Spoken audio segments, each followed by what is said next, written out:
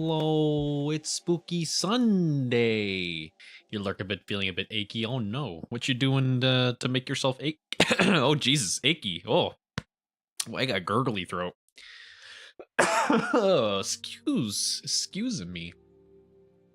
Lord. What are you doing to make yourself all achy? Monica Oakwood, hello. How you doing? But yeah, this is day delayed streams is feeling not great yesterday. So normally we do our spooky Saturdays, but we're doing spooky Sunday this time. So hopefully nobody's gonna miss out, because I know a handful of people usually will show up for the Saturday spooky streams that don't usually show up for the weekday streams. So hopefully it didn't screw anything up for them. But yeah. Spooks, yeah, spooks. So yeah, we're starting off with I don't know how to pronounce this. Exanimum, the silent call, because the developer's been kind of handing out keys to streamers and stuff like that. So they reached out to me and offered me one. I was like, yeah, sure. And then I was like, just fair warning. I will give my honest opinion on it. My opinion won't change just because I was given a free key. So it looks like it has good feedback so far. So I'm hoping it'll be pretty good. And hello, how do? But then yeah, after that, then we'll move on to some Chilla stuff, because I think this game is only supposed to be. I asked him how long it was, and he's like, oh, maybe like an hour or less. So then we're gonna move on to Night Delivery and Radio Station, which are both Chilla's art games that we've been meaning to get to. Slowly making our way through the Chilla's art catalog. Slowly making it through. We got a bunch to go. Chilla makes so many games, it's ridiculous. So I don't think we'll ever run out of Chilla's art games. Let me make sure this is gonna launch correctly before I swap over to game.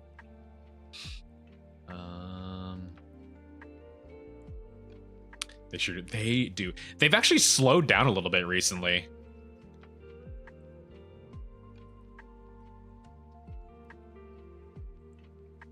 Okay, there we go. Let's swap over to here. Oh. And then, oh no, that's not a good sign. Hang on, we're gonna have to, specific window capture here.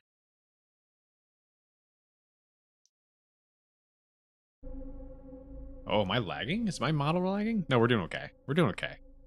You never know. I will never trash on an indie game or an indie developer for some certain optimization things.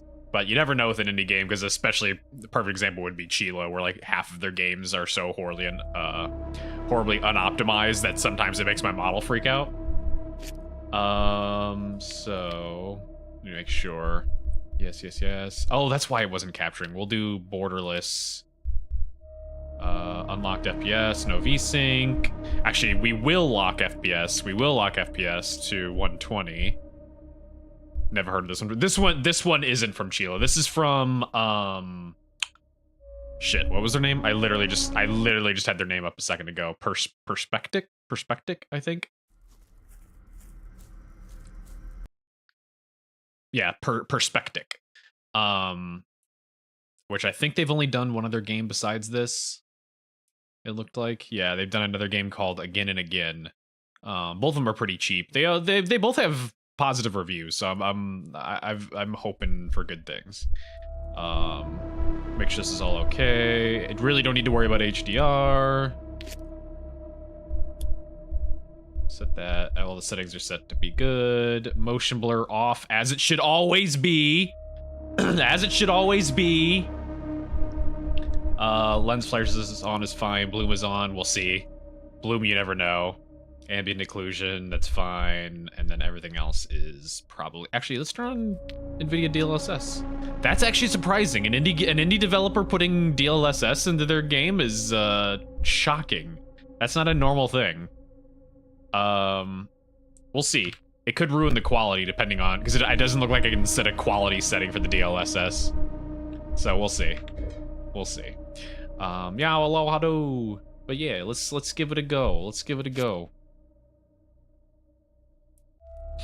So you're ranting about about thing, not very chilly. Let's see. Only thing I was ranting about is motion blur. Every game should default to not having motion blur. Motion blur sucks. It's terrible. It's awful. I don't remember anything. Also, I should have turned down the audio because it's really loud for me. The only thing I remember is that I was driving with my daughter and wife in the car. After that, whoa, oh, I can control this. I saw a spooky face. Yeah, there's a spooky face there.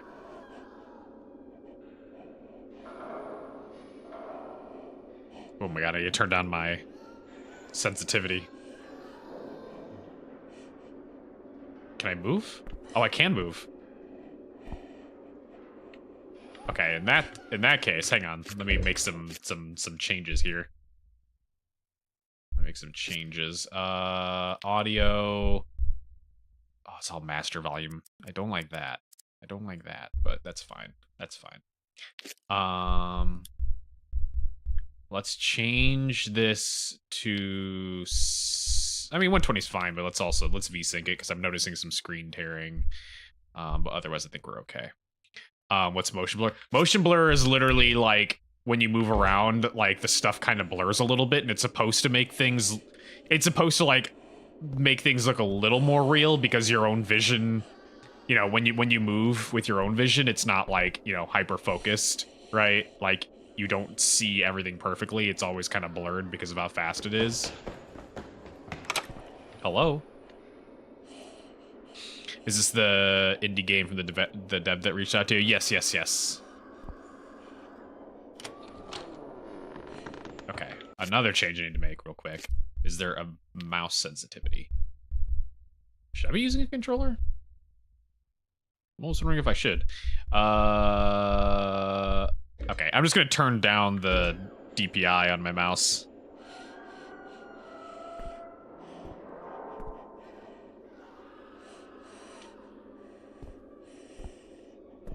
This is not how I expected it to start off with, though. That's for sure. The logo and the picture and everything is like a forest. I kind of expected that to be our start.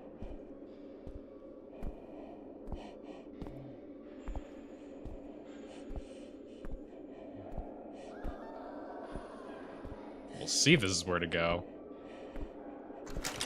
It's not. I was gonna say, it's a very well-known thing if you want a player to go somewhere, put a light there and they'll follow it.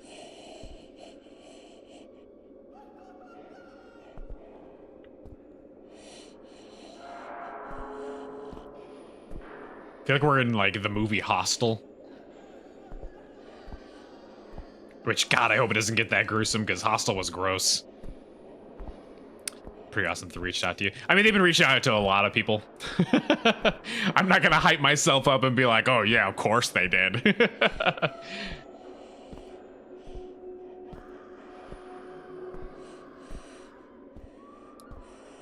Go down here. Like with all the screams, it definitely sounds like it's like a torture chamber. Oh, I can't see shit. It's so dark. Jesus Christ, bro.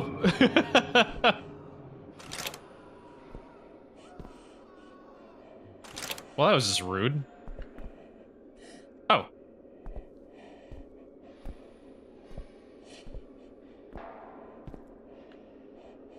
Shift. Oh. Oh, it's actually, okay. It was teaching me the controls there. I was like, that's either trying to show me control or it's a, there we go. Or it's a, just something on the texture. I would scream in the background. There we go. Keys. Collect. I got my phone, like, in the worst spot right now. I can't see the bottom of my screen. Enjoy lurky, bay. Stop being sore. Read the note. Jason Mercer. Dear authorities, this note contains important information regarding the patient Jason Mercer at St. Valentine's Hospital. Jason Mercer is a 37-year-old man who has recently been admitted to our hospital. He is undergoing treatment at St. Valentine's Hospital, but we do not have complete information about his condition and treatment. More information is needed about his personal and medical history. Based on our observations at the hospital, we would like to highlight some important points about Jason Mercer. Jason is an extremely mysterious and introverted individual. He struggles to communicate and often appears to be withdrawn into his own inner world. During his time at the hospital, Jason has been observed experiencing hallucinations and occasionally disassociating from reality. This raises serious concerns about Jason's mental health. We do not have clear information about why and how Jason came to the hospital. He has not provided any explanation during our conversations with him. It is imperative that Jason Mercer's treatment and observation process be closely monitored. Additionally, strict adherence to hospital security protocols is essential. We request further investigation to obtain more information about Jason Mercer and his treatment. Sincerely, Nikolai Petrovich. Interesting.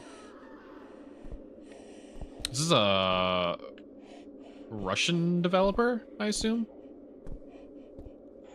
Or it's just set in the area, or it just happens to have a Russian name. Could honestly be any reason. How's your Russian? Non-existent. We do a lot of business with like Russian channels and stuff like that. And thankfully I've never had to learn it, so. We have translators for that. Oh, it's all your fault. No, you.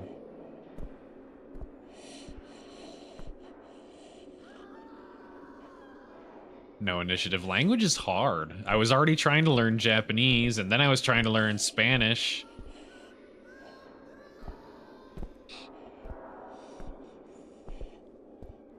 My brain don't work good enough to hold that many. Oh, Jesus. It's so dark. It's so dark. There we go. This is where the guy smacked the door. Oh, it's you, you douche. Why are you, like, burnt looking?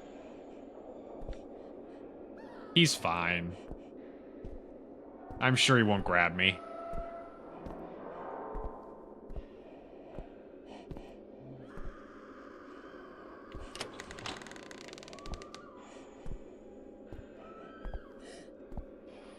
Is there... Okay, I don't want to necessarily ruin the spookiness, but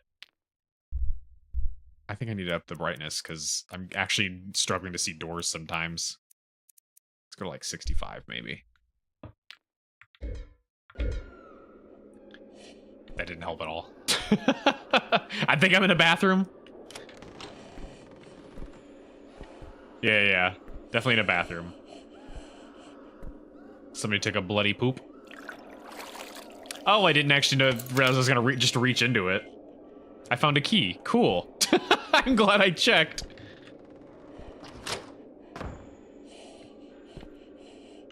Can I... Okay, that one's locked.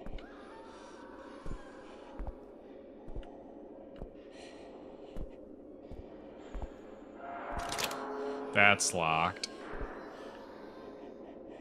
Like, I can kind of see a little bit better now. I don't know how it is for you guys. I may have to up the brightness more if you guys can't see anything. Less concerned about my visibility, more concerned about you guys' visibility.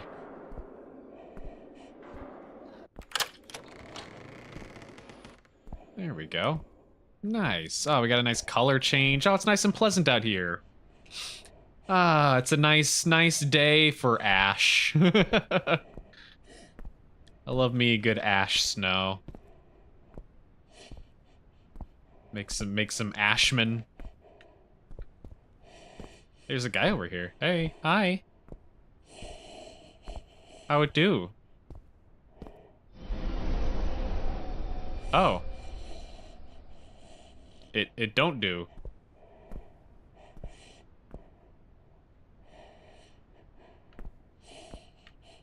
Okay. What is that? Is that oh, I think it's a tree stump. Okay, so I can kind of run. I do slightly have a sprint.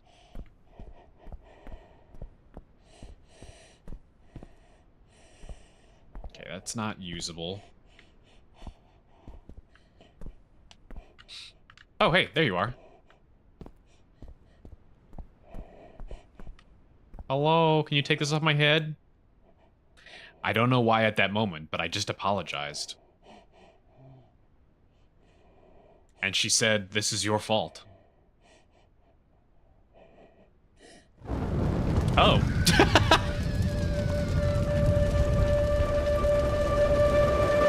I mean, no, that one's definitely your fault. We had a whole fence separating our each other. That was your fault. Name your favorite Russian film, game, and book. I couldn't even tell you any of those things. Find Jessica. Damn, we've been drinking. We've been drinking. That's all sorts of drink. Can I crouch? Oh my god. Okay, so that's our crouch. There's a slow crouch. Gonna have to remember that.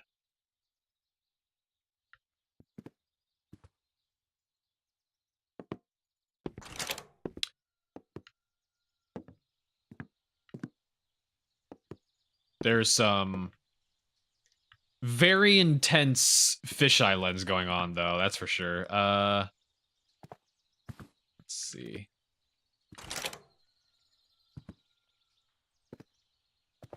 Very nice of the birds to be out so late. Actually, no, that's not good. Screw those birds. Fuck birds. I would normally be trying to sleep at this time. Wait. Ah! I mean, I don't know what I was expecting. It's an indie game.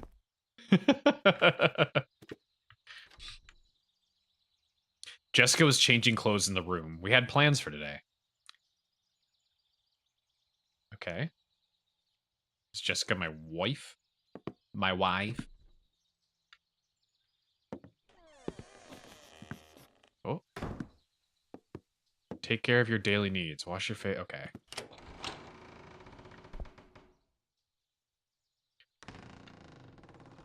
Wash my face.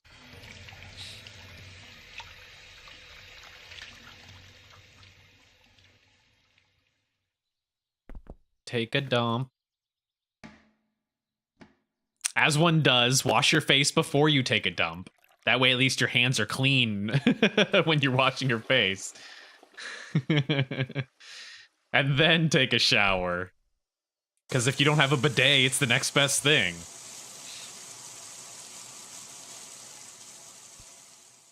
There you go. Perfect. That was the correct order, and I'll have no arguments whatsoever. Okay,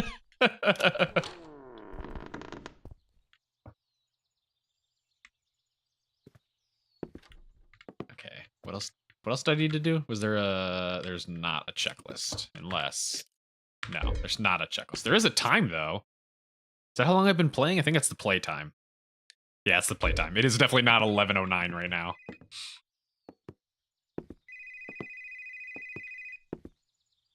And eat an apple. I'll have an apple before I answer the phone. There we go. Chivo ate the apple. I sure did. The caller was Emily, Sarah's mother. She was asking if we would come to the birthday party. We were about to hit the road.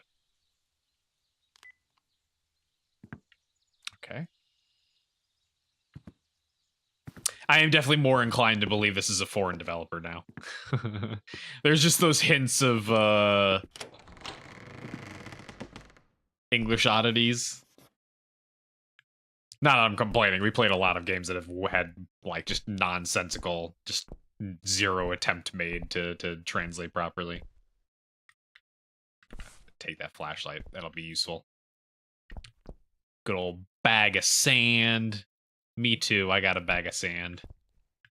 Multiple bags of sand. He's way more prepared than I am.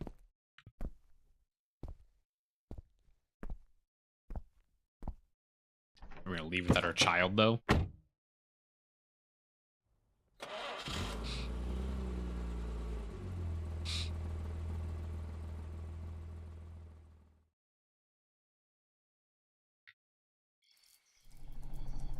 We were running late for the birthday party. That's why we chose for the shorter... That's why we chose for the shorter forest road, but a tree had blocked our path.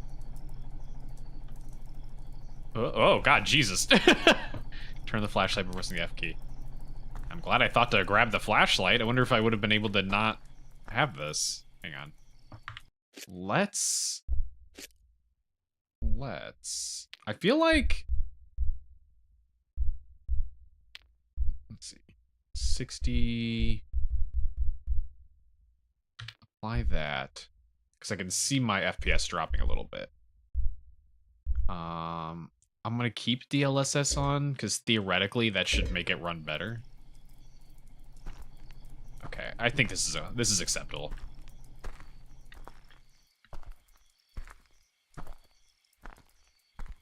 Okay, what am I meant to do with tree? I'm just one man. I'm just an innocent man. Just innocent men.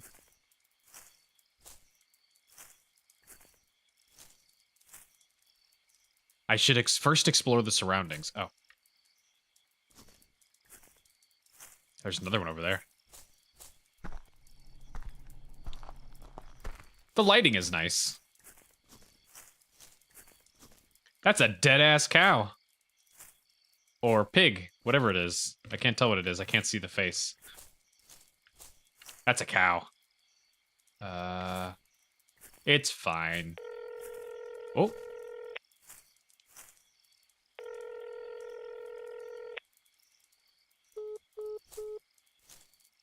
Who was I trying to call? Who did I try to call? Can I go this way now? Leave my child in the car. There we go. It's fine. I'm a good father. We play a lot of games with bad fathers, don't we? Why does it seem to happen so often?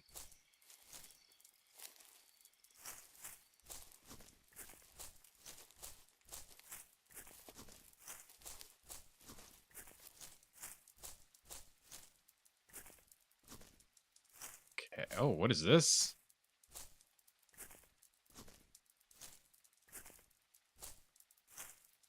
Trying to copy Silent Hill? I'm not trying to copy Silent Hill.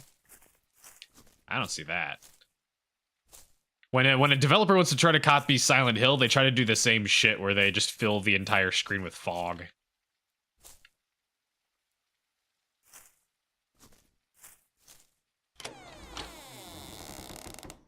Oh.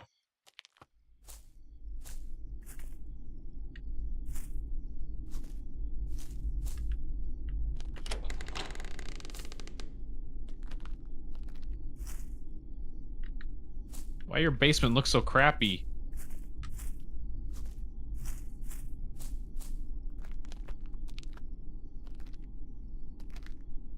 Decided. Oh, you're talking about the dad stuff. Decided the dad simulated purgatory type narrative equals psychological horror. I mean, it was fine in Devotion. At least up until the end. I think the biggest Devotion was great until the very end when it turned into like the weird ritual thing.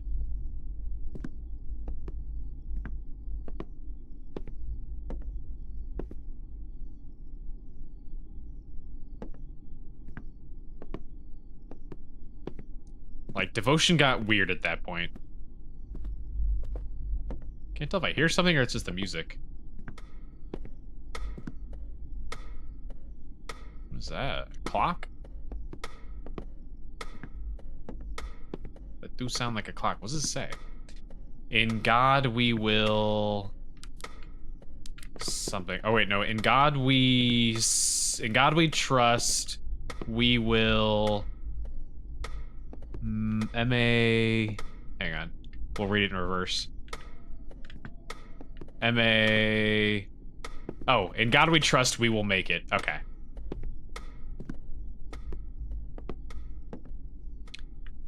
Damn, they're just eating whole cans of tomatoes. Kind of crazy psycho cult. It's also a radioactive sign. Or a radiation sign.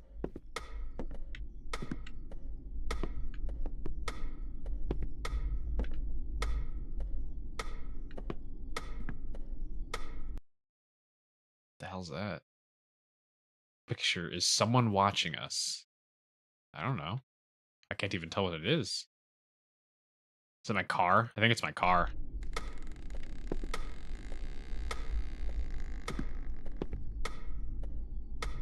It's fine. Got an old CRT TV. Can I, like, make this not? No. Okay. It's just there to be spooky. What opened?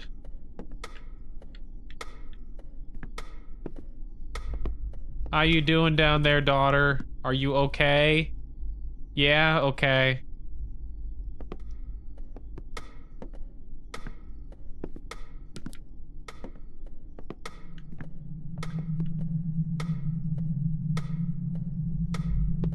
I'm not sure what opened.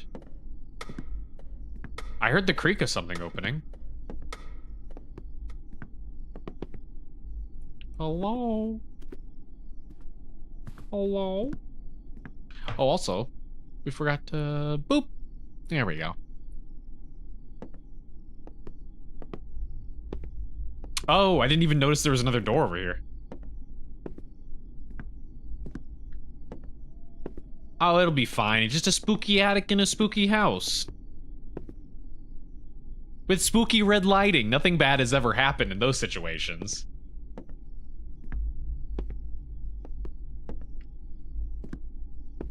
It'll be fine. It doesn't seem as dark as it did in the hospital. Yeah, the hospital was like especially dark. I do think my model's like lagging behind a little bit though.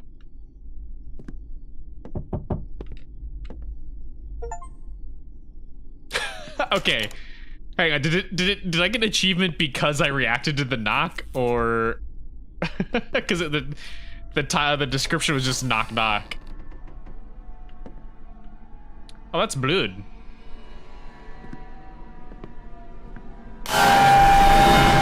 Jesus Christ! Holy shit, that was loud. Oh, look at this little guy. He's fine. Oh shit, my daughter. Not my daughter.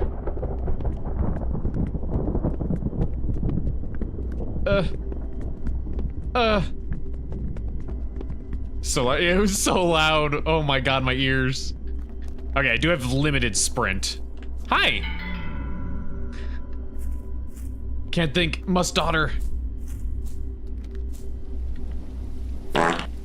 Oh, can't think. Must fart.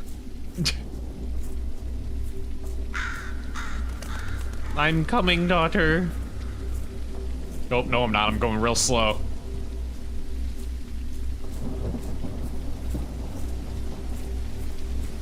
It's fine. Just a little blood sacrifice. You'll be okay.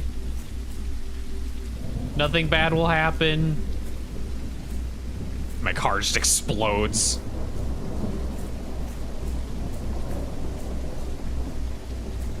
How you doing? Jessica's not here.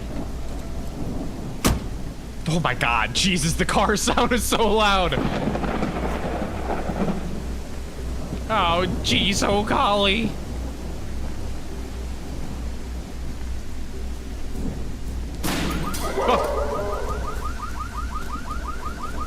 Oh, my car! Why is everything happening at once? It's so loud, so many sounds.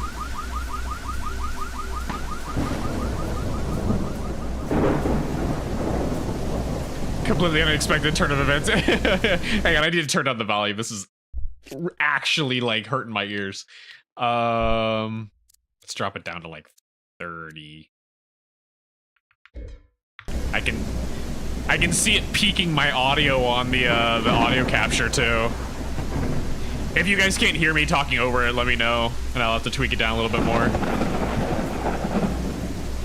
Like, it's genuinely, it looks like it's getting as loud as my voice sometimes. Woo! It's so loud!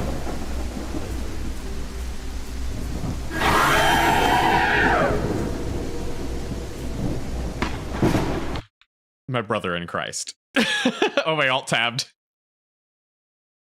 Lower a bit more, okay. It's a good time for that. That made me jump. he just out for a little sprint. Is it hand? Did I apply that? I didn't check. Yeah, we're at 40%. Actually, no, like I lowered it lower than that, didn't I? Didn't I lower it to like 30? I don't know. Okay. See if that works. It's still really loud, but let's still see if this works.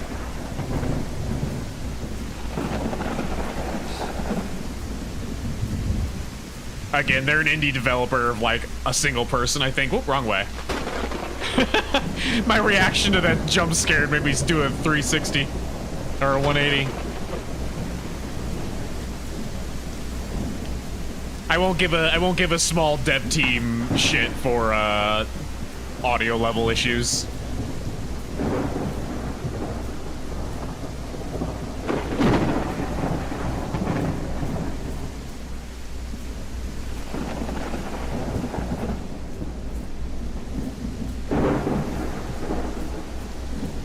Daughter, where are you?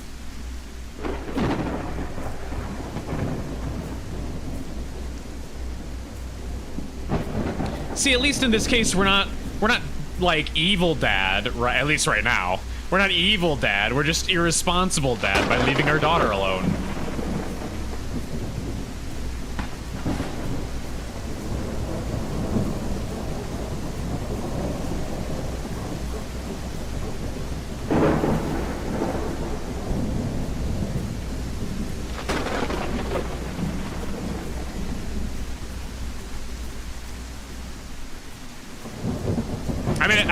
I have to give them credit on the audio though, because it is nice sounding audio.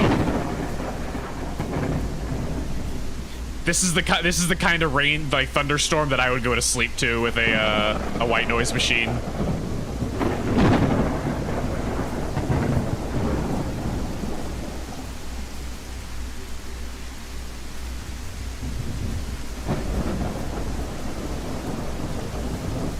But it sounds very crisp and clean.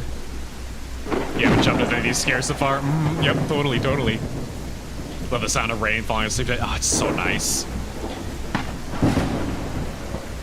It's been raining all day, and for days, honestly. And I've been so sleepy. This is totally not a trap. Fuck you! Suicide! Nah, fuck you. You dickhead.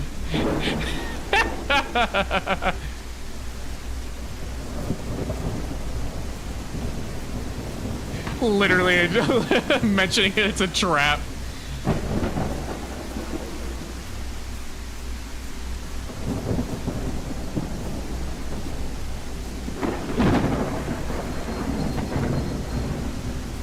Video of rain, but in Jurassic Park? How does that work? What is that sound?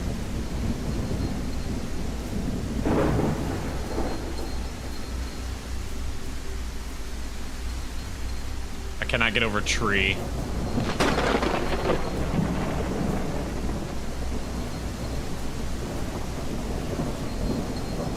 Okay, I don't think I meant to go this way. Oh no.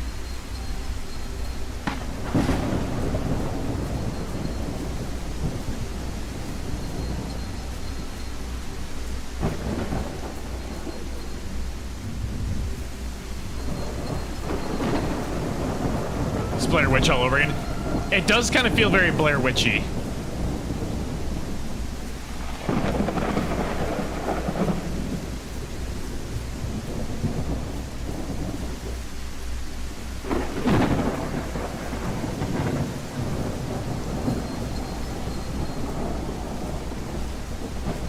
Oh, hi. Oh, you're just a little crawling creepy guy. It's okay. He's fine.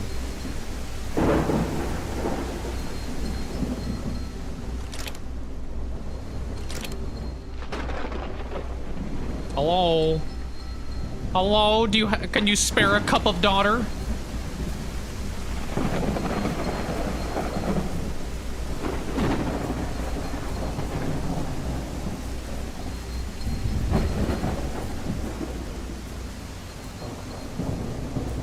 Just a cup.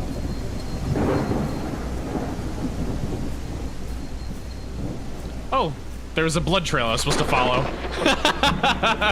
I went the complete wrong direction.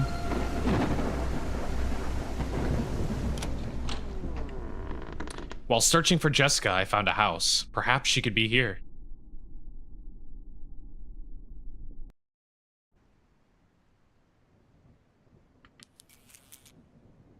Oh, good. I love when my pizza!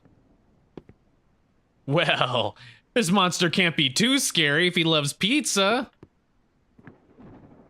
When it rains in Jurassic Park, someone recorded that scene and sound, so help you feel like you're sleeping in Jurassic Park. That's weirdly specific.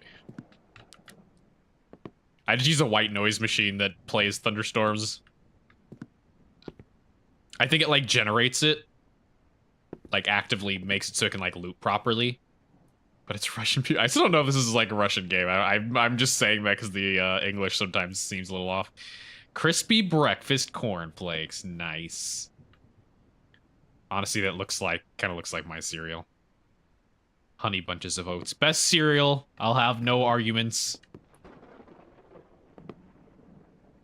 Best of, and egg, and they like them crispy. Crispy eggs is good. You eat cereal? I try not to eat cereal because it's like hyper processed, and I try to not eat hyper processed stuff. Today I got lost again. Those gray clouds are hovering above me, enveloping my soul. The medications, as if attempting to alleviate the darkness in my mind. But how effective they are, I don't know. See, like that sentence there was a little funky. This frail body, this tired mind, it feels like it's getting heavier every day. No matter how hard I try, I feel like I'm lost in the darkness. People around me talk, laugh, continue living.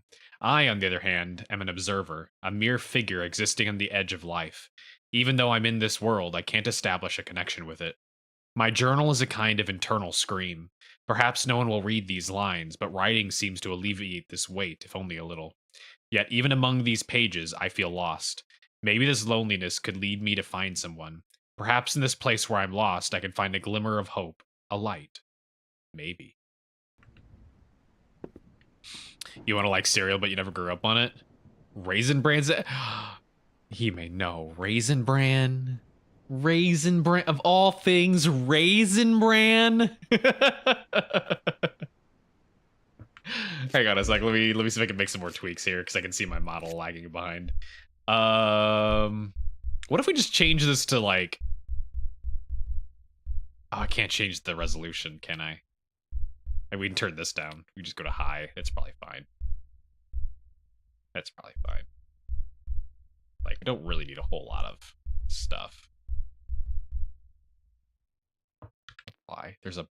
I don't want to press the benchmark and lose my progress here, so... You haven't had it forever, we don't eat breakfast much anymore. Look. I'm not saying Raisin Bran is the worst cereal ever made, because Grape Nuts exist, but Raisin Bran is definitely, like, the second worst cereal ever made. I say that, but I used to love Grape Nuts as a kid, and I don't know why.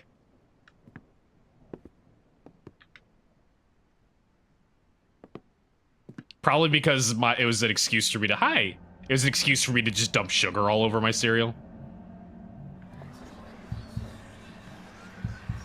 I can apparently interact with it. How do I... Oh, I pulled a key out of it. Sometimes you mini wheats. Mini wheats are good. Mini wheats is a top tier cereal.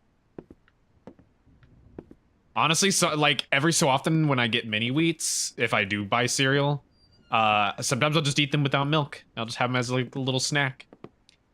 And you eat them like sugar side down, so you get the sugary taste first. Mmm.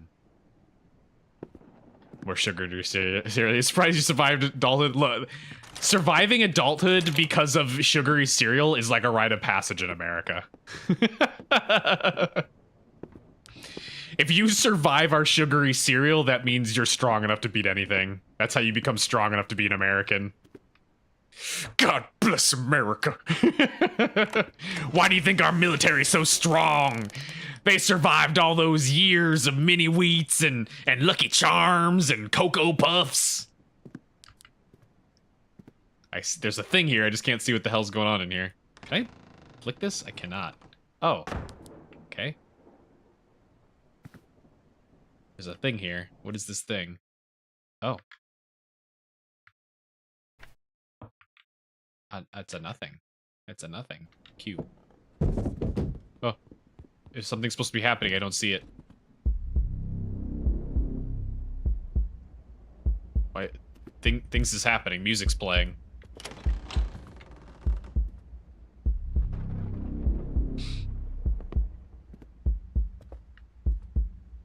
Freedom Prize and Liberty Units comprise your power. No, those are just standards we hold ourselves to. It sure is very dark. It's not even letting me in. I need to find like a light source. Was I meant to find one in here? Because like it's too dark. If that's the case.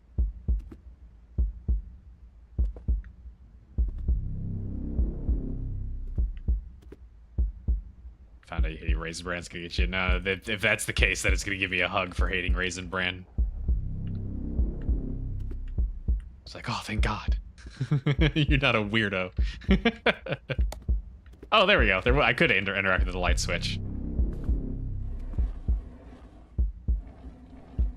Okay, so that's what I was trying to open up. Didn't I get like a key earlier? What did I use that key on? Also, this is sick. I wish I had this when I was a kid. What the hell? Just a playground over your bed? What the hell? That'd have been so cool.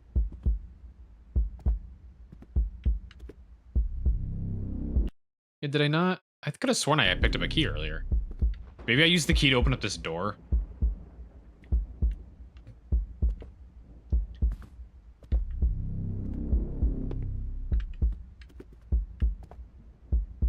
So I'm assuming I can't even enter this room.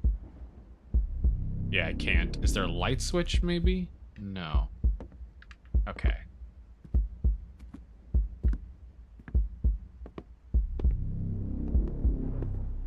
So fucking dark. Can't see. There we go. Oh! Oh shit. Is it the family? The resident? Nope, that's not a family at all. I was gonna say the Resident Evil family.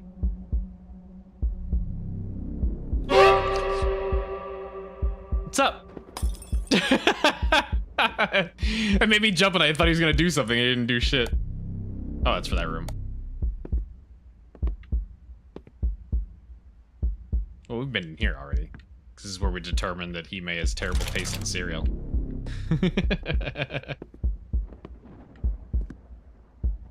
I can't see shit. I wanna see if there's something over here.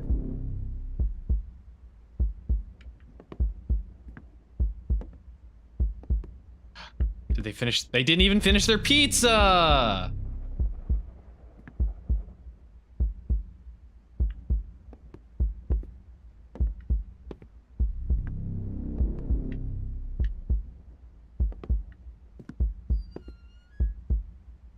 What's that?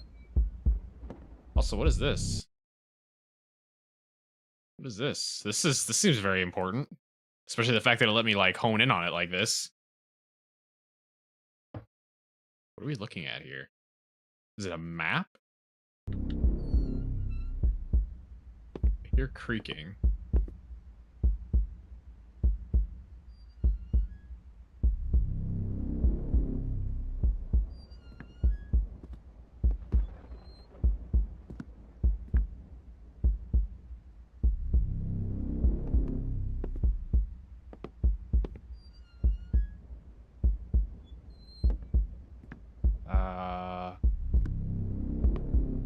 there something somewhere that's making that noise? You love granola. But in like granola bar form? I'm trying to... No? Okay. Because, like, I'll have a granola bar. Raisin Bran is definitely not like granola, though. Them's two different things.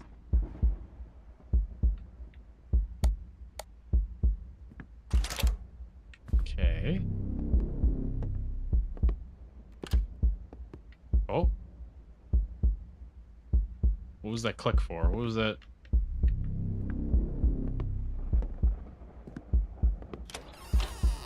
Oh.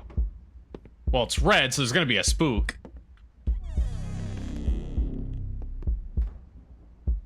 Oh, cool. Appreciate it. Thank you, sir. I'll be taking that. What is that? A 7, maybe?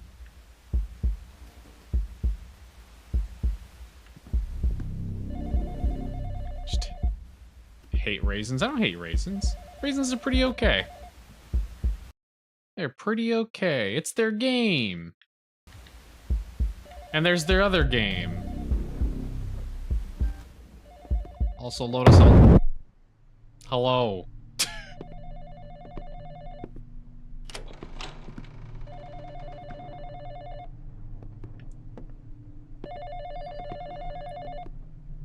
Moshy mosh.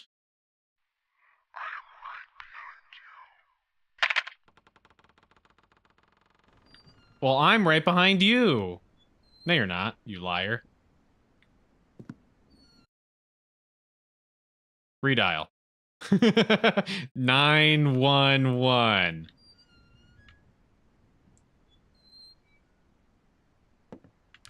Can I turn my flashlight again yet? No. Okay, well, I got another key. I'll not hear somebody crying. It's fine, don't worry about it. Is that coming from in here? No.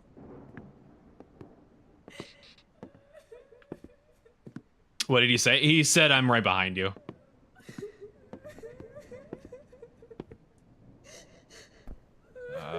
Where the fuck is this? Okay. Oh no, am I supposed to see something?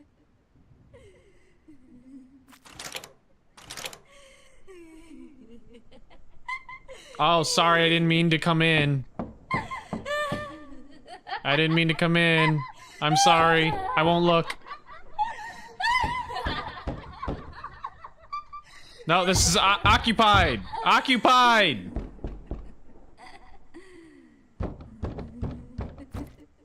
Am I supposed to interact? No.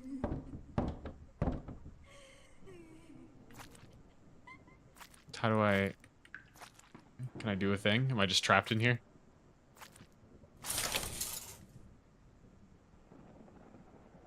Hi. What's up, Spooky? Are those eyes, or is that just are those spooky lights?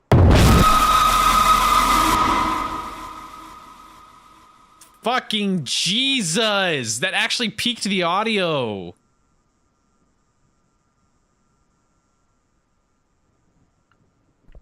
Okay, I'm gonna turn it down again. Also, yeah, my model is really not enjoying this.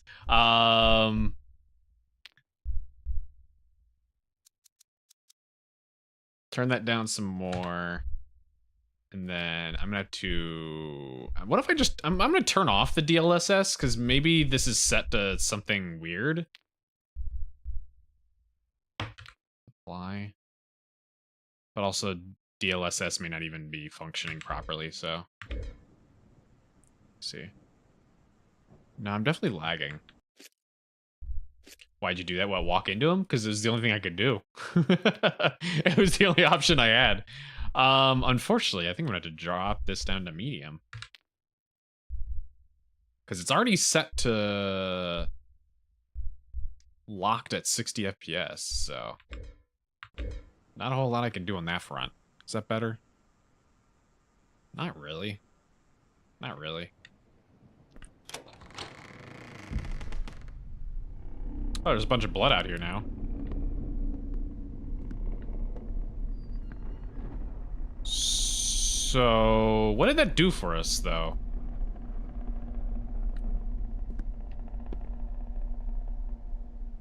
What exactly was the benefit of going in and getting spookated? Was there something in here I missed? Can I have this candle? No?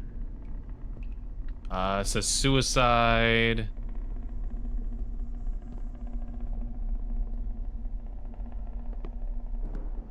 It'd be up at 4 a.m. tomorrow. Fuck that.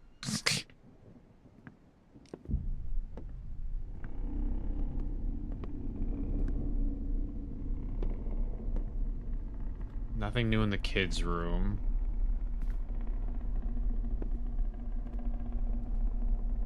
And I still can't go in here because I don't have a light. Do I need like a battery? Is that what I need?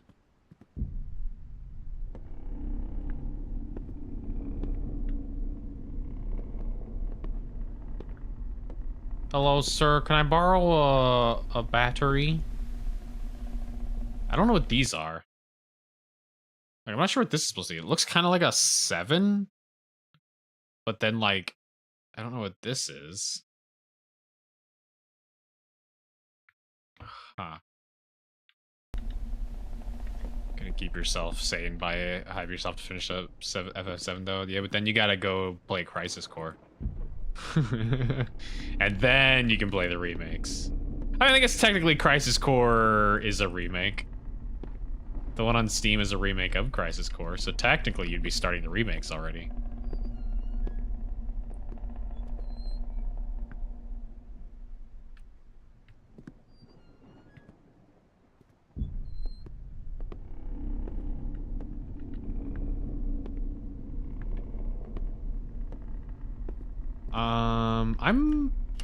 Oh, there we go.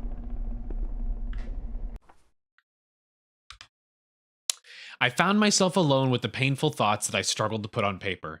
The echoes of my daughter still intoxicate my soul, and I feel the need to empty myself by writing these lines. Her laughter was the only light that illuminated my world of gray, if even just a little. But life played a cruel game to steal the light away from me. What I did was not intentional. Ah, for fuck's sake, there's an ad break. I just realized that. Okay. Well, shit. I guess we'll stop for a second. I won't read. Have good night. Oh my god, my model's like just really lagging right now. Anyway, yeah, we'll take a break and let me see if I can like figure out how to like tweak some settings to fix this issue going on. But we're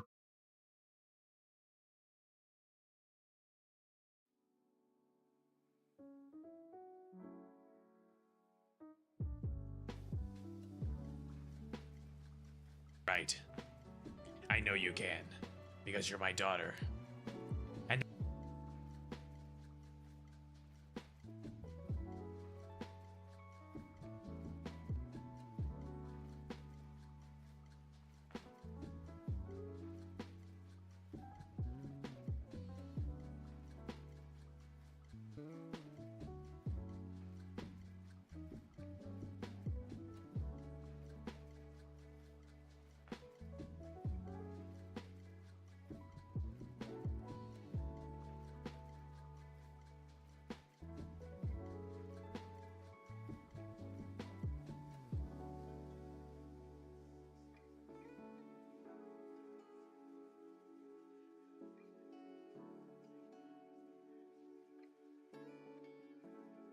after that, just live the best life that you can.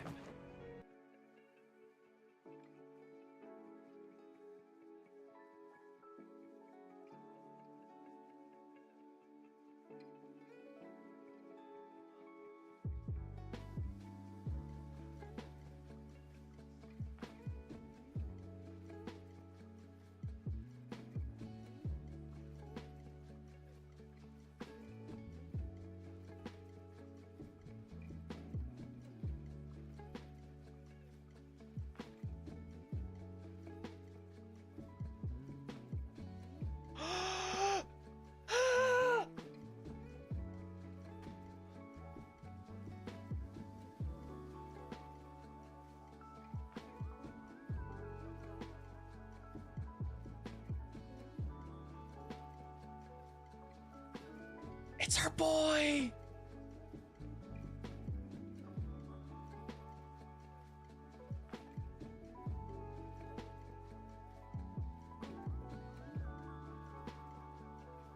Hang on.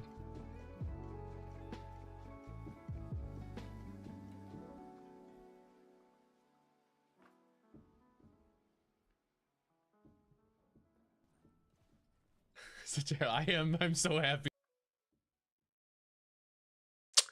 The answer is yes. The answer is yes. I just checked my resource manager, and there's definitely like a memory leak. Because right now, hang on.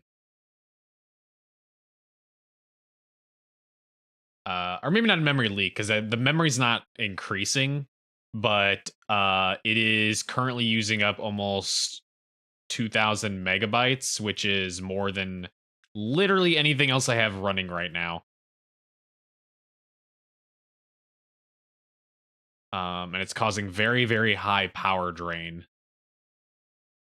Or not power drain, but power usage. Let me see. So the only thing I can think right now, the only thing I can think is I'm going to attempt to drop this all the way down to the bottom. And we're going to see if that, and then also even using DLSS, helps any. Oh. There was the thing next to me the whole time. That might be a little bit better. It might be a little bit better. Anyway, what was that note? Let's read that note. Is it this one? No, this one. Okay, yeah, it was this. We got interrupted by an ad around here. Her laughter was the only light that illuminated my world of gray, even if just a little. But life played a cruel game to steal that light away from me. What I did was not intentional. Confronting the truth from time to time, reflecting on what I have done and what I couldn't do, feels like an earthquake shaking to my core. Maybe you can't understand, perhaps no one will read these lines, but you should know that it wasn't my choices, but the circumstances beyond my control that led me down this path. My writings are nothing more than a desperate scream within myself. Even if no one reads these words, writing brings some relief. Perhaps within these pages I am a lost soul, but maybe one day these expressions will have a mark where I got lost. Or will leave a mark where I got lost. Okay. Now how do I... There we go. Cool, what did I just get? Bolt cutters. Okay, okay. Alright. Alright, I see where we're going. I'm picking up what you're putting down. Oh god, okay. There's some major texture pop-in now that I've, like, tweaked the settings. Like, honestly, it didn't change too much. It hasn't, like, visually hasn't changed a whole lot. The lighting is definitely different. And the textures, like, needed a little bit of extra time to, like, pop in. But...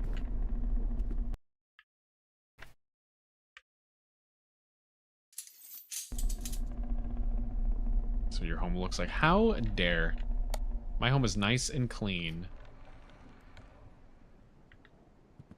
It is a lovely, very well kept. Oh. We got a lighter. Nice, finally.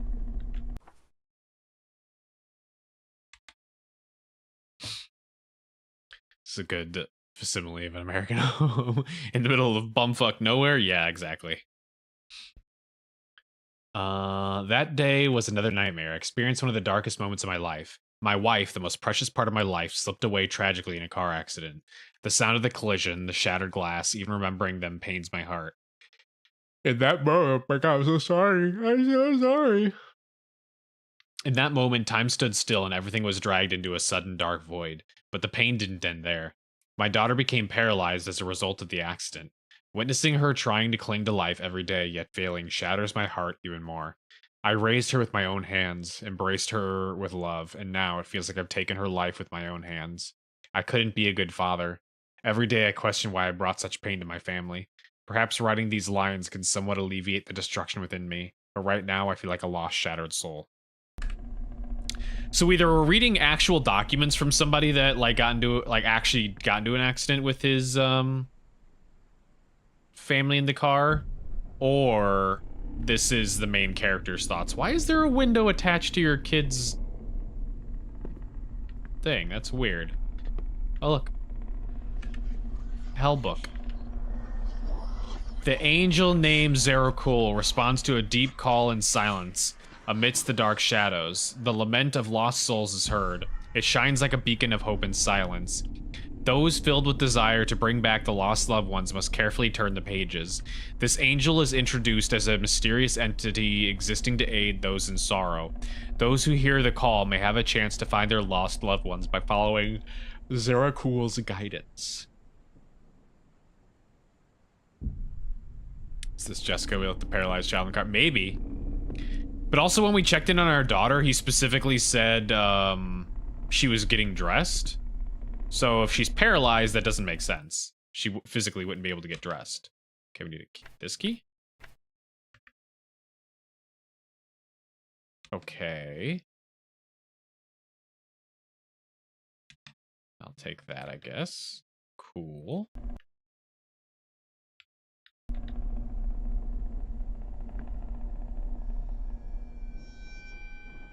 The fuck was that? Something like clipped into frame at the top there.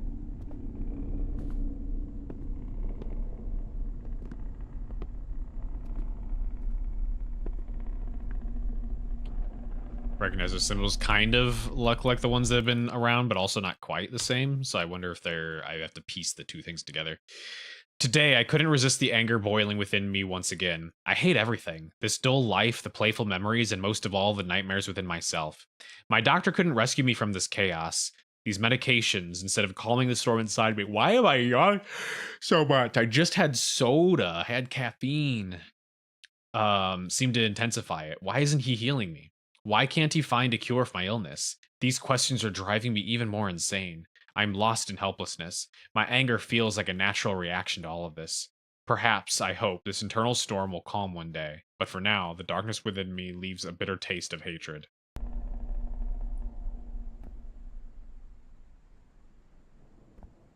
Okay, what the hell's going on here? Oh, I see them carpet grippers. Someone's taking a little poopy. I see them feetsies. I see them feetsies. How do I don't know can I do anything with that? Yeah, don't give those doggies out for free.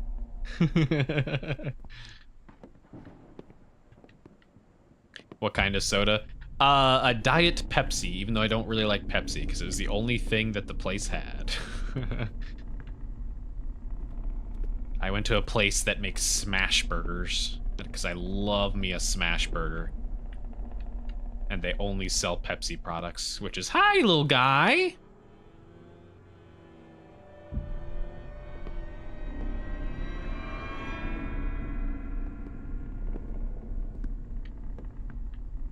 You just scooting on the ground.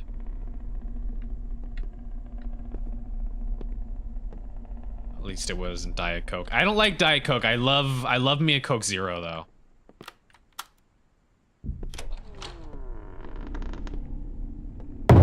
Fucking Jesus Christ, asshole. What's a smash burger? So a smash burger is where they literally smoosh the burger like into the griddle, like not the whatever. Into the like the, you know, the flat griddle, not like a grated griddle. But like they smoosh it down real thin so it cooks real fast and then the edges get like extra like crispity. Oh, it's so good. It's so good. I love smash burgers. Go back here, maybe? No? What the fuck was the point in coming here? Oh, here we go. So a flat burger. I mean, a burger's already flat. It's a smash burger. It's smashed. They smash it into the griddle. But they're really good, though. Like I said, they're crispier. Which gives them that little extra bit of what do you call it? The Little creepy crawly guy.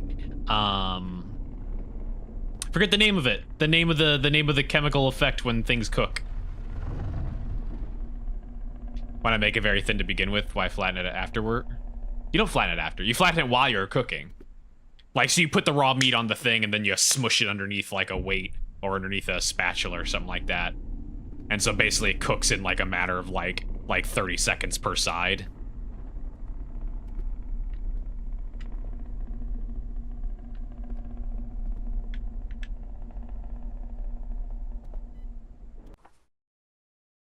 Read note.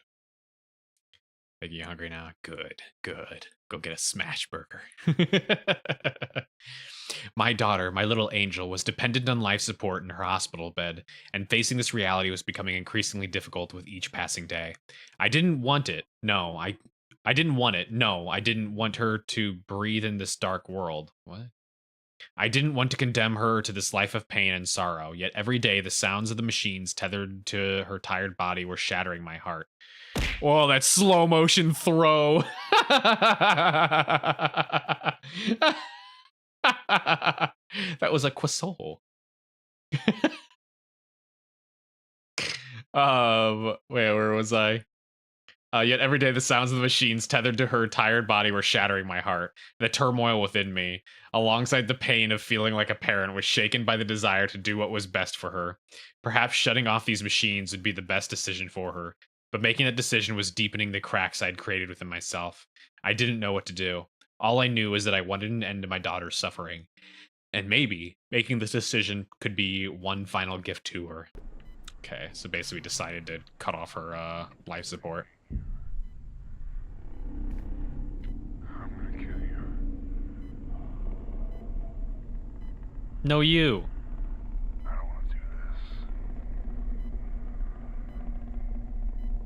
You shouldn't have come here.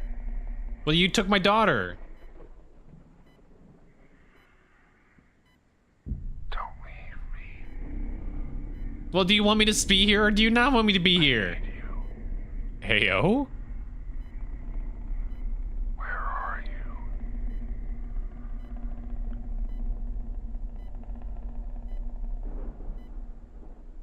Weird. I miss you. Please stay. Make up your mind. Make up your mind. Eh, take that. Turn it off. Somebody lived down here. The fuck does that say? I can't even read it upside down. Hey, yo, time for play. My guy. He's got the lube bottle and the tissues and everything. Oh, damn, dude.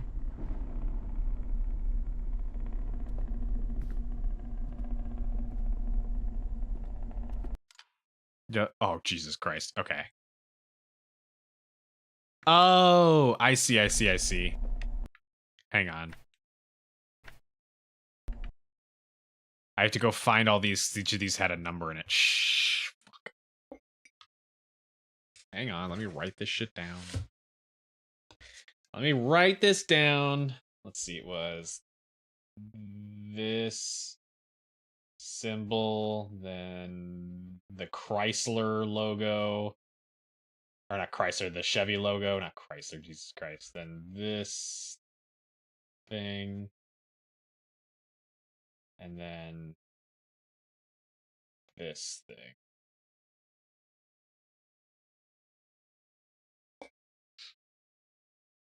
Just perfectly left on the bed, yeah. Like he just got done jerking off. Okay, so I don't remember. Oh, he's got RGB. Oh. He's got like RGB kettle. Okay, so we have to go back up.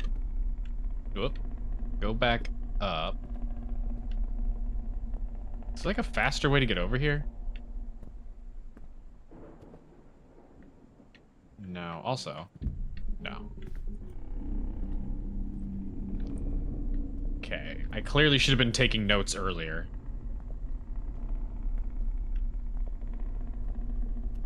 I'm curious if this is randomized.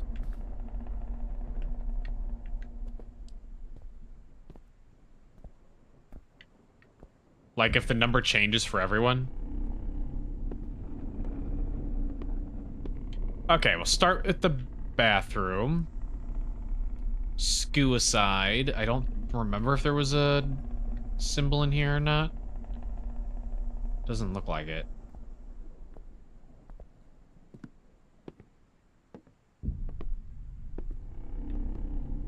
There's not one in here. Back to Lurky Lurk Bulky. That's a big ass salt container. There was not one in the kitchen. I think there was one in here. Or not.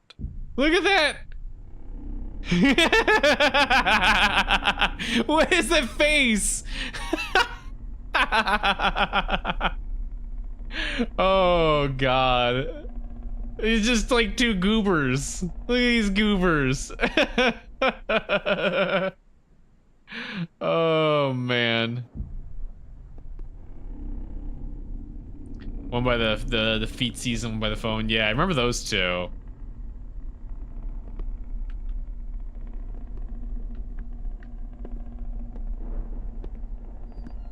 So I got this one here, which looks like it's probably this one, which is like a 0. It looks like, ooh. Looks like a 0 maybe.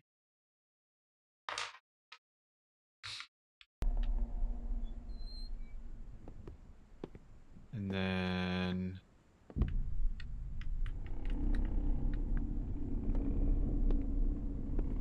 was there one in here? There was one in here, which this one is probably the Chevrolet logo, which looks like a 7.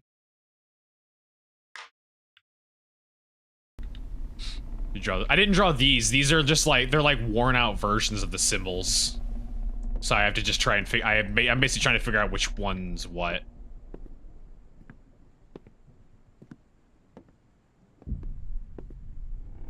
I don't remember finding one in here. Oh wait, no, yes, there was not one down here.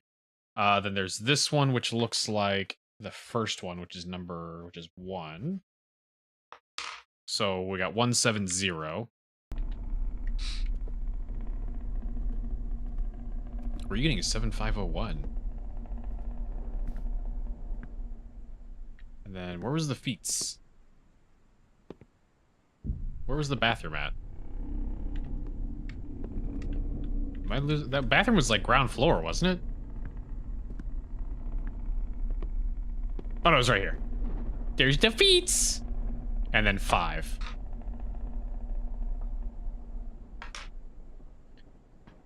Those are the numbers behind. Oh, it's 1705. The puzzle sheet had them in vertical order.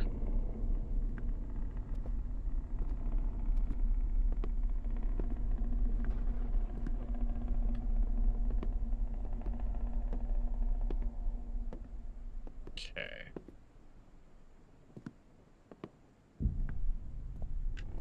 This goes around here. Oh. Oh. I saw red. Thought it was eyeballs. Oh man, this is making my game chug. It should not be doing this. This is where I do have to then give a little shit on the optimization, because this is running real. The game is running fine, but it's like it's hogging all the resources.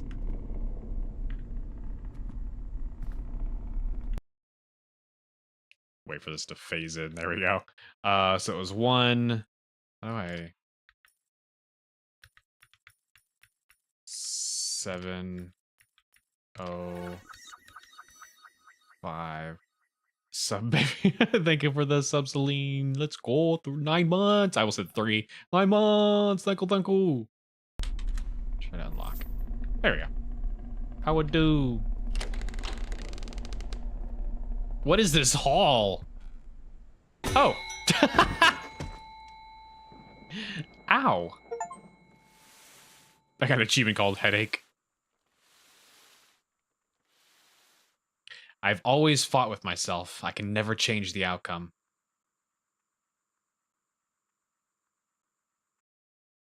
Just playing some Monster Hunter. Nice. I'm here, and I'll be here forever. What? What? Hello? Was that just like a psychotic episode that I was having?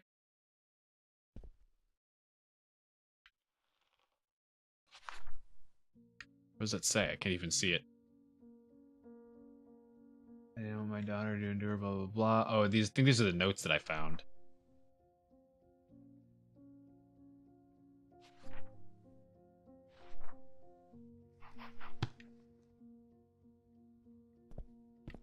It's all in our head. We're the patient. Yeah, it seems like it.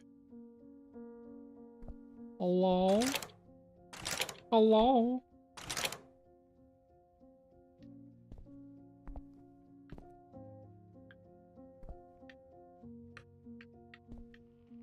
I can only open this back up again. Do I do a thing now, or is this just the end?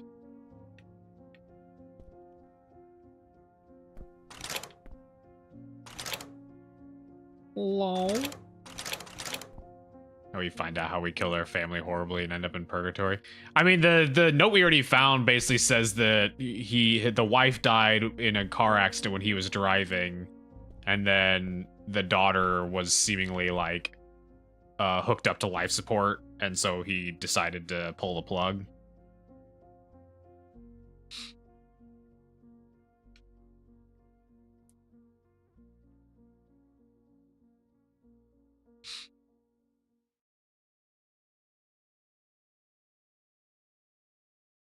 I assume we get the credits? No credits, but just a full back to the thing. Well, that was the end. The menu screen's sick as fuck, but it also doesn't represent the rest of the game whatsoever. Like, this is cool. This is super cool looking. This is sick. But it has literally nothing to do with the rest of the game. There we go. Oh, my computer can breathe again. Oh, anyway, for one person, like, you know, I will always be impressed at like very small teams being able to do like anything in general. If I had to offer critique in any way, shape, or form, it would be one, the audio mixing was, in terms of like volume, was way too loud. That physically hurt, and I had to turn it down to like 20-30% to not be like deafening. Optimization, absolutely. That was causing my computer to have a fit, which it shouldn't be, because I got a 3060 Ti and like one of the best CPUs you can possibly have. So, and like 32 gigs of RAM. I think the ambiance was really nice. I liked the ambiance with especially like the rain sounds. That was nice. I did like that.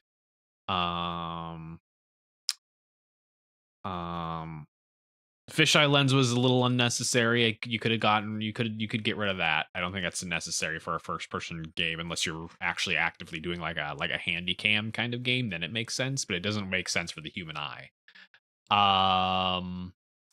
And then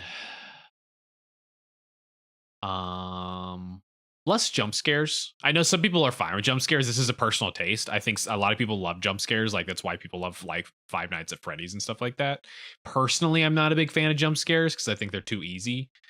So if I had any critique on like that aspect, it would be, sorry, goodbye, cat. If I had any like feedback on that, it would definitely be like more just like psychological horror and or ambient horror. Like, there's a reason Fatal Frame 2 is my favorite horror game, is just because I'm always scared in Fatal Frame 2, like no matter what, you know, just because the ambiance of that game is just so, oh, it's so good. It's so good. Can't come to the phone right now. Phone is what? Also, hello Ishi, hello, and Lozo, hello. But yeah, I mean, it's like I got it for free, but on Steam it's like a $3 game, so I certainly wouldn't really complain too much. Like it lasted like an hour or so.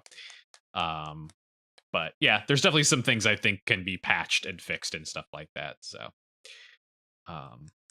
yeah, I don't think it was a bad game by any means. Also, I would hand it over to I would hand the localization over to somebody that speaks native English, because there was definitely some wonky English in there here and there, but nothing like overtly just awful like some other games that I played. Fear is weird for you. Hollow Knight's a good one for you, but anything with real spiders gets into your skin, you got arachnophobia. Isn't the game called Silent Call? Is it? Oh yeah, I guess it. Exanimum Silent Call. But okay. So now that we've done that, but I do appreciate the developer reaching out and giving it to me. But like I said to them, I'm not gonna like just praise a game just because it was given it to me for free. But I will also not just hardcore rip into an indie game, especially one that's only made by like maybe 1 or 2 people. So let me. Oh, I didn't perfect it. I didn't get perfect achievements. I'm missing Who Is Calling. Oh, I didn't play the piano. Oh, I didn't play the guitar. And I'm missing whatever Inquisitive is. Man, time to do an achievement run. You missed the ending? Yeah. Okay. Let's do Night Delivery first then. I think that's the older one, or is Radio Station newer? That's 2021.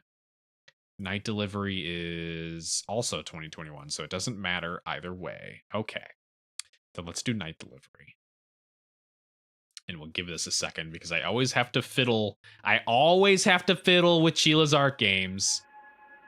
This is exactly why I'm specifically saying I won't give too much shit to indie developers, because I love playing Chilla's Art games, but Chilla's Art games are horrifically unoptimized and function like janky garbage 90% of the time. NVIDIA control panel. Deadliest Creatures is one that gets you. Deadliest Creatures. I don't know if I recognize that one. Manage 3D settings. Program settings.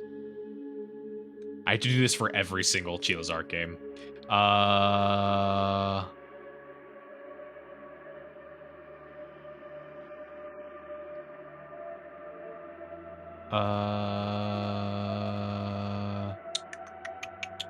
Add Night Delivery and lock the max frame rate to 60 FPS. There we go. Apply. And then reboot the game. At least I can breathe now. My computer can breathe now. It's not giving up 2,000 megabytes of memory. That was still absurd. Like if see, look at the throwable works now. Like if I look at it now, if I look at my stats now, nothing I have comes even close to the amount of memory that game was absorbing. Like holy shit! Even like OBS running right now it's the highest thing I've gotten. It's only like 870 megabytes. So like yeah, the game has some kind of memory issue memory usage issue. Like let me see. I need to change this to full screen application. You like Chilla's games, but they barely. It's true, yeah. There we go. If you don't lock the Chilla's Art games to 60 FPS, basically it will always make any VTuber model jank out. Thank you for hydrate. Okay. Let's do.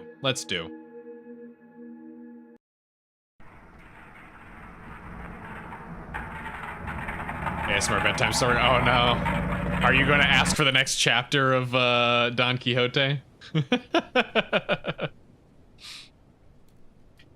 Okay, so mouse WASD for movement. Press the left mouse button to interact.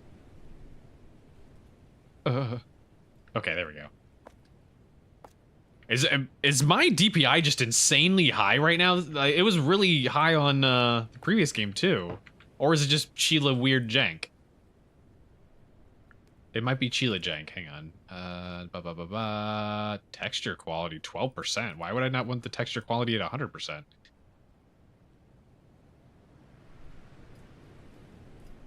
Weird. Controls. There's no. Oh, here's the sensitivity.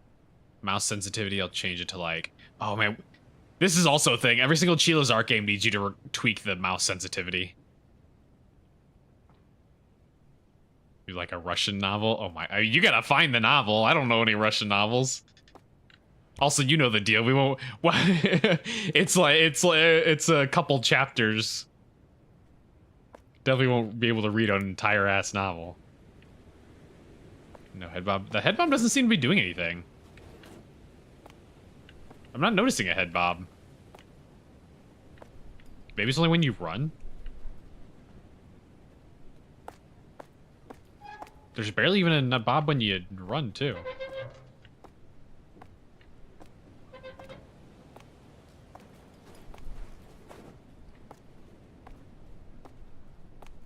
Here's gonna be the thing, though. Am I gonna start this out not being sure what I'm supposed to do? Like I've done with like 99% of Chilla's Arc games?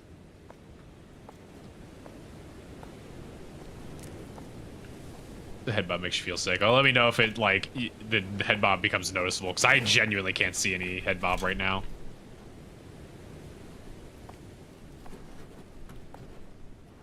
Huh. What are these ambient sounds? Was I supposed to pick up a package? Jesus. It's so loud. Oh, there we go. This is my last stop. After I deliver these 5 packages, I'm done for today. Let's take package E.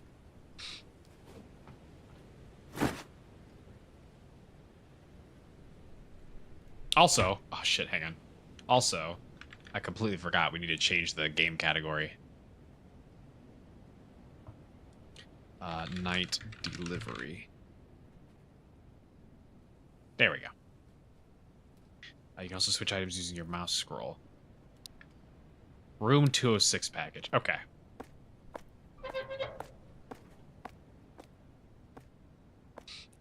Is this gonna be like exactly like what was the cafe one, Night Shift?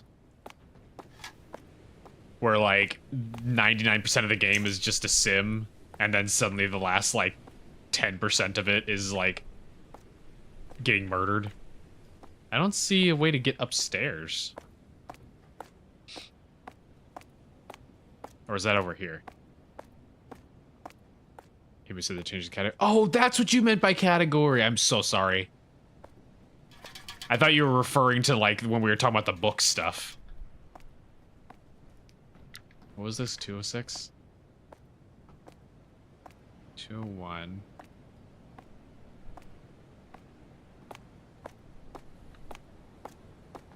203. 4. 3 to 5. 6. What the fuck? How does that work? Intercom. Beeboo. Bing bong. Knock on the door.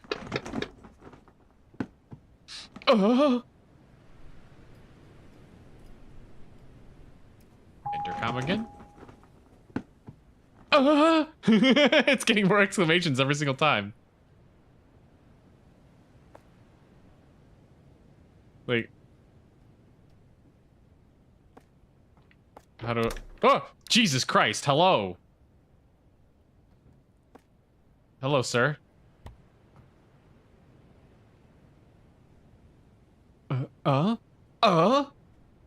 You took way too long! Get the hell out of my face. What? Ah, you bastard! What the fuck?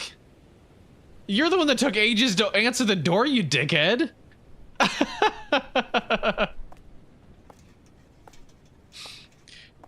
You're trying to deliver my package at bumfuck o'clock. You just keep it until morning and not owning to you. I mean, yeah, I definitely would not answer a delivery this early in the morning or this late at night. Although, okay, I have definitely gotten like UPS showing up at like 7, like somewhere between like 7 to 9. That has happened before, so it could just be at that time.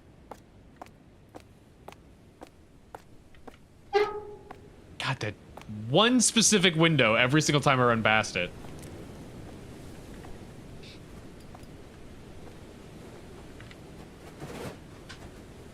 Need a late night delivery of our boot up their ass. Yeah.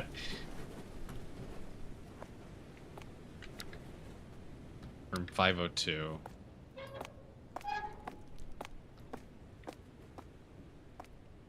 There's that many floors? Holy shit, there is. This is 1, 2, 3.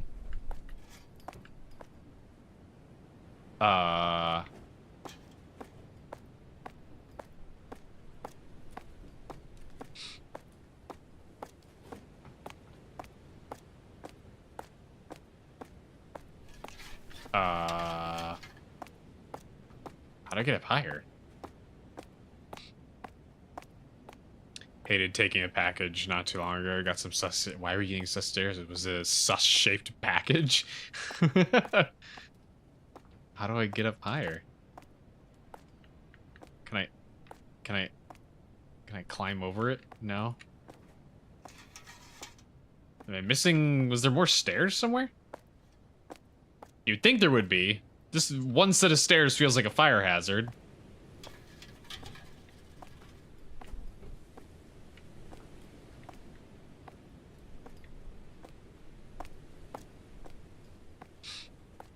UPS tends to be here around 4. Any later, the package will be outside. I definitely usually get mine during the day. It's just every so often they'll be like really late. Like I think it just varies. Like somebody just like has an extra, like takes on an extra route or something like that. What is this? There's like a little extra thing over here. I'm just kind of going. I can't see shit, but I'm going.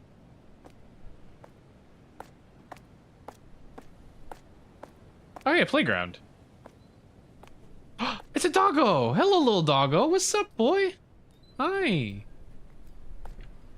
I need to find him food. How do I find him food? It's like a little secret, little secret mission.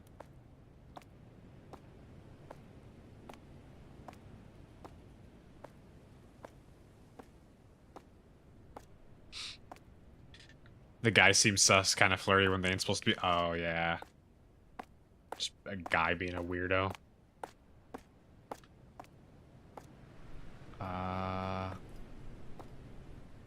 Delivery of balloon animals appeared that the neighbor looking at a very strange shape. Yeah. This is a very phallic shaped package. What are you doing with this?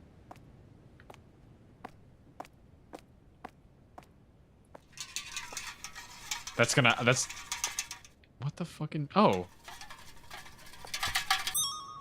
Hey, a waifu can. Interesting. Oh, those are the sounds of the collectibles. Where's that at? That's so loud. It sounds like it's in my ear.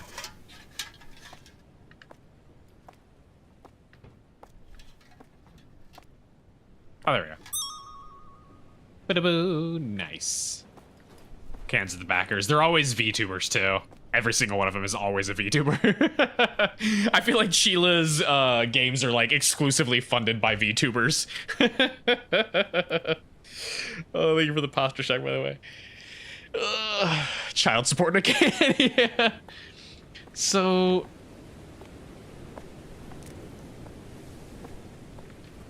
how do I get higher, though?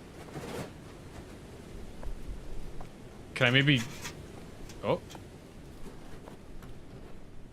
Well, I hear one, but I think it's on the other side of all this trash. Wonder if I can maybe pick up other boxes along with this, and maybe I have to like do other ones before I can do this one. Or you can do like my USPS person does, and whenever I get a box that's slightly too big for my mailbox, he just fucking crams it in like an asshole. It bugs the hell out of me. I got a screen protector for my new tablet, and the dude just crammed the box in there. The entire like back half of it was crushed in. Thankfully, the screen protector is tempered glass, so nothing bad was going to happen to it. But still, they don't just leave your door. Not the USPS. UPS will. USPS though, like will. Oh, what the fuck? Angry cat. I got it right this time, though, by the way, if you noticed. I realized it was actually a cat. It's not a crow that I mistook as a cat. Or a bag of trash that I mistook as a cat like I did in Decornation. How the hell do I get up on more floors?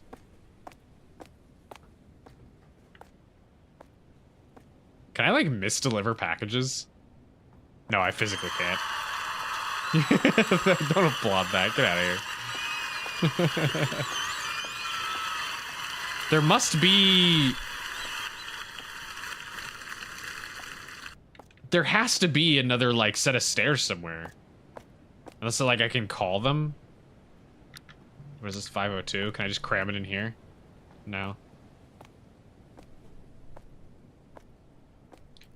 Put your package on the step in clear view of everyone instead of being the bush next to the steps.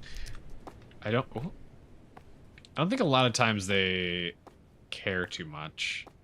It's usually like, if I can get this package delivered, that's all that matters. Yeah, there's not like a second set of stairs. So, a little orange guy or persimmon guy, whatever that is. They actually look like a bottle nipple.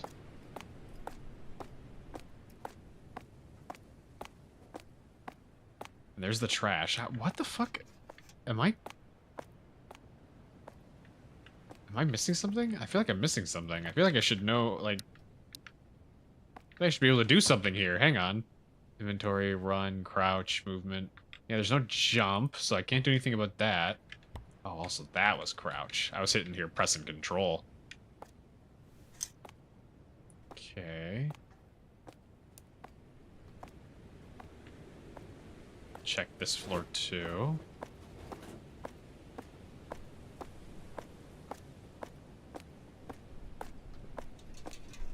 I hear it. I heard it. Where you at?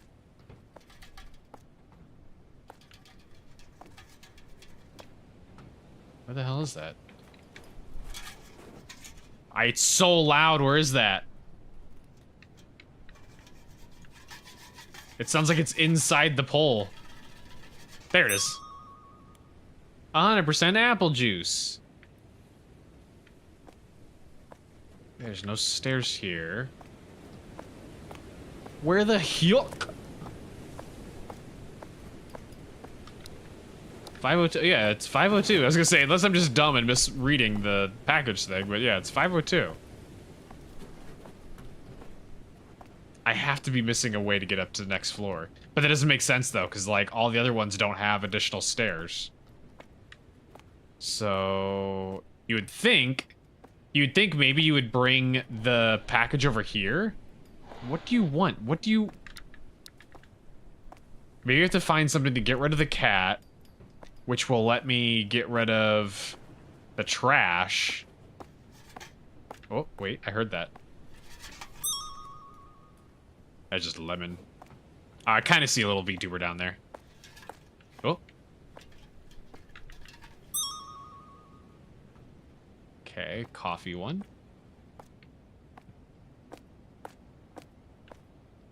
Time to take a cartoon elastic band package launcher. Yeah. What?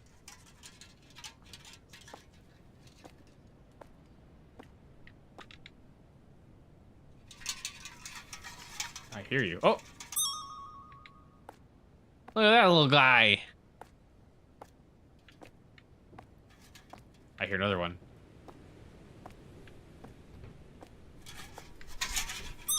This is just like, it looks like a McDonald's guy. This is literally just can hunting now. It's not even like a horror game. But actually, like, I don't know what I'm supposed to do. Oh god. Excuse him. Oh, please tell me I'm not out of tissues. No, I'm not. Okay, thank god.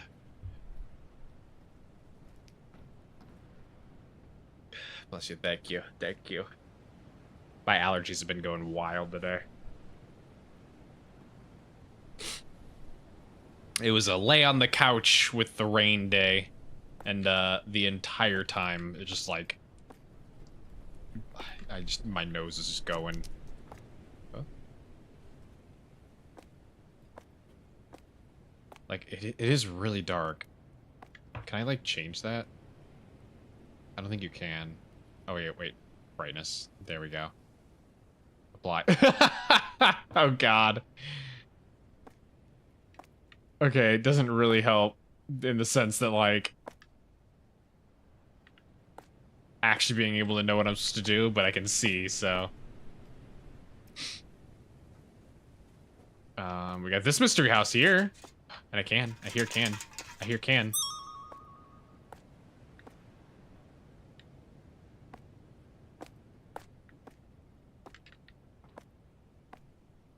So, oh. Helsing game. Oh my god, I'm just fighting them all over the place now. Creamed corn? Oh my god. Where are you supposed to be going? I don't know. That's the problem. I don't have a clue. Look at that little guy. That's a neat little design.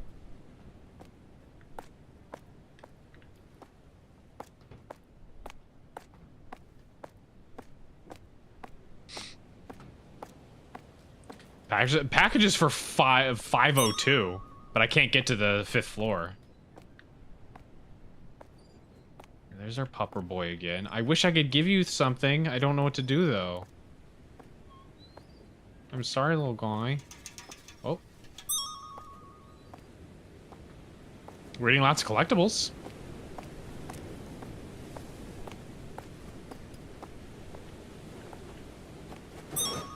Jesus Christ, I'm finding them everywhere.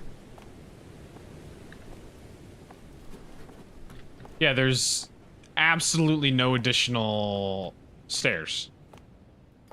Which means that, like, I think, oh, wait. Bottle of water. Oh, wait. Oh, wait. The dog doesn't want food, it wants water.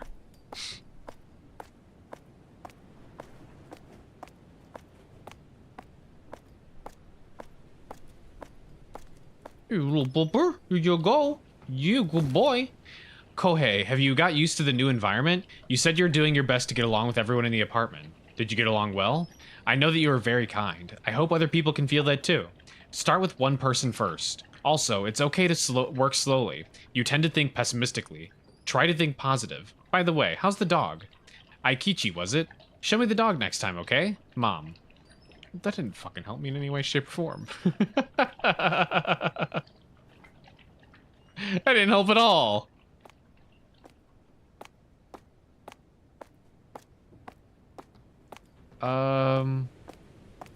Mind film, hello. How are you doing? Oh, hey!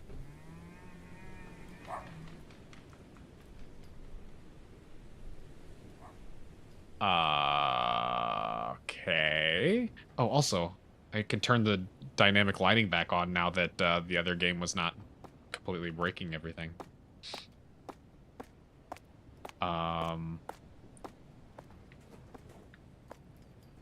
I guess I'll follow them?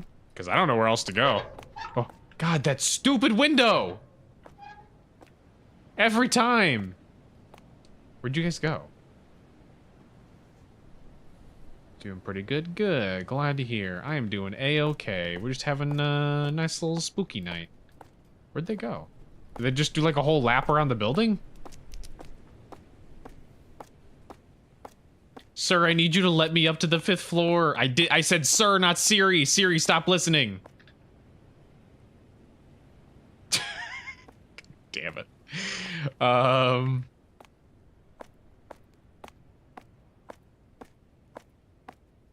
Huh. Okay. I'm gonna hope maybe I can go up higher now. Thank you for the follow too. Much appreciated. I was right though. I was very right. I said at the beginning we're gonna end up in a situation where I have no idea what to do. And lo and behold, I have no idea what to do. Every single Chilla's Arc game. Every Chilla's Arc game, it's the exact same. I get to a point, usually at the very beginning, that's like, I don't understand. I don't know where I should be going. I love Chilla's Arc games, but sometimes they're a little too obtuse. What actually am I meant to do? Am I about to actually look up a walkthrough for Chilla's Arc game? Because that's absurd. Can't move the trash. I think you can't do anything with the trash until you deal with the cat. Can't go up a different staircase. There is no staircase. That's a problem. It's just this one. That's why I was running around before, because I thought maybe there would be another one. But I don't see it. The light there keeps distracting me. But it looks like the dog and the guy ran over here. Where are you from, America? The Americas. They go down here? No. It looked like that was open a little bit. Huh. I might actually have to, I'm gonna have to do this. I'm gonna have to check. I hate that I'm about to do this. Why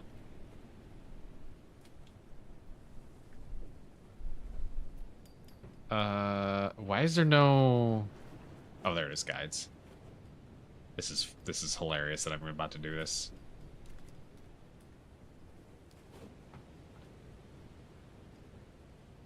Okay, give me 502.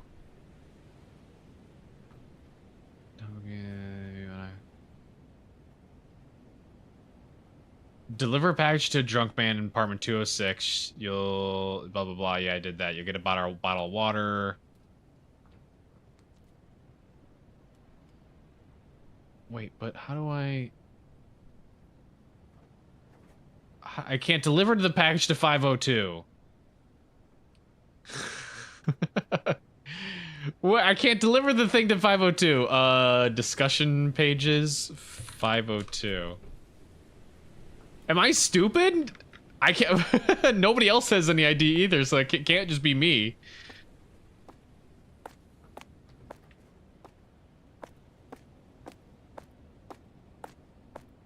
Like, unless the numbers are just off? That wouldn't make sense, though, because it's 1, 2. Then we have floor 3, which these are correct. Yeah, 302. And then it just stops, and we can't even get up to the 4th or 5th floor. No other buttons do anything. Can you switch the package? No, I can't even... The truck is closed.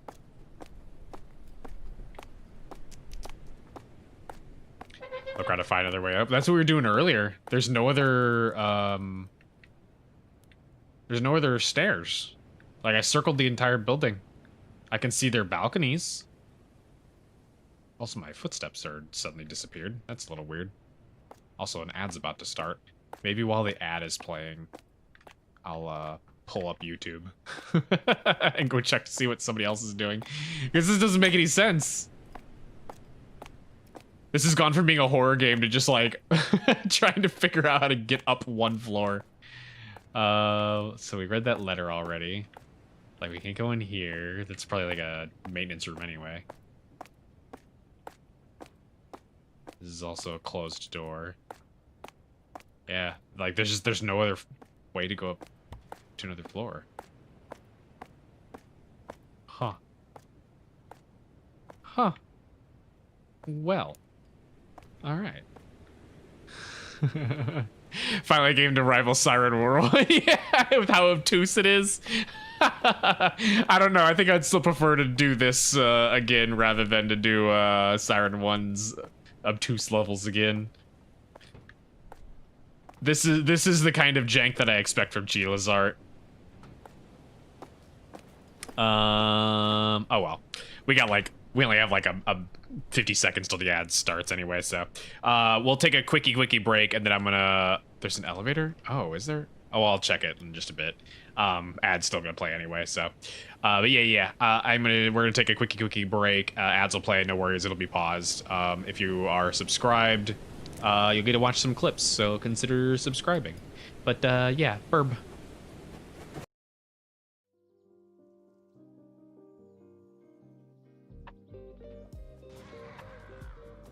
Like, I'm not necessarily blaming it on the game or anything. It's just like I'm just confused as to why it's only happening here.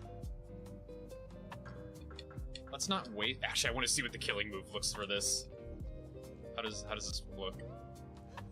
No. Kill him. Ah! It should have been me, not him. It's not fair. Nothing for me. Tell my mom and my dad I love them. We don't even know who you are. Going to be fine. You hear me? What's your name?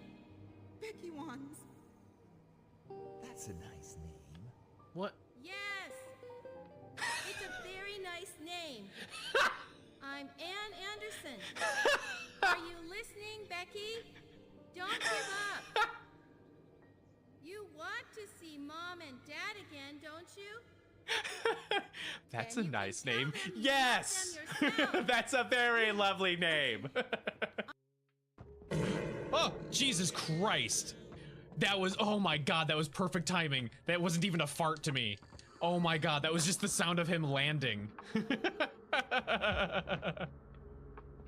Why was the timing so perfect? It was into the just deadpan face. Have we met before? Ati's the best. Remember Ahti, the janitor. Oh, I love Ati. Be lost if you don't worry about where you are headed. So don't worry, Tom. The sun will shine even into a heap of twigs. It is, it just hits us, yeah. Turn on the lights. It won't take long when you get to work. Hey, there we go. Wow. That took all of my brain power to do. Whoo. Wow, you got it. You got it right. It's open. Long last, after 8 attempts, you finally figured it out. It counts my attempts. Oh no. Oh, look at her smug face. Why didn't you figure it out, Mio? You jerk.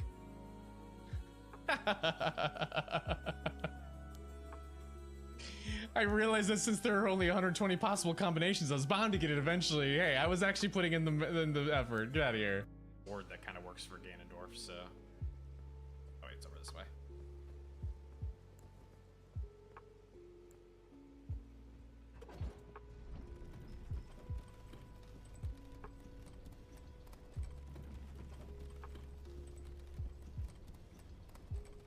Just staring into your soul.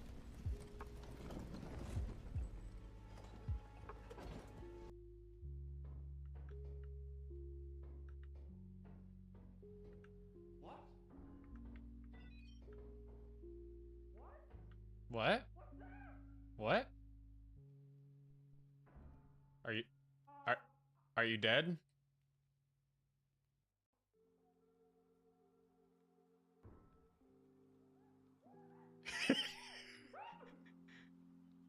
Hello? Hi. Oh, goodbye.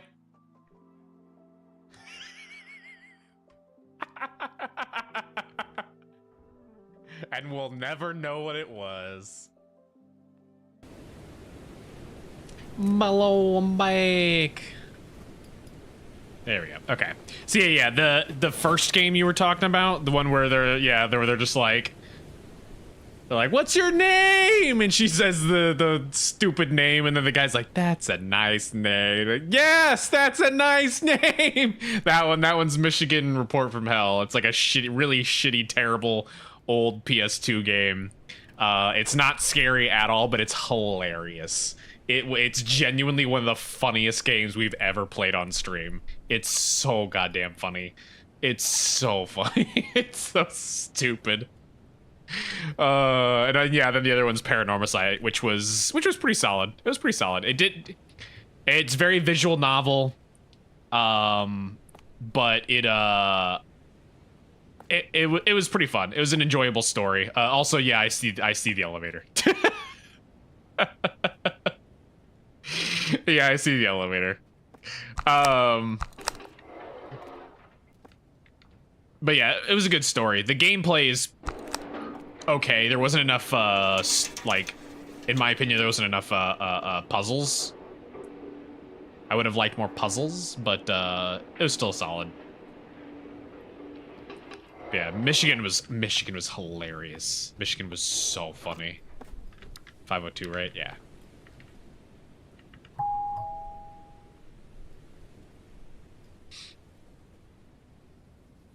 Hi. What you got there? Hi. Thanks.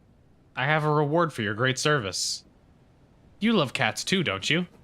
Take it and be gone. Okay, thank you. Goodbye. Take it and be gone. I'm gonna do that to my next delivery driver. I don't... The fuck was that? What was that?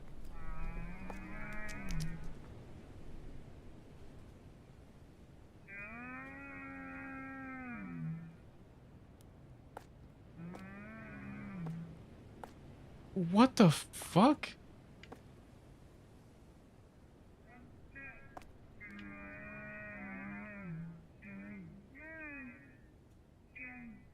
Cowboy, yeah, it sounds like a dying animal. I'm gonna leave them to that. The door was a bit, was it open? I didn't even see that. I must have like sprinted past it. Well, I got us, what is this, cat food? Also, there should be a can down here, because I was hearing it earlier. There it is. Nice, look at that anime boy. Oh, I hear another one. Nice, another anime boy.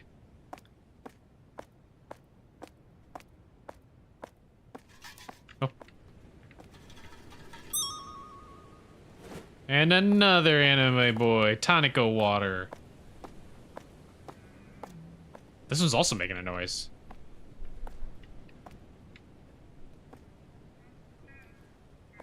Or I think I'm hearing it from upstairs.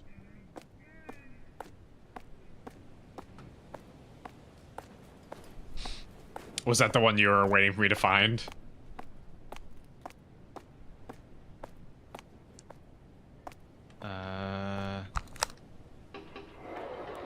Let's go down to the ground floor.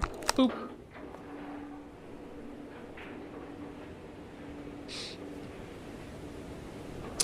I would love to get myself added into a Chilla's Art game, but if I'm remembering right, the cost tier for getting that is like really high up. Like it's not cheap.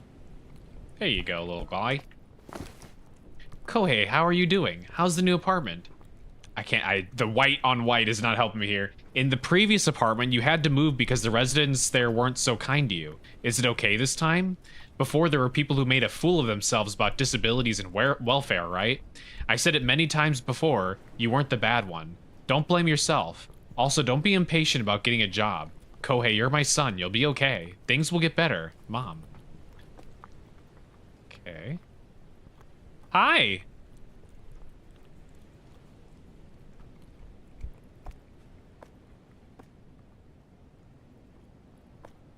Hi.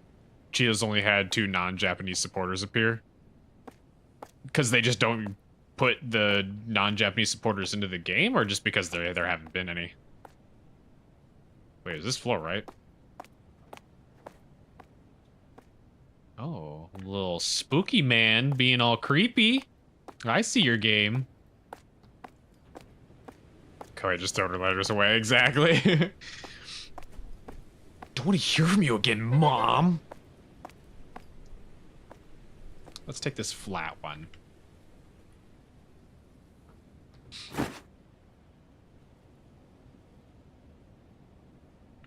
Which is 401, which means we're going to need the elevator again. Also, I know Chilla enough to know that there's going to be an elevator jump scare.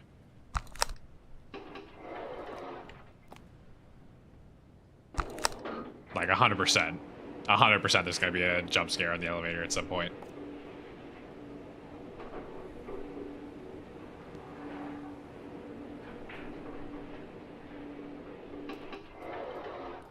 Oh, that's right. It doesn't, you can't go there. For the earlier games, you assumed it was the language barrier. Maybe.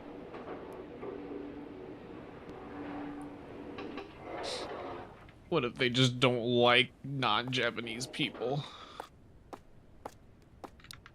401.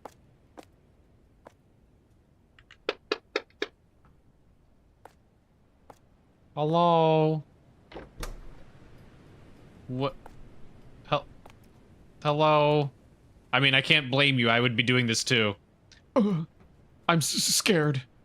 Am I the only one? Aren't you scared? This whole place. It's like I'm becoming part of them. Or part of them. Ugh, never mind. Forget about it. I have a package though. Oh, me? I haven't left the room and I don't know. I stopped counting. Oh, right. You're here for a package. Don't know if I can trust you and your parcel just yet. Talk to the priest. I can't trust you until you talk to the priest. He said he lives in apartment number 105. What? You fucking... Looks at pants over. Yeah, it was completely unintentional.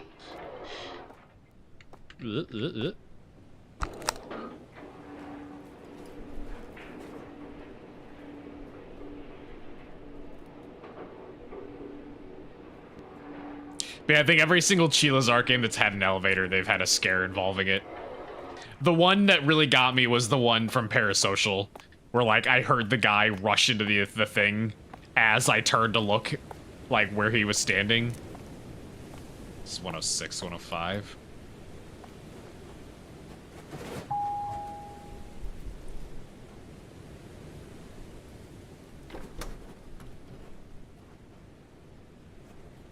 Hi. Why is he so happy?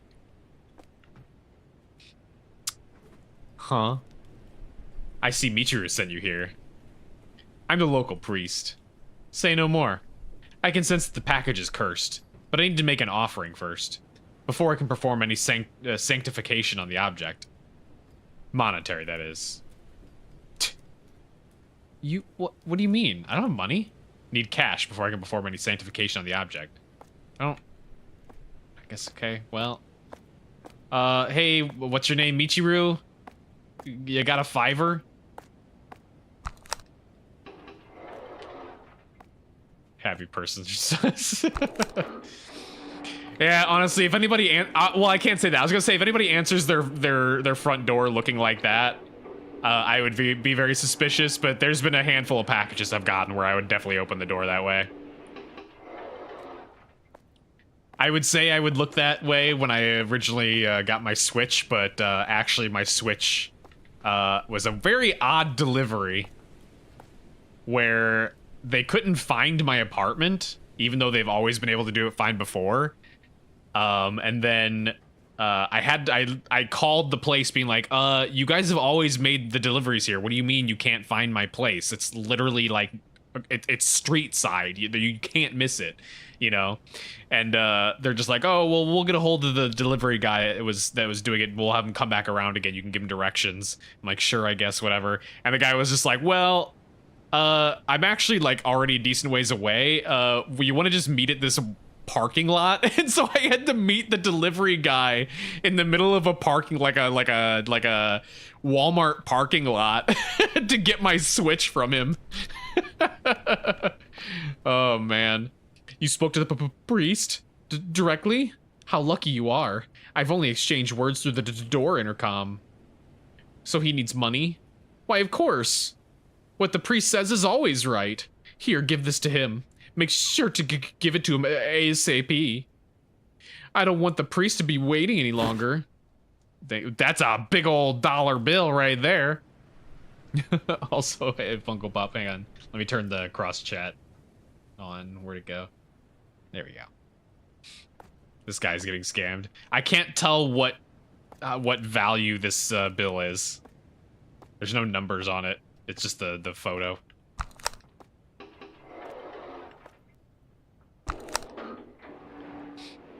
It's Jasper from Silent Hill 4. I played Silent Hill 4 like for the first 20 minutes. I need to get back to that one.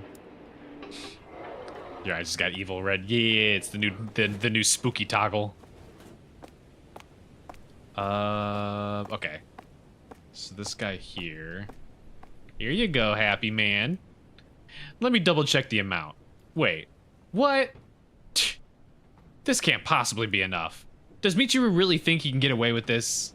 Just fucking uncurse the package. This isn't enough. Ask Michiru to bring me more.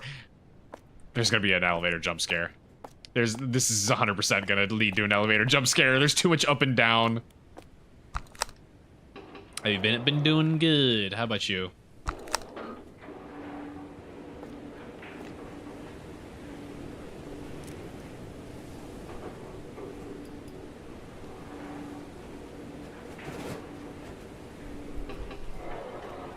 There we go. It's two-staged, yeah. Hey, buddy. What? It wasn't enough? Forgive me, priest. I hope this much will help. This is all I've got for this month. I have to ask my parents to give me more. Thank you, thank you. I can't tell what bill this is too either. Does Japanese money not have the numerical value on the bottom? It's $5. 500 yen, you mean?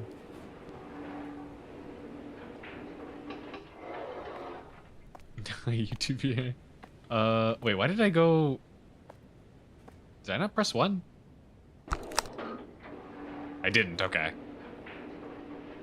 It does, okay, so this is just generic dollar bill.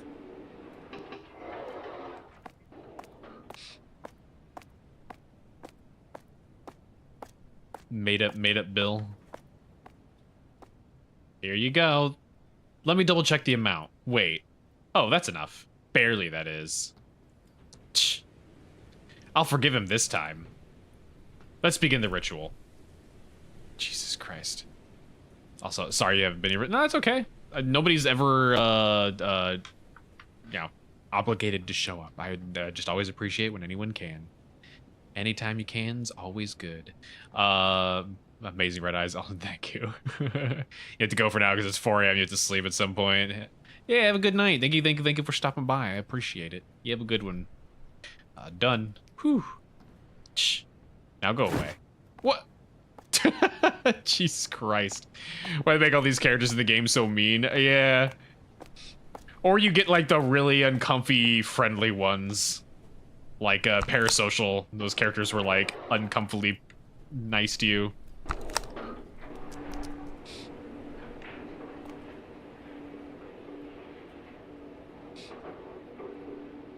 Money always has send in or go send in. What do you mean? How's your new avatar coming along? It is supposed to be, the artist is supposed to be starting on it this month, so hopefully we'll have a little bit more soon. Forgive me, priest. I'm ready to take the package now. Now go away. I just did so many errands for you, guy. How was there not a jump scare? How was there not an elevator jump scare?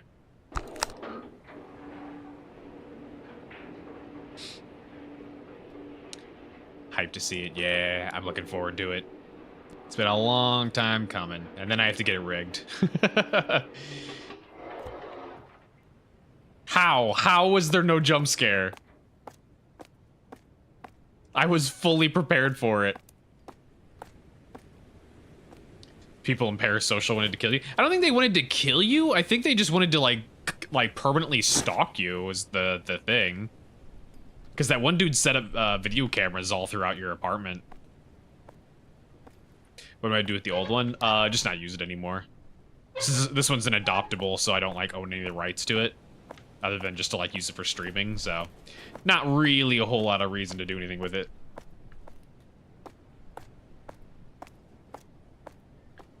Uh, 302, 3, 5. This still the number still doesn't make sense. We're going from 303 to 305.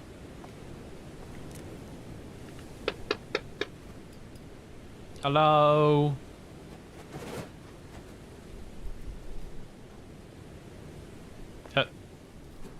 Hello?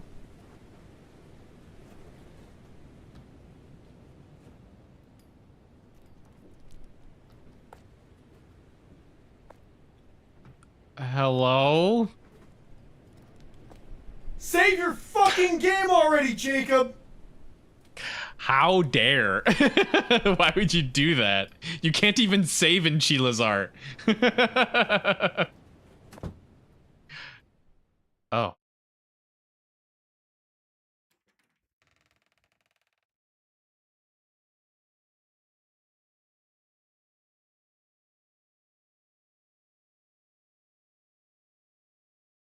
I'll be right there. What is this magic casting sound that's happening right now? Why are you casting a spell back there? Ah! Fucking god. Oh, you bitch.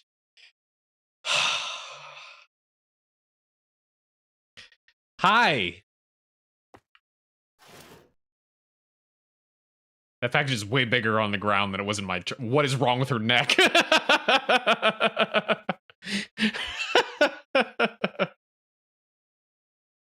You scared Susie. It's a jump scare. Jump scares are easy.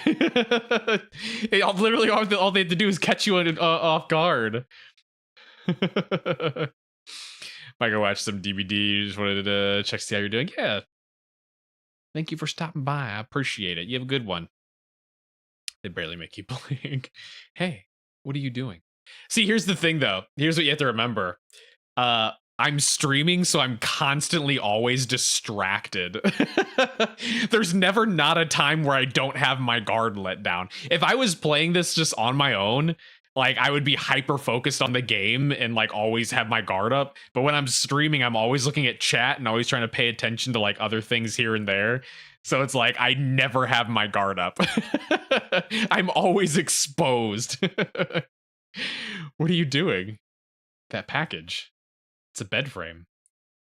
You're gonna help me build it, right? I'll help you break it in. Wink, wink, wink. No, please, how dare? Why are you standing like you? This is like my cat. This is what my cat does whenever she sees him in a room and like she's in the hallway. She'll stop at the door, but like stand at the door frame so only half of her face peeks around it, and she'll just sit there staring at me. Sure, I'll help you build your bed. Why would you ruined the tatami? What is wrong with you? Why would you paint it? Help you build it, absolutely not. It depends on if I would get paid. I know on Amazon you can pay for setup.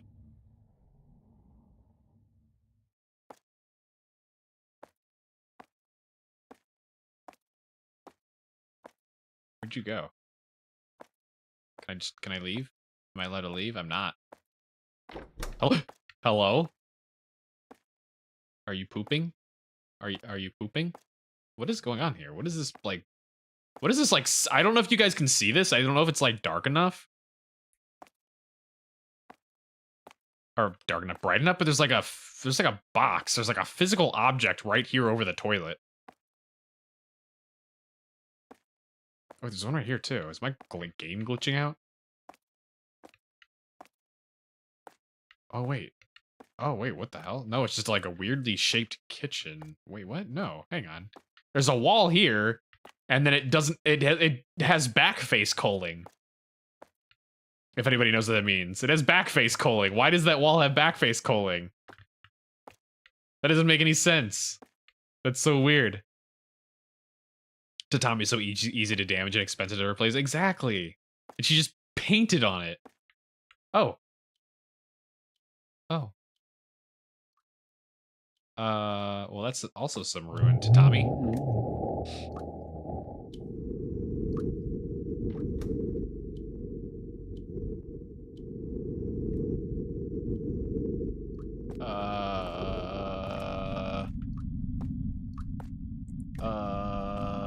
Maybe I should just go.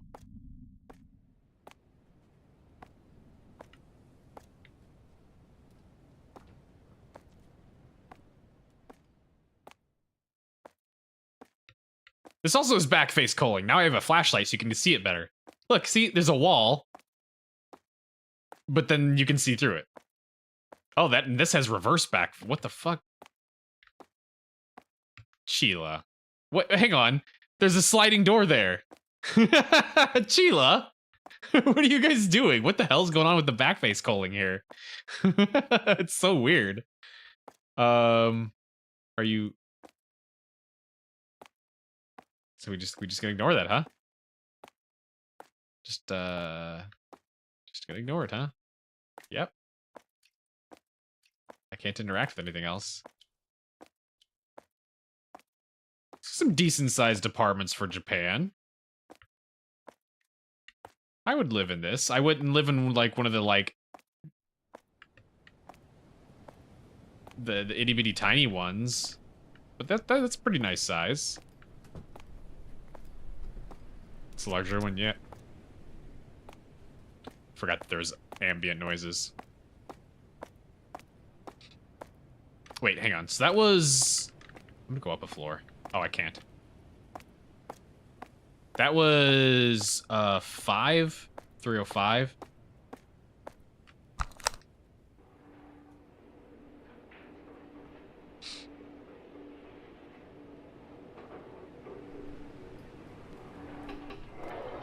So let's go up to there. Oh no, we need to go to 4. We need to go 4.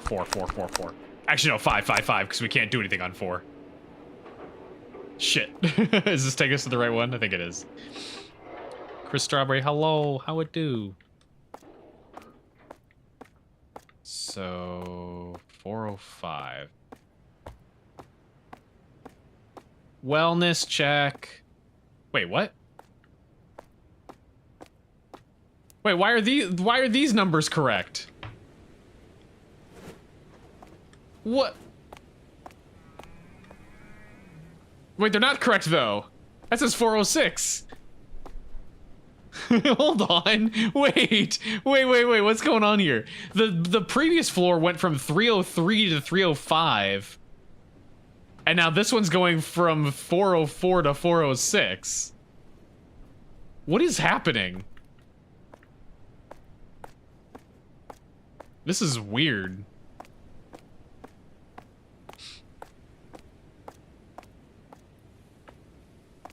So let's go grab the other package. I think we only have one more.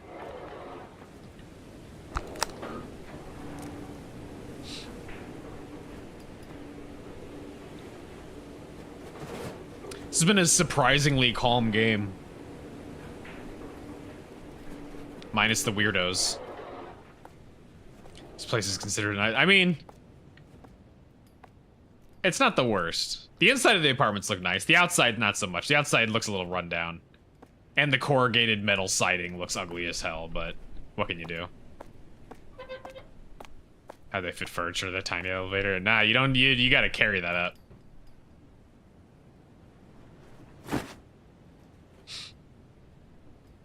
Okay, that's our last package, which is 202, and also the bike is now in the center of the alleyway.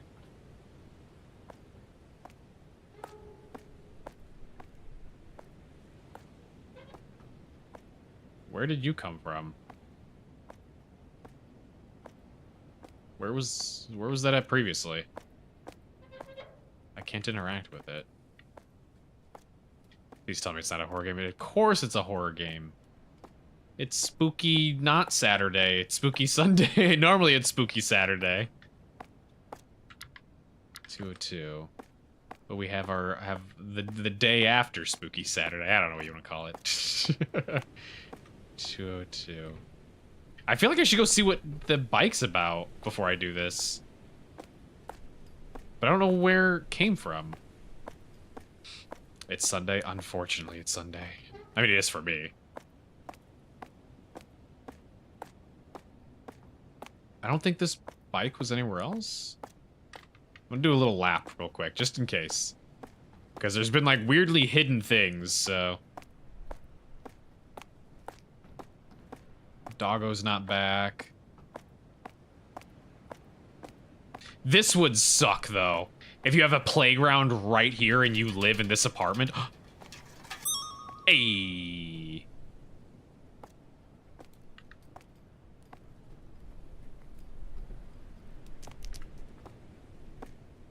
So I don't see anything. Oh, wait. I heard that. Where was that at?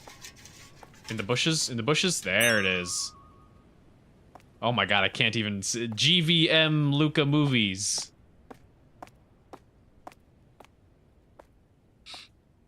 Three more nights of work and you're free again. Nice. My work week's about to start tomorrow. Okay, so the bike is literally nothing. Huh. Found Slurm. It did kind of look like Slurm, didn't it?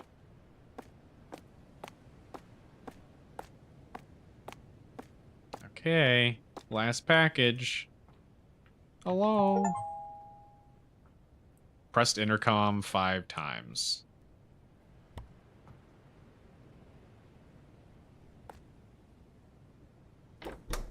Oh.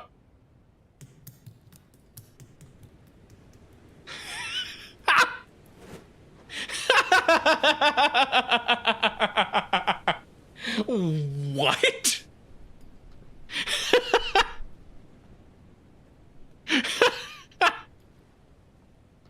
Why did the baby just zoomy, like, slide its way across the hall?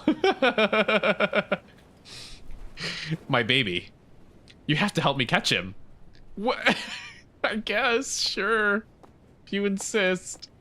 Where's your baby at? Where was it, down or up? My baby! You gotta help me catch my baby! Like, it's not really my responsibility.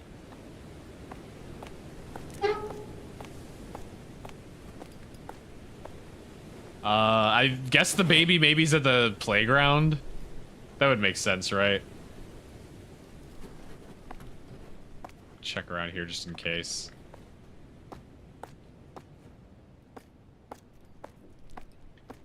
Baby should be properly stored when the delivery arrives. Yeah, like when you have like your maintenance people come to check on your apartment, they tell you to like put your pets away.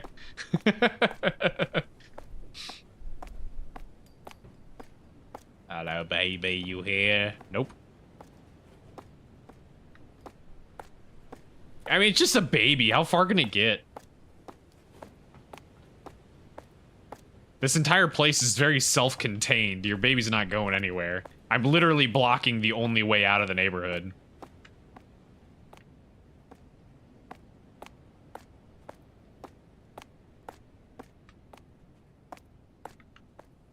So the baby came this way, so it had to have gone upstairs.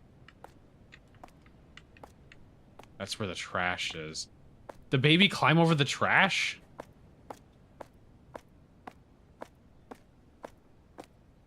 I mean, I'm gonna be honest, lady. If your baby ended up in some of these rooms, it may be dead.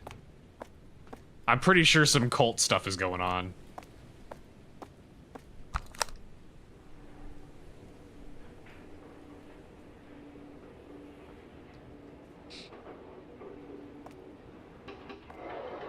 Then we go up to 5.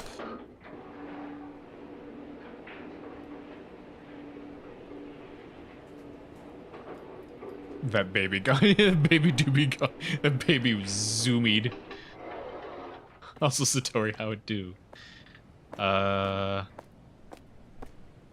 Sorry, I'm struggling to like keep an eye on the YouTube chat.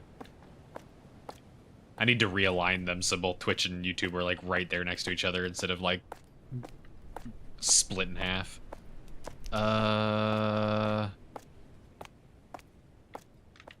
Hello? Where's the baby? Hang on. Wait.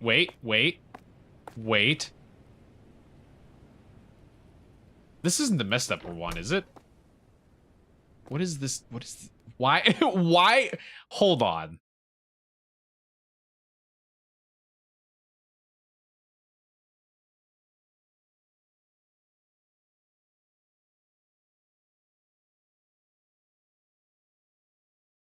But why?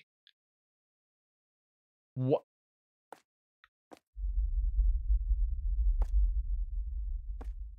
What? Why do you just have photos of a refrigerator all over your home? Oh, it's because you're missing one. I get it. I get it. I get it. You lust for that which you cannot have.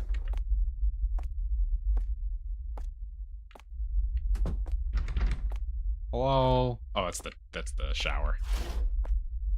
Oh. Hello?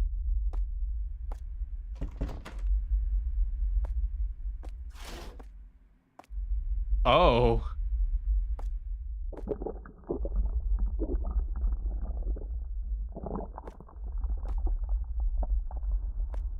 Lady, your baby has turned into a black sludge. I'm sorry you had to find out this way. Oh, did I just knock out the baby?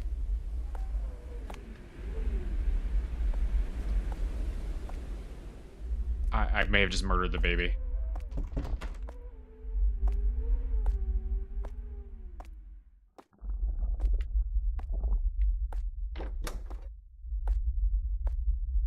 Huh. Oh, I can't leave.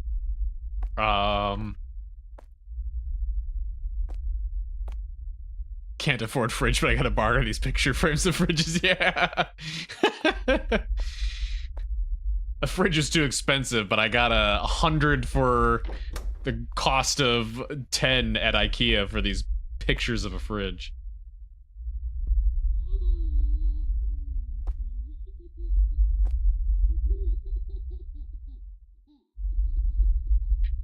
Me when I see a fridge.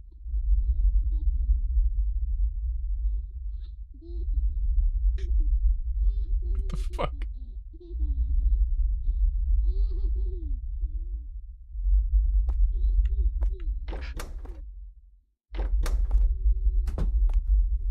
I don't understand. I don't understand. Oh, hi, baby.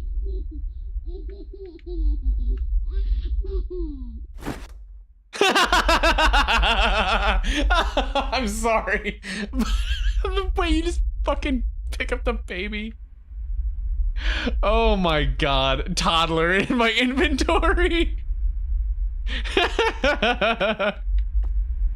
Oh, I'm just gonna throw this kid off the balcony.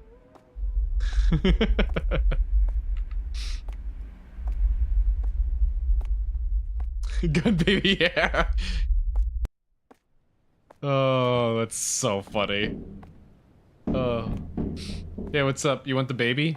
Hi. What's up? Open the window? Yeah, sure, why not? Yeah, you better run. Yeah, you better run. The fuck was that? Why'd he do that? What was that about?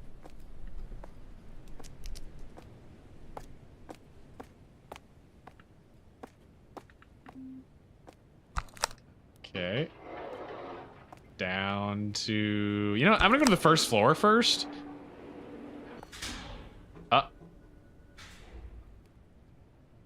Oh, good.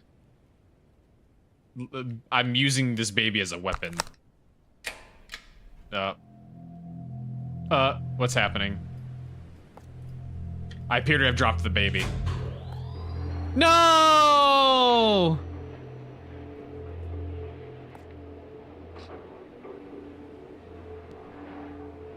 Lady, your baby never existed. What the hell? What? Has this turned into Mario?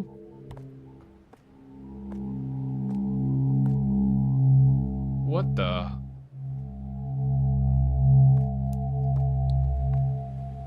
What the fuck?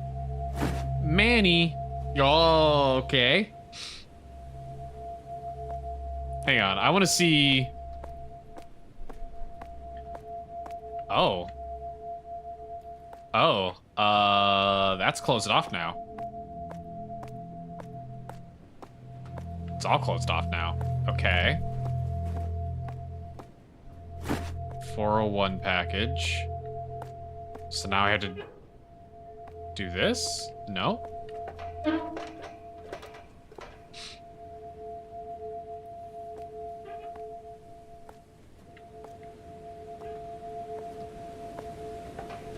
This has become a puzzle game now.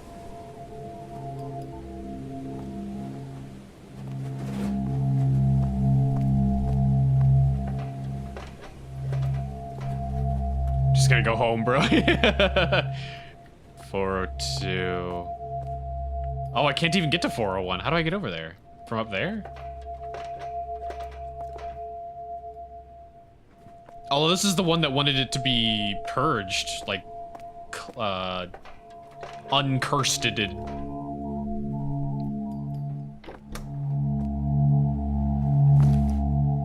I thought I could get along with Michiru-san in room 401 since we were close in age. I've never seen him out of his room. I decided to visit him. He finally came out for the 3rd time. I don't think anyone can get along with someone like you, he said. That's it. And the door closed immediately. Okay.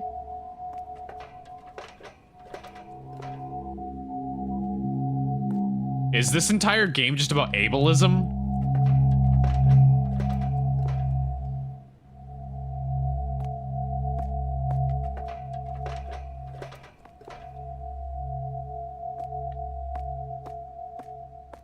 Like, all of the neighbors hate this guy because he's disabled in some way, shape, or form?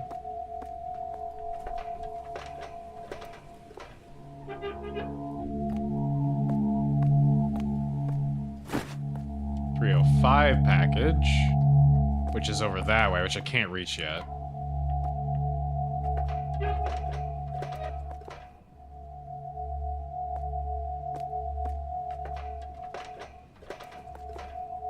Because there's a wall here, right? Yeah. So how does this work then?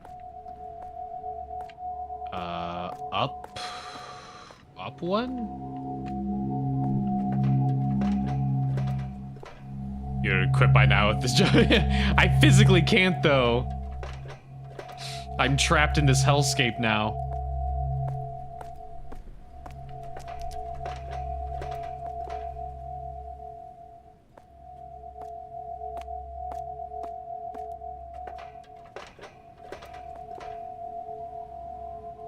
Uh, 306. Jesus Christ.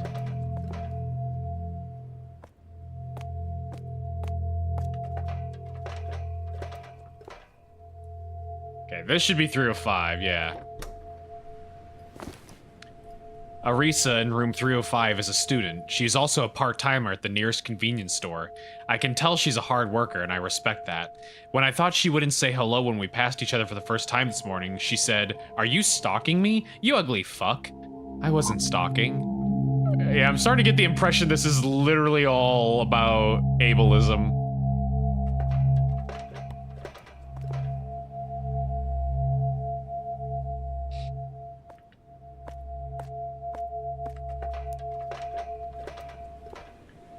Oh my god, this is a labyrinth of ladders. Jesus Christ.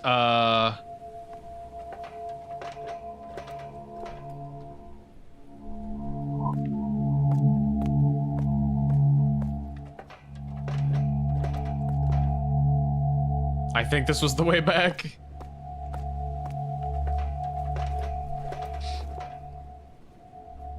I kind of wish it would just like auto reset me. I think we're good.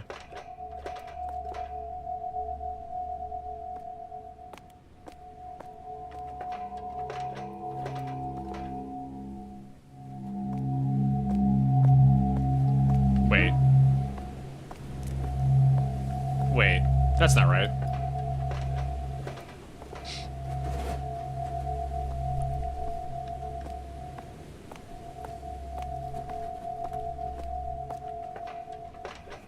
Now I think we're okay. And there should be, yeah, there we go. Another down one.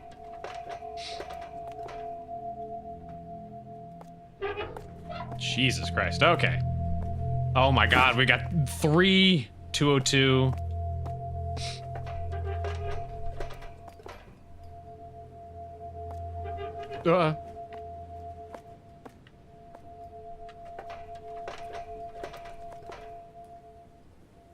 Like what even is there like a curse here? Did the person that they all like were being shitty to, like maybe he died and he like left a curse with all of his neighbors?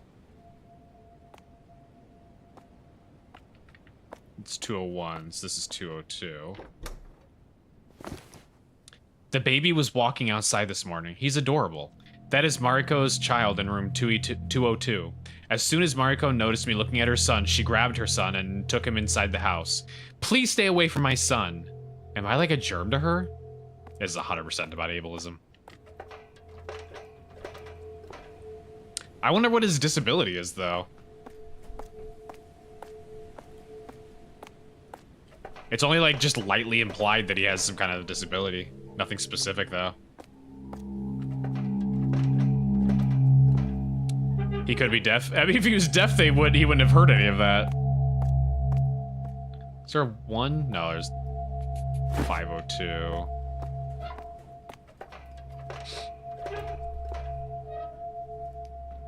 But it would be a weird thing to be so, like, grossed out by. Like, because deaf isn't a visible disability. I mean, it's weird to be grossed out by any of those things, but just point being, like, I don't think somebody would look at a deaf person and even if they were, like, weirdly ableist, I don't think they'd be, like, grossed out by it. 502.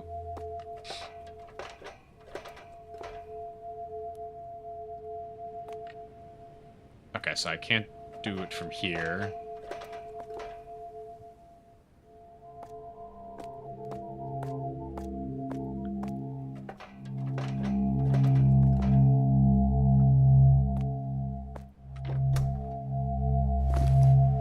Today, I gave a cat can to Erica in room 502. I also have a dog, so I wish I could get along well. She told me I was disgusting, but I believe there was no bad people who love animals. I was hurt, but...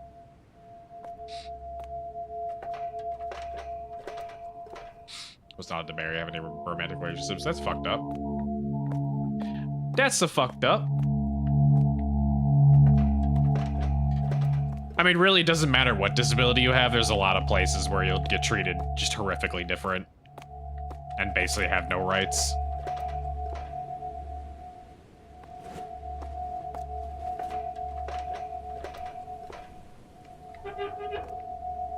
God forbid you be different.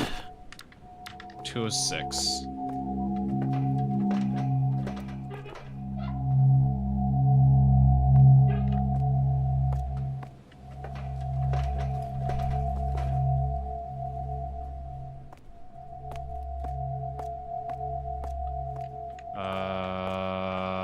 This is the one that like loops around or something like that, I think. Need to go this way.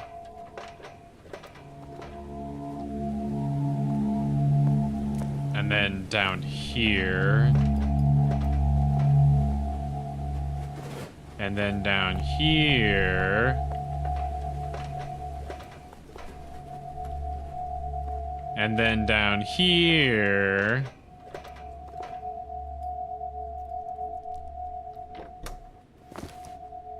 At night, Mr. Takeo in room 206 was carrying a box filled with beer cans.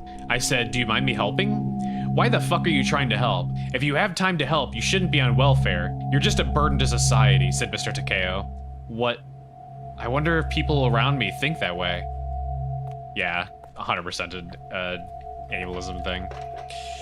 100%.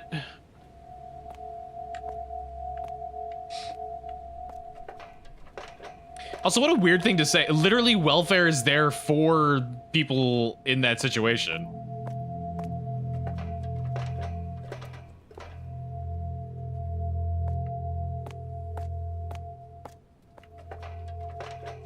Like, it's one thing if somebody's abusing the system, but if they're actually earning it because they're meant to, it's like, what the fuck are you complaining about? It's so silly.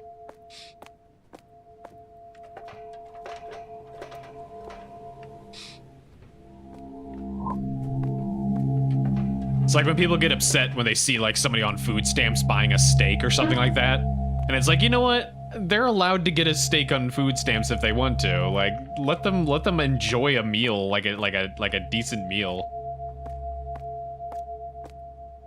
If literally all they buy is like a bunch of like, you know, fucking 80 billion little Debbie snack cakes, then sure, maybe you can complain a little bit. But otherwise, shut the fuck up. Oh, then the money goes to this guy.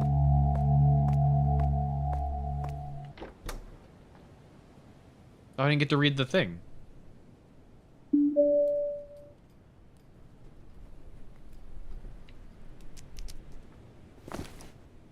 This morning, I saw Yukichi in room 105 walking. He seems to be a priest, and I thought he was a kind person, so I went to talk. What is this weak person doing? I don't want to see it I don't want to see it just useless without money. Never show up in front of me ever again, he said.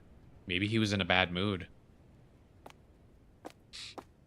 Like legally unable to work. Yeah, exactly. It do happen. It do happen. Lots of illnesses that you can get that will just completely... I can't leave. The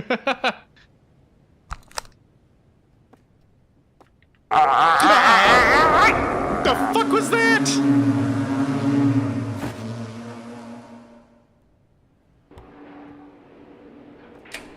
Oh, I got the baby again.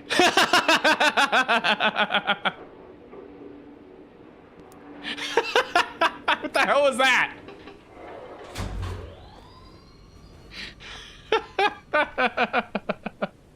I'm putting this baby where it belongs. In the trash. Here's your stupid baby back. You know what I had to do to get this baby? Oh. Okay. I always come back and to the most weirdest times I'll put your headphones back on here. I knew there was gonna be an elevator scare. I didn't expect them to like wait that long to do it though. That baby counted as a package apparently too. It said completed all package after I handed the baby over. Wait, no, there actually is one more package left. Deliver this package?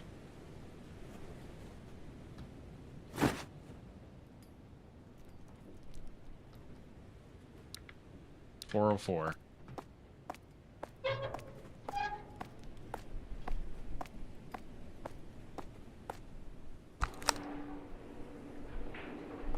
What, like, was that guy supposed to be the handicapped guy?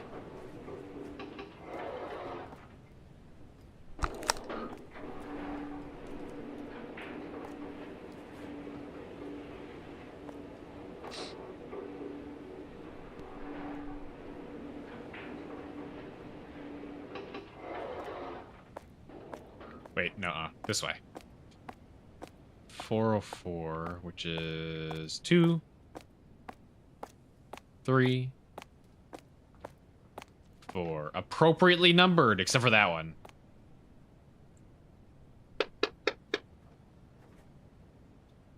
What should I do?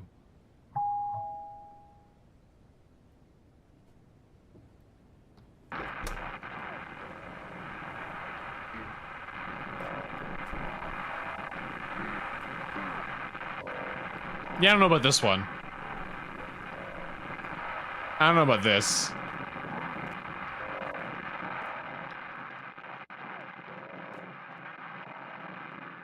Welfare document. I can't read that. My Japanese isn't that good. Not even close to being that good.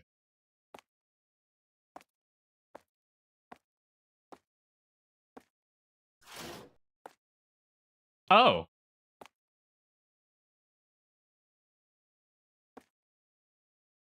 I mean,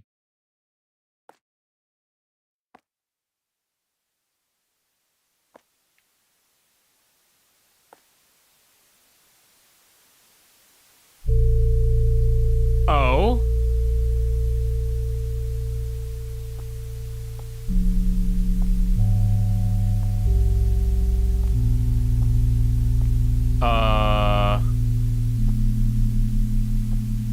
Uh.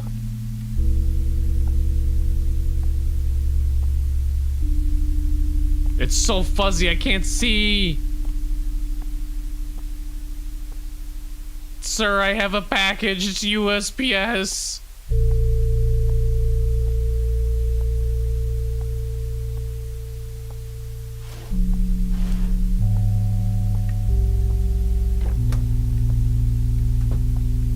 Oh.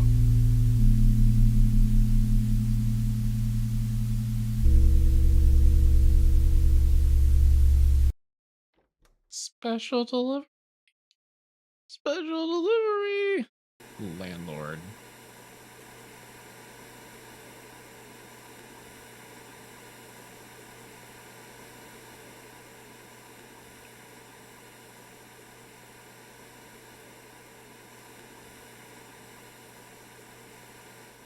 What, was I watching that all on camera? Why do I have that?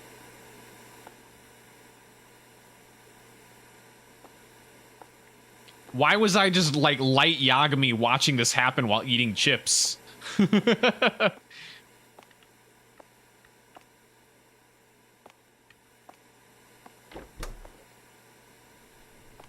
Was I just watching this happen the entire time?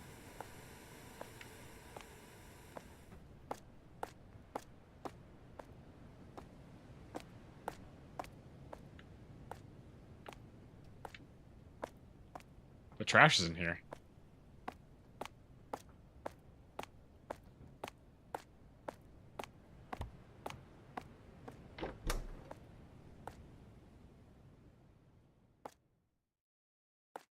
There's the welfare documents still.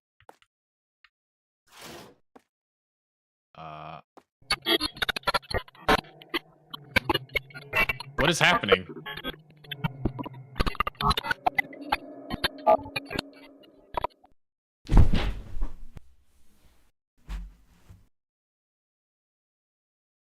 Get those piggies out of here.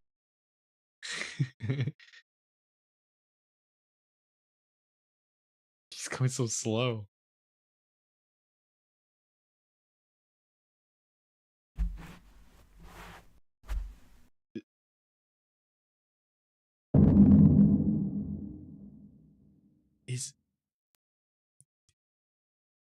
Is his disability that he's a freezer? Was that his disability?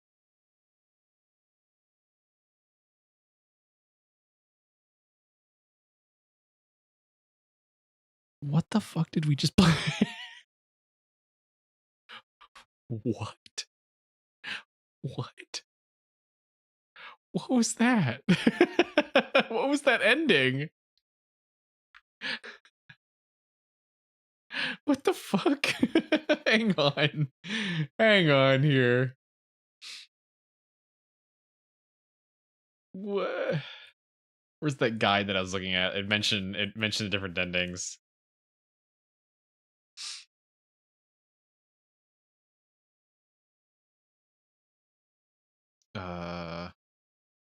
Full walkthrough.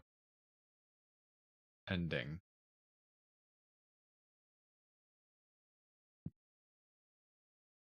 Okay, so we didn't get the key from when I knocked over the pot. We could have gotten a different ending from doing that. So ending 1.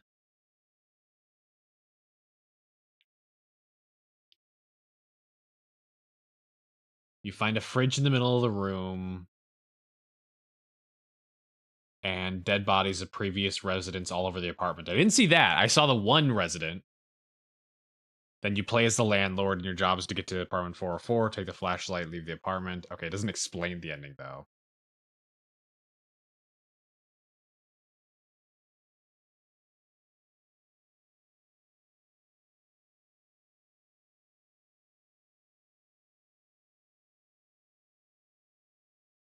I'm so confused. He didn't find his drink can. Let's see. I need like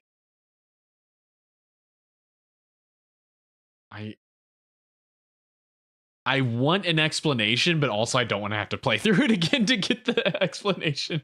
What if we do the old classic? There's a doggo sitting in front of there. If we do the old classic YouTube it. YouTube, yeah, exactly. The old faithful. If you like the game, please leave a review. Thank you for playing.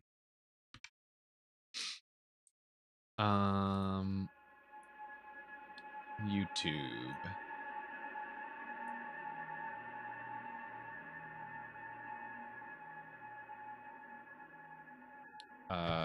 Night delivery ending 1. Let me quit this game.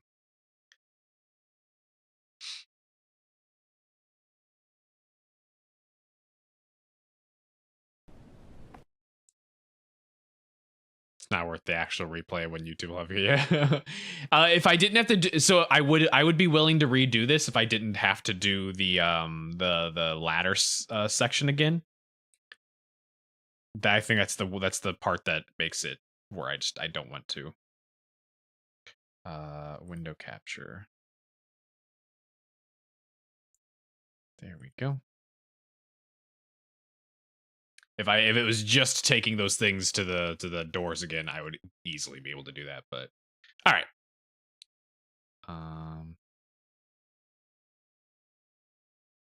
There we go. It's totally me playing it. I don't know which ending this is.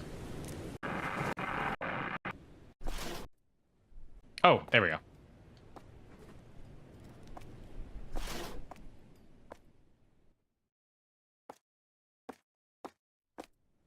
So, okay, so all the residents are looking inside from into the handicap guy's place.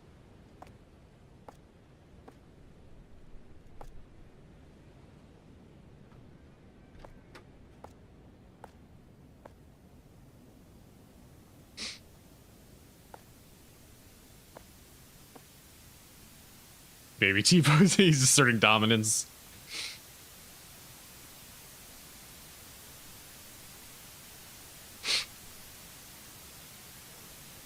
The delivery man decided to leave the place. He knew what had happened at Nakayoshi apartment.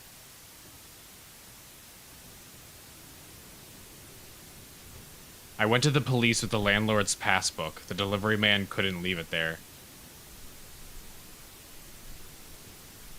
What? The police immediately headed to the apartment and found the body of Kohei Shioda.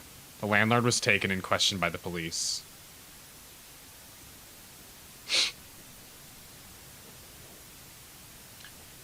Nakayoshi apartment, which lost the residents and landlord who protect the house, changed its appearance and name. I'm still waiting for people to come. The constant change up of the tents. I see. So basically, in one ending, the guy actually murdered all the residents, and then in the other ending, they murdered him. Is what I'm getting. I think. And then you take over the landlord control, and so then when you go to investigate that room, then he kills you as like the final kill. I think. I think. I think.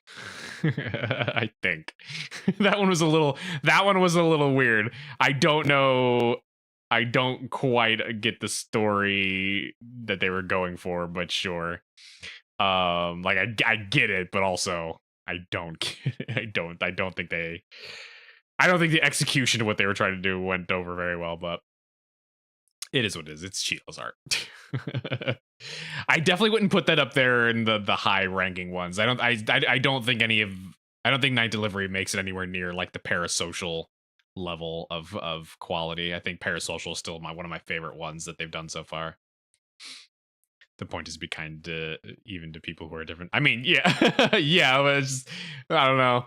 It was a little weird way to kind of get that story across or that moral across. Okay, so then our next one is radio station. We will do that after a break. After this ad break, after these sponsors. Yeah, we'll do a little quickie break. Yeah, no worries, ads will play. I'm literally between games, so you won't be missing anything. But if you want to watch clips during the break, consider subscribing and you get to do that. So yeah, burp.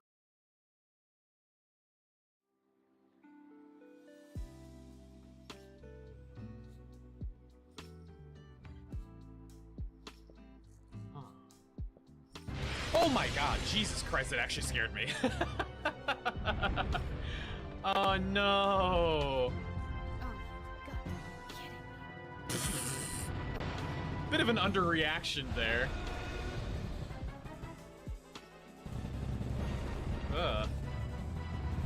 Can you not, sir? Stop that.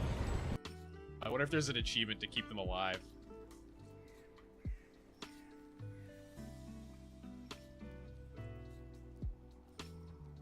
Like, I'm trying.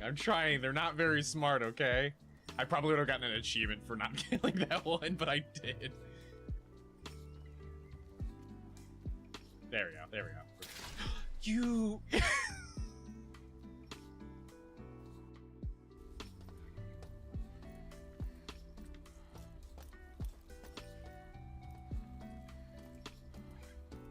Jeez, where the hell am I going? Oh, that's a big boy. That's a big boy. That's a big boy. Go! Am I out of railgun? Oh, I'm out of railgun.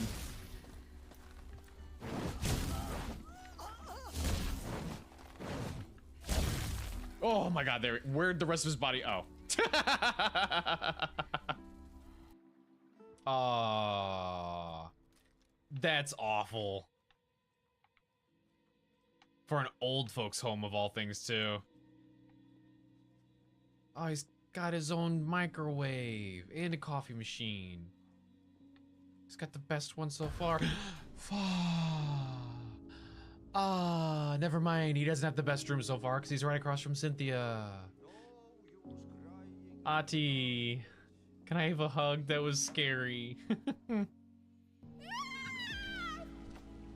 Well, run, stupid. Press the door. Press the button. It's the control for the shutter! Save your fucking game already, Jacob! I don't think I can. What happened? What the hell's going on? Why is the monster like that? Why is the monster like that? What is a sus monster?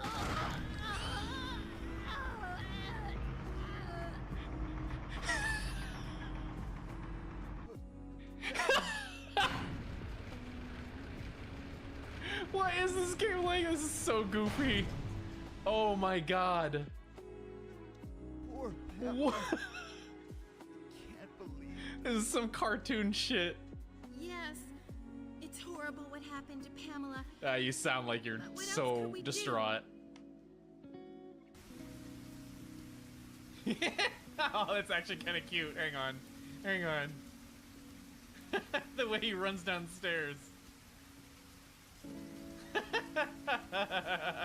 Did they mocap a baby? That's actually really, that's too accurate. Did they really strap a baby with mocap balls and have them run downstairs? Because that's just how an actual baby runs downstairs. Oh, that's funny. That's way too accurate. Oh, hi, friend. What are we getting at? Below, we're back. Also, yes, I did play Dino Crisis. That was the very first game we played for Spooktober. Okay, radio station. There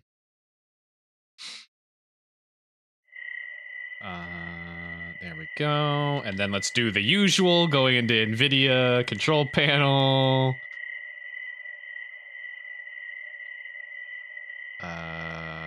Added program, radio station. Frame rate, max out, 60 FPS. God, this sounds awful. Apply. And reboot the game. Which one are we doing now? Radio station, which I have heard good things about, so. A Dino game without you. I mean, I still need to play Dino Crisis 2. There we go. Also, yeah, I think my favorite Chilla games have been Parasocial and probably Closing Shift 2. I liked Closing Shift because of the sim. The coffee making sim. I like it was clunky and whatever, but I still enjoyed it.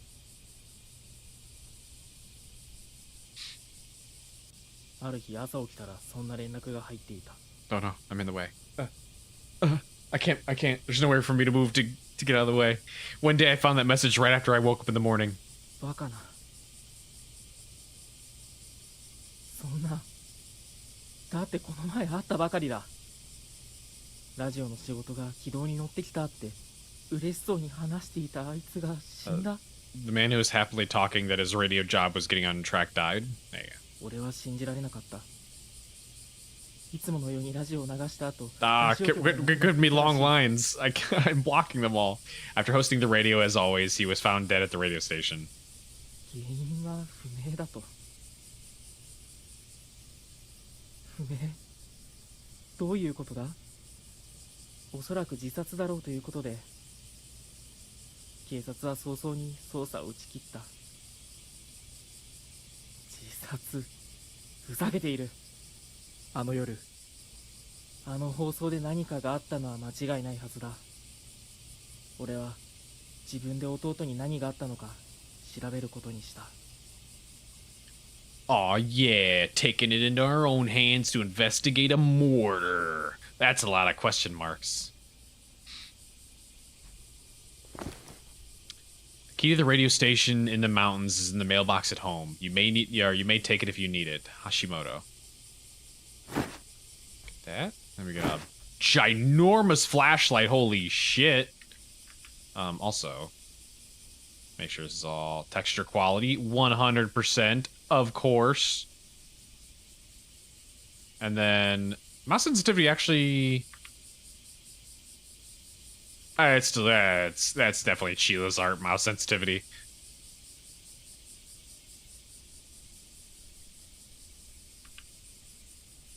That's a little better. Brother, I think he's saying brother in like the like bond sense rather than like birth brother. Okay. Oh shit, that's right. Thank you.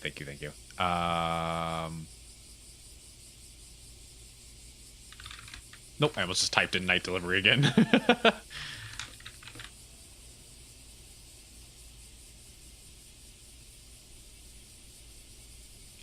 Oh, he did say actual just brother.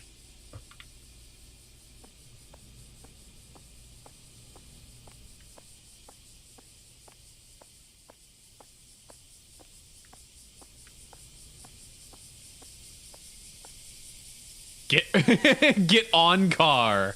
Wait, what's inside there? What is inside there? Get on car. How do I get on car? There we go.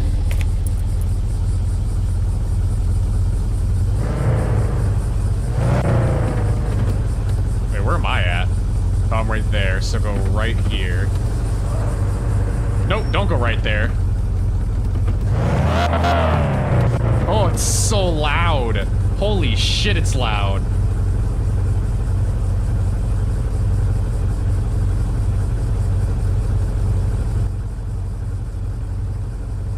That's still really loud. What's all the like loud games we're playing tonight?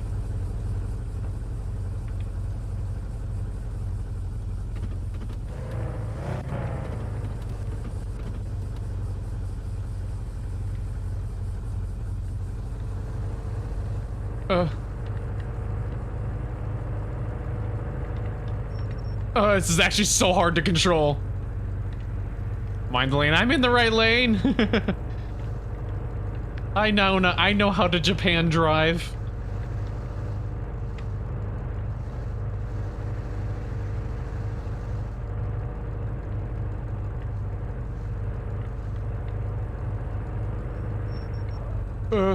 This controls so bad. Okay, the first one we have is like this garbage icon, whatever that means. Whoa! Whoa! Why is this control like this? Oh my god! The acceleration is crazy. This is the station, sure. It had a trash can as the icon, so I don't know what that's supposed to mean. We just parked our car like halfway into the street. Hello? Oh. What is that? Oh. Attention. Why is it one word? Attention. I need the station's key. Oh, it said that it was station, or the key was in the mailbox. Was it like my house mailbox?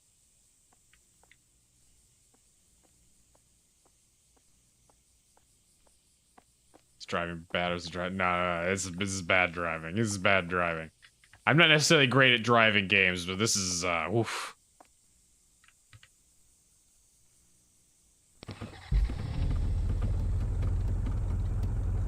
Oh, we're just going. We're just going. It's just moving. I haven't touched anything yet. Okay, let's go back real quick.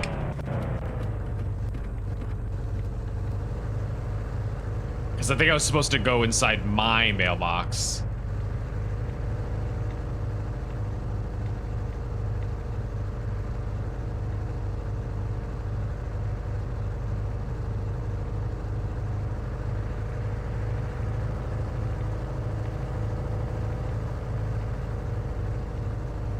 It's fine, there's nobody else on the road. I'll drive however I want. Oh, I thought it was gonna let me get out here. Never mind, I actually can't get out here.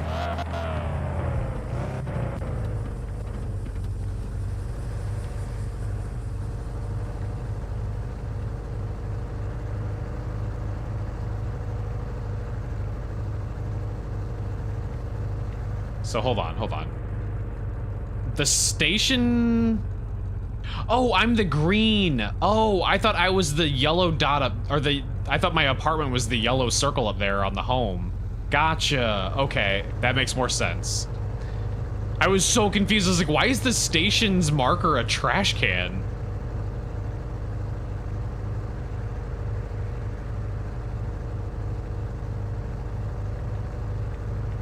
Oh my god. The turning is so weird.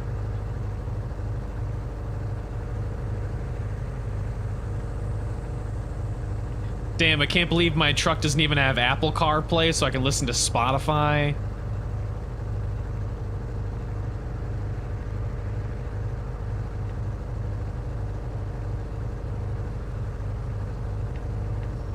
Oh.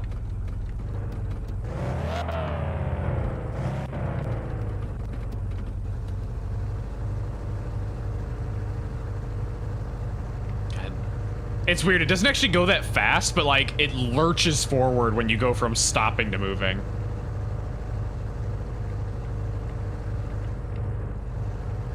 Sappy music is, I don't listen to sappy music, how dare you?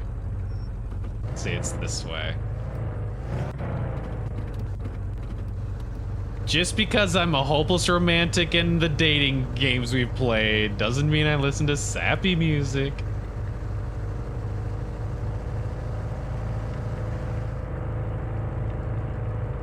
Jesus, why is that sticking out like that? Or the Lord of the Rings soundtrack, what the hell?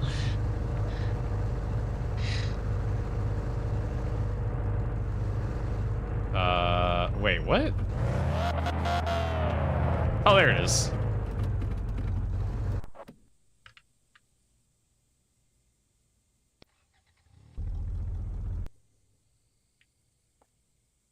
I were to listen to any movie soundtrack, I just rewatched Belle. I would probably listen to the Belle soundtrack. Is that a man? Oh no, it's gas tank. Post stream is deadly. Yeah, totally, definitely. Oh. There it is. Station key. Got it. Wait, why does my flashlight seem like it's just not on? I love Belle. Belle's such a good movie. Whoop.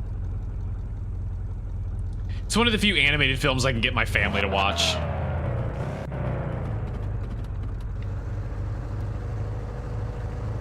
Like, I showed my mom way back when it first came out because she really likes Beauty and the Beast. And I was like, oh, it's an alternate take on Beauty and the Beast, except with like VR, and it has a different moral and stuff like that.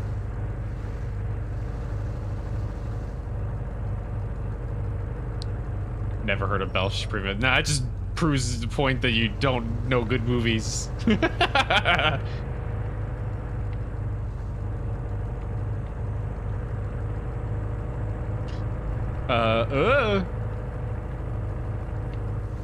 Watch all the good movies. Evidently not.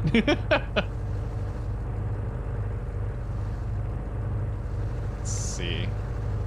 So it should be around here.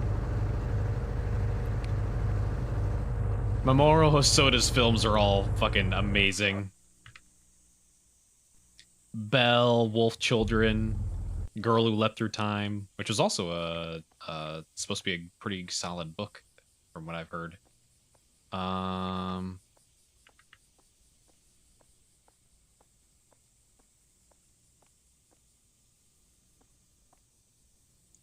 Where's my flashlight? There it is.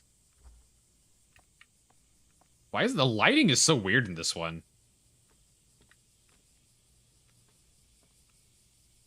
Tape recorder. Oh, okay. I guess I can't do anything with it unless I have a tape. I thought I could like take it with me.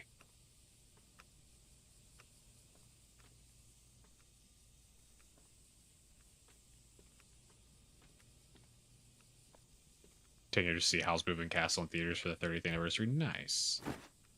Say, we got a vending machine ticket. Whoa, wait, there's the thing there. Why do...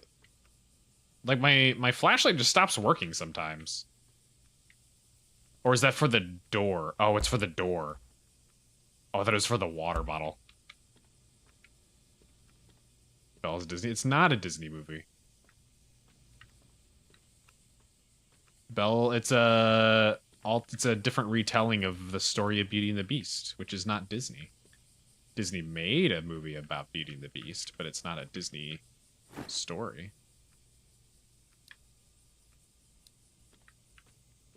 Not all that big on Disney movies. Some of them are okay. Coco was pretty solid. Encanto was pretty solid.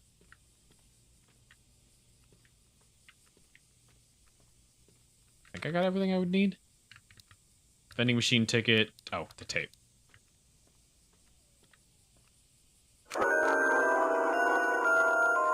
Jesus!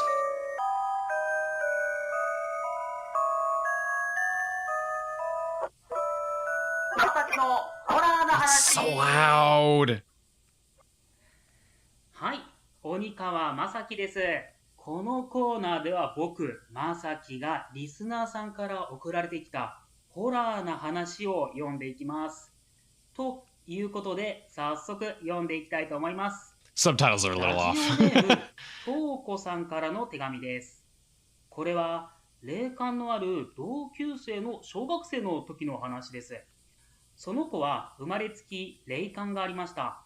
保育園の頃ははっきり見えるわけではなく、なんとなくもやのようなものが見えたり、一定の場所がひんやりと感じたりする程度だったようですが、小学生になってからははっきり見えるようになったそうです。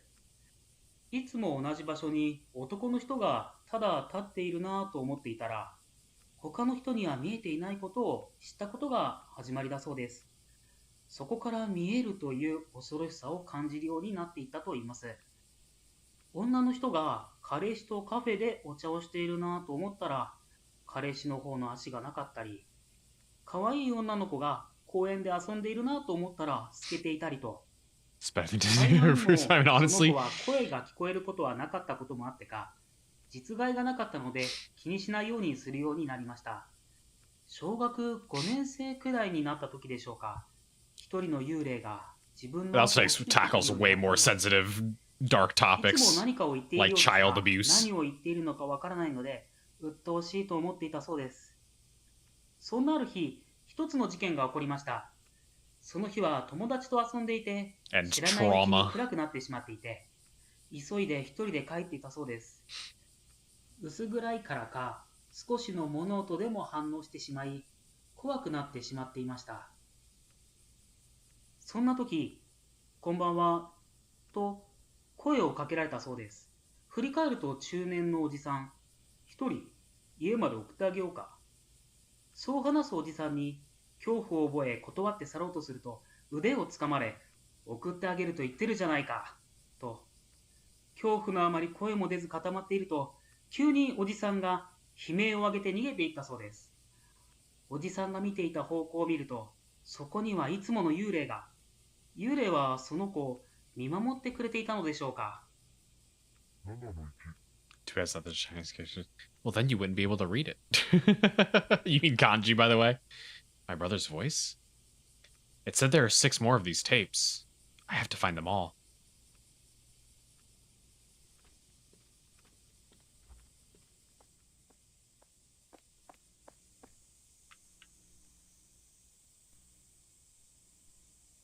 Okay, so...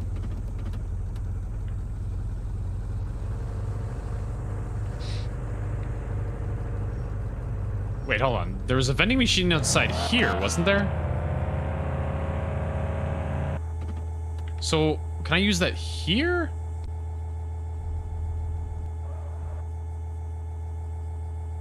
My car's sounding a little rough right now.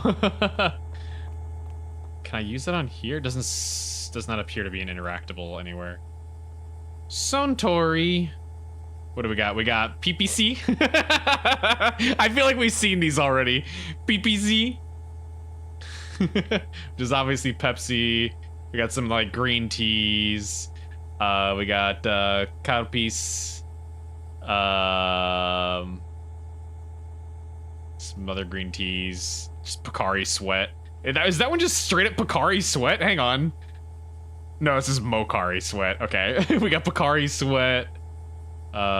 Chief Coffee is obviously Boss Coffee. That's so goofy. PPC. PPC.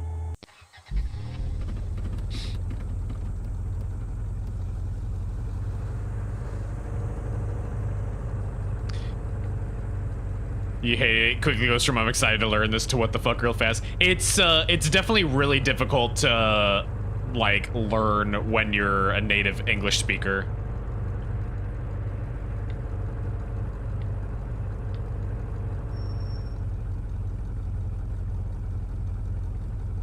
Call it something else in the US. In the US they called it Calpico. Because Calpis sounds awful in when you just, you know, out of context. It sounds like cow piss. And Westerners were making that joke, and so they're just like in America, whenever you buy that drink, it's literally called Calpico. The fuzzy water? No, it's not fuzzy. It's I don't know how to describe it other than it is a citrusy, quote-unquote, dairy drink. I think it's supposed to be like a yogurt drink or something like that. Like it uses yogurt powder or something. But yes, it is delicious. I love Calpis, and I'll say it the correct way. But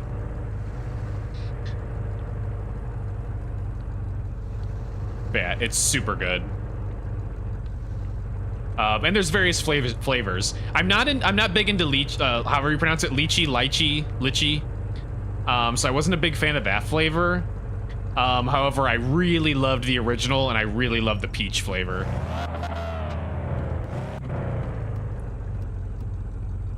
I'm assuming I'm meant to go to the ones that are highlighted.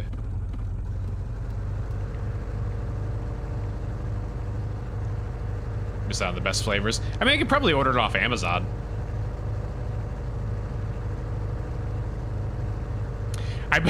That's one of the few things that I put on my throne wish list, because it's just like, I don't really want people to be spending tons of money on me, even when they want to support me. So like half the stuff on my throne wish list is just like snacks and like drinks, like Calpico or Calpis and Bakari Sweat and shit like that. Like things that would normally be just annoying for me to get myself.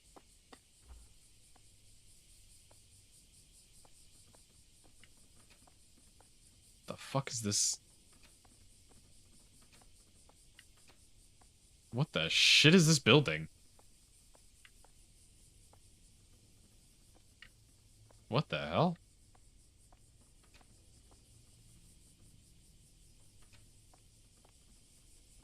Buy me a book. I can't eat a book. What is this building?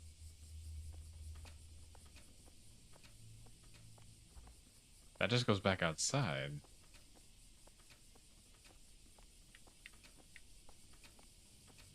What the hell? Mission ticket, 10 yen. Yeah, there's not... If there's a puzzle here, I don't know what it is.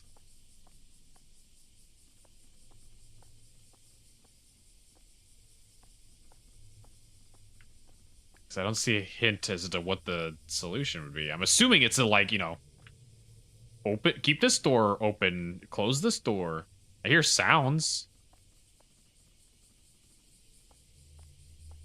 Sounds like breathing outside. My flashlight sucks.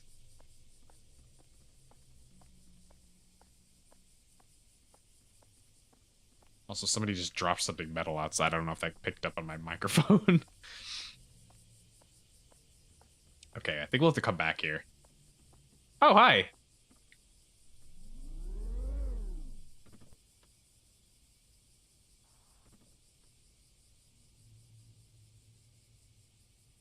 Okay.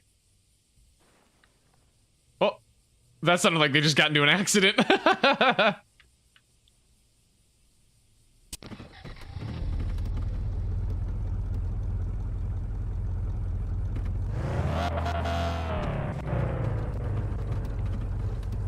Wait, am I going the wrong way? Yeah, it's going the wrong way. Actually, you know what this makes me want to play? It's been on my wish list for a while. Fuck, what's it called? There's a series of horror games that are like all driving around. What's it called? Hang on, it's on my wish list.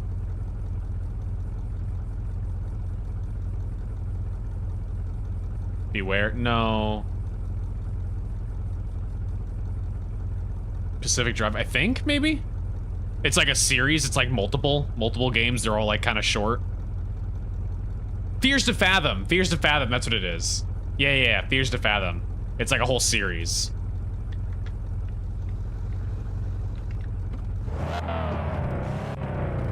One of these days we'll play that. It's been on the list for a while. I was actually considering playing it this weekend, but they literally just announced or are releasing another one. So I was like, oh, well, I guess I'll just wait. Whoa, God, Jesus. Okay, I'm gonna go to the trash can.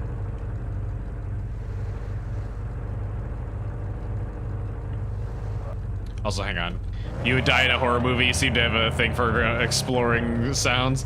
Nah, see, if I was in a horror movie, I would 100% be the person demanding that everyone stay together. Oh yeah, they got into an accident.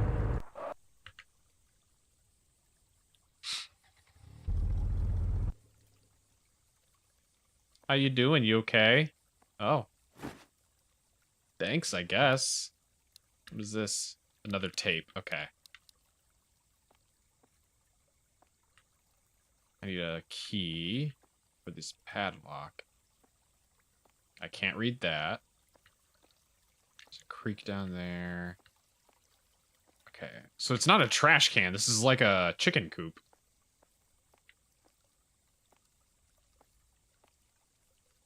Yeah, I think it's like a chicken coop for getting like community fresh eggs or something like that.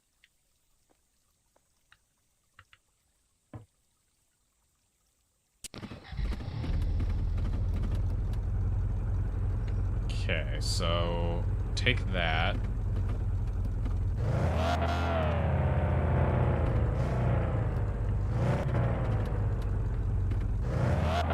Okay, no, actually, this is the right way. We go this way. We go this way. There we go.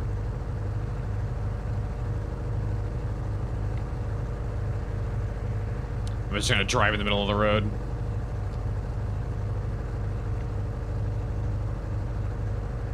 It's fine.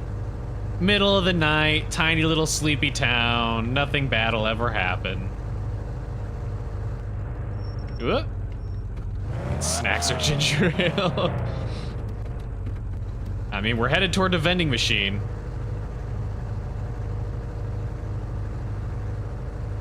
One that's apparently so important that it's marked on my map. This is a vending machine area.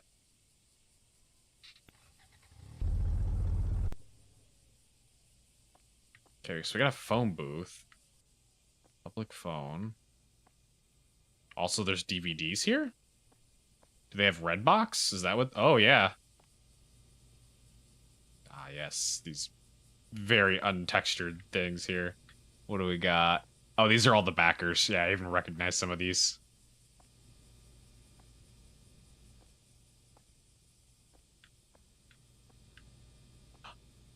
Tapes. How do I get the... That's not what I meant to do. Do I need to know the code for that?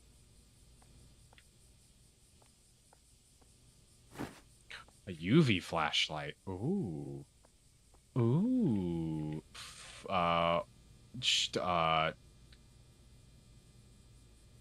2143?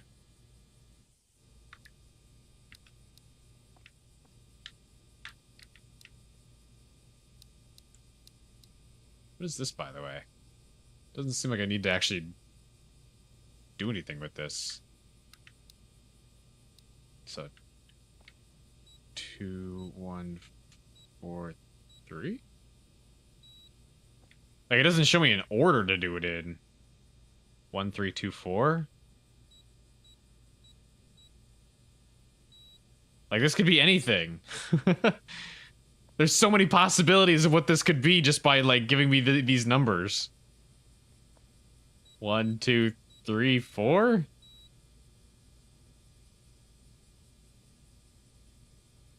One, 4, 2, 3? 1, 3, 4, 2? 1, 2, 4. I think I did that one already. 1, 4, 2, 3. 1, 4, 3, 2. 3, 1, 4, 2. 3, 1, 2, 4. 2, 1, 3, 4. 2, 3, 1, 4. 2, 4, 1. Whoops. 1, 3. Isn't the position of the keys and the number? Oh yeah, it is. Fair observation. Fair observation.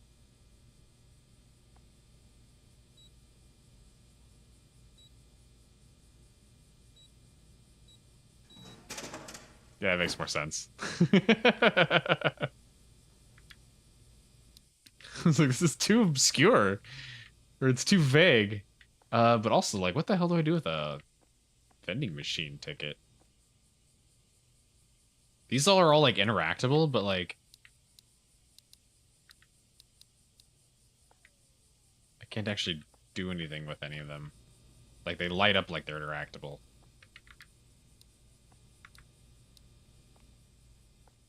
Huh. Huh. Okay. Leave.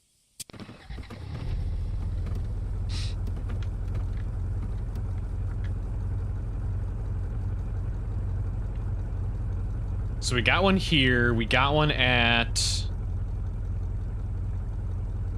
There was one at the station.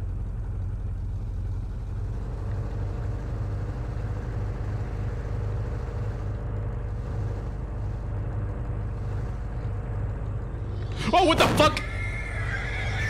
What the shit? What the shit's that? Why is it just a wild boar? What a dick. Did my car just die? Did my car just die?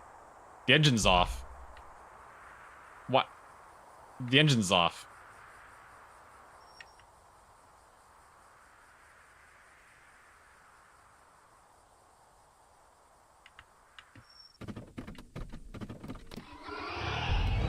What the fuck?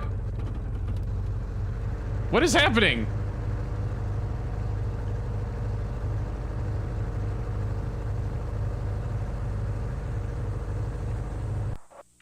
Get out. Would you just hit?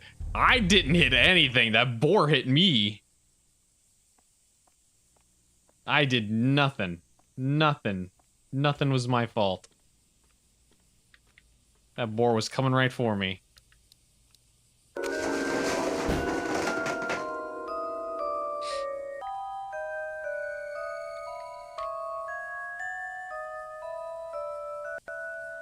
まさきのホラーの話。はい、今回もやってきました。ホラーの話。今回も手紙読んでいきますよ。 His attitude is like so weirdly chipper for telling spooky stories. この人前も送ってくれた人ですね。前回の話とっても良かったので、今回も楽しみですね。He was a murder in games only for babies. I only murder babies. 中学生の時、いとこは家族が病気になり、とても気を落としていたそうです。いとこはその時のことを人生で一番どん底だったと今でも言います。家族が病気になったけど何もできず、苛立ちと不安で情緒不安定になり、不登校になったと言います。何もする気になれず、ただ空を眺めてはため息をつく。そんな毎日を過ごしていたそうです。しかし、そんな彼女に唯一一つの希望がありました。親友の存在です。小学生の時に意気投合した友達がおり、とても仲が良かったそうです。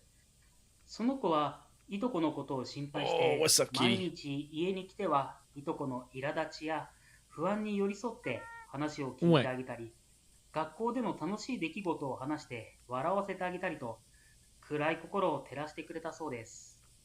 いとこの家に親友が泊まっていくこともあったそうです。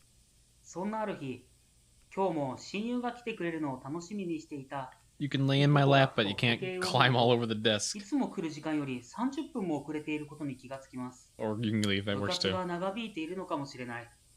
今日は忙しくてこれが日なのかもしれない。そう自分に言い聞かせていましたが。She's been weird ever since my last move, where she just doesn't like other people anymore suddenly. 遠くからピーポーピーポーと救急車の音が聞こえる気がします。と、プルルと一本の電話がかかってきたそうです。親友が交通事故に遭ったと。親友はそのまま帰らぬ人になってしまったそうです。いとこは自分を責め、生きる意味をなくし、たどり着いた先は自殺でした。Oh, okay. Jesus. 誘われるかのように橋から身を投げ出そうとしたとき、いとこを呼ぶ声が聞こえました。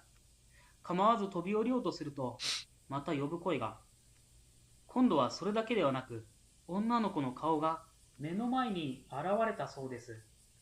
それはあの親友の顔。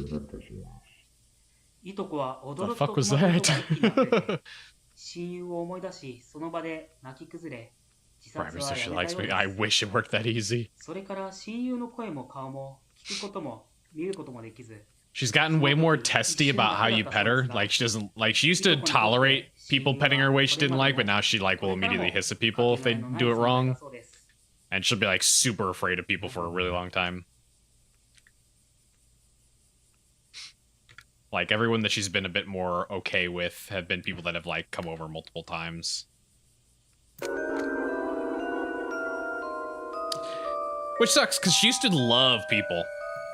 I think she still likes being in the vicinity of people and she wants to be around people, but I've moved so many times that now she's just constantly skeezed out.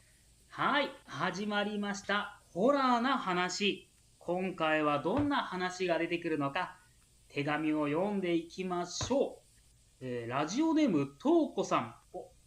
またまたこの方ですね。まあ、このとうこさんが送ってくれる話は、幽霊のほんわか話なので、 Heartwarming ghost 今回 stories. も楽しみですね。今回はどんな幽霊が出てきてくれるのでしょうか。これは友人が高校生だった時の話だと言います。家族が病院に入院することになり、毎日病院にお見舞いに行っていたそうです。その病院は総合病院だったのもあり、大きくて医者や看護師の数も多く、いつも人が出入りしているような病院だったようです。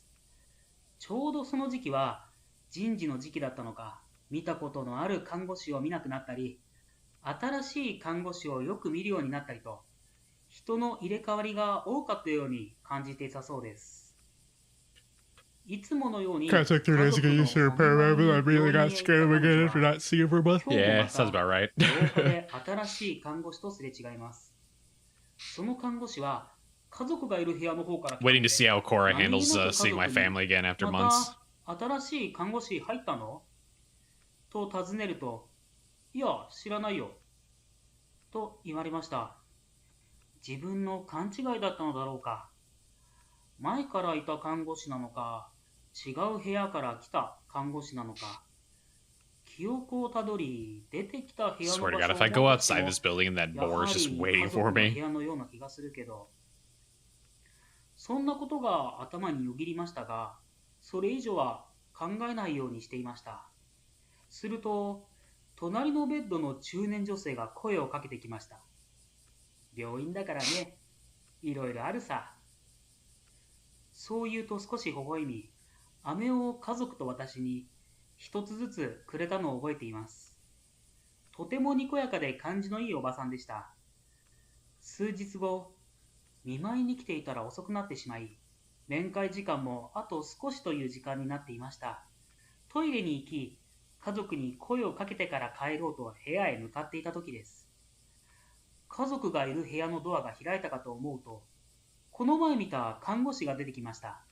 なぜかとっさに隠れてしまい、様子を見ていると、一緒に出てきたのは家族の隣のベッドのおばさんでした。看護師と手をつないで歩いていきます。すぐに家族のいる部屋に入り、隣のおばさんのことを聞くと、一人でふらっと部屋を出ていったというので、慌てて追いかけました。おばさんと看護師が見え、後ろから、おばさん、おばさんと声をかけ So る there's ものの、 seven. 聞こえていない There のか definitely isn't that 全く many 反応がありません。 locations. Or at least 看護 they're 師 not も marked も on ち my ろん map. 後ろを振り返ることはなく、二人で歩いていきます。 But I エ don't レベータ know ー how の to 前で do. 二人が止まったの Sorry, で走って追いかけ、 God. ちょうどエレベーターに乗ったところでやっと追い Hello, つき、エレベーターの中でおばさんの腕を掴むことができました。おばさん大丈夫？そう言うと、看護師はこちらをギロリと睨み消えていきました。 What am エレベー I? ターには fucking 何も dog. 覚えていないおばさんと Oh, big yawn. Oh, big いいのボタンが押 stretch. していました後から知ったのですが、地下2階は Doing okay. Clearly sleepy. あの看護師は It's お been ばさんを raining nonstop for 連 like れて行く 4つもりだっ days. たのでしょ Like permanent cat mode. Okay. So yeah, there's not enough locations yet, so there's gonna have to be multiple at some locations. My dog. Jesus Christ. When was the last time anybody said that? Dog. What the fuck? Oh, it's just behind.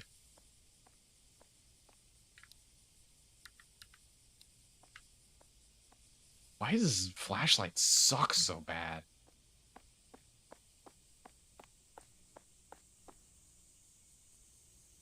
Oh, also thank you for ears. Yeah. Oh, why'd that go immediately into our yard? Okay. So...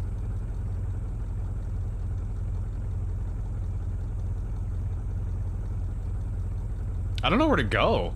I don't know where to go. Maybe back to our house?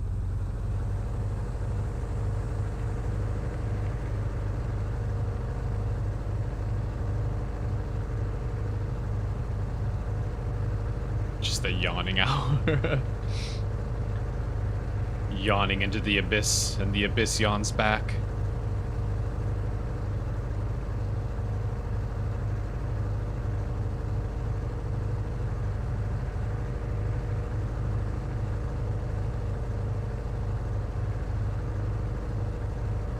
Alright, please don't still be here. Okay, it looks like it's gone.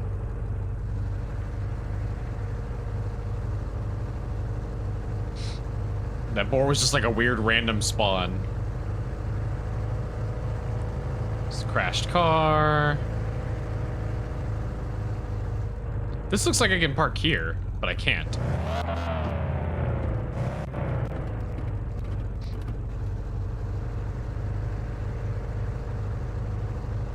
What's our objective? We're looking for tapes.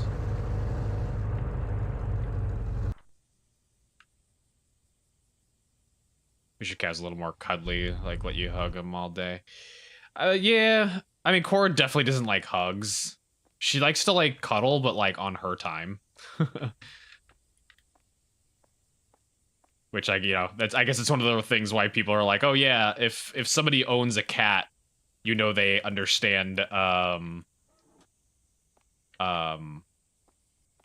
like personal space, because a cat will 100% invade your personal space as they want, but will refuse to let you invade their personal space unless they want. So you kind of just have to learn to respect their personal space. Okay, so there's actually just nothing here unless there's some spooky ectoplasm all over this building, but there doesn't appear to be.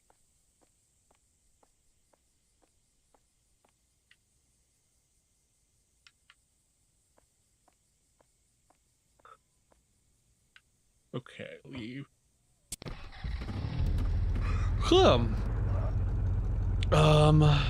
Okay, so... Huh.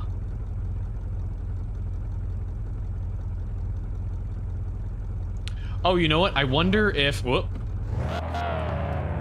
I wonder if I can use the black light on the doors. Okay, we still don't have a way to get into any of those, so I'm not gonna bother with that. Oh.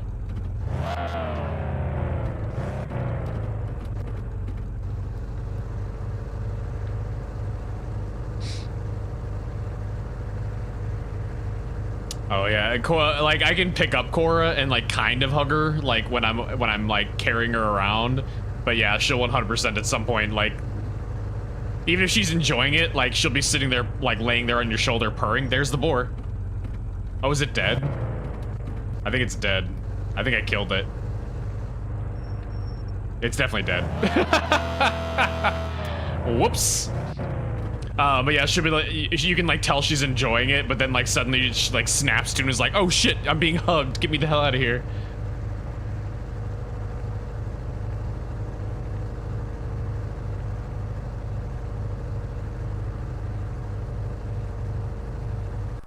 Okay, let's try the black light here then.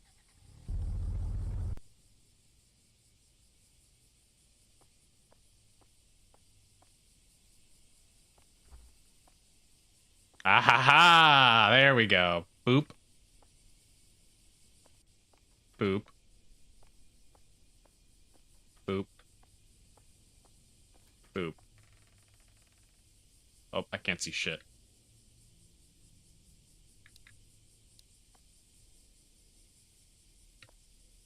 What the fuck? There we go. Oh, Jesus, hi. Jesus.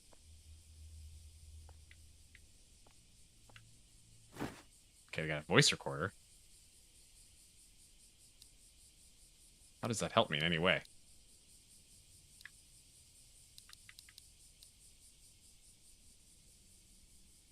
Check the bore for tape. I can't get out of the car unless it's like one of the actual like interactable like drop off areas. Okay, so I got a tape from here. Also, the poor thing, no, it charged me. I was just driving around, it fucking ran directly into my car.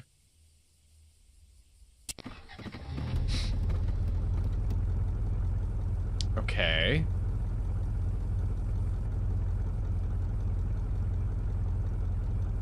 Voice recorder. What would I use the voice recorder for?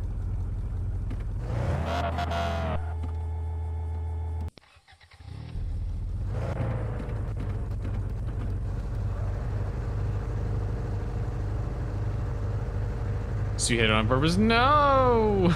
I was just driving around, having a nice little night drive, and it came and attacked me.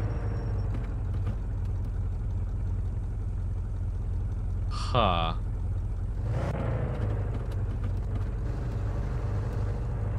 So I've gotten a tape at every single location so far.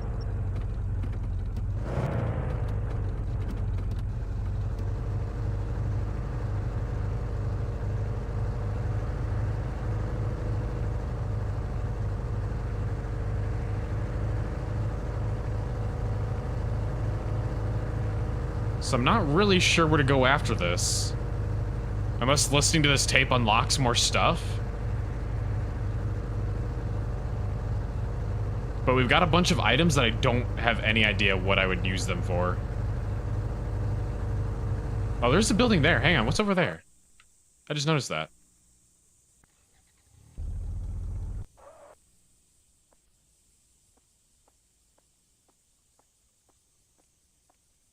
Hi, sir. What the fuck? Well, that was weird. That's the only one that's interactable. There's something odd about this monitor.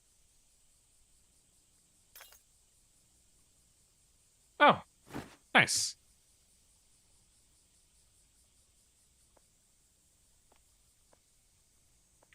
Hi. Oh, you dick. What a jerk. That wouldn't even scare me. He's just a douchebag. Okay, so listening to the tapes doesn't do anything. I just need to find them.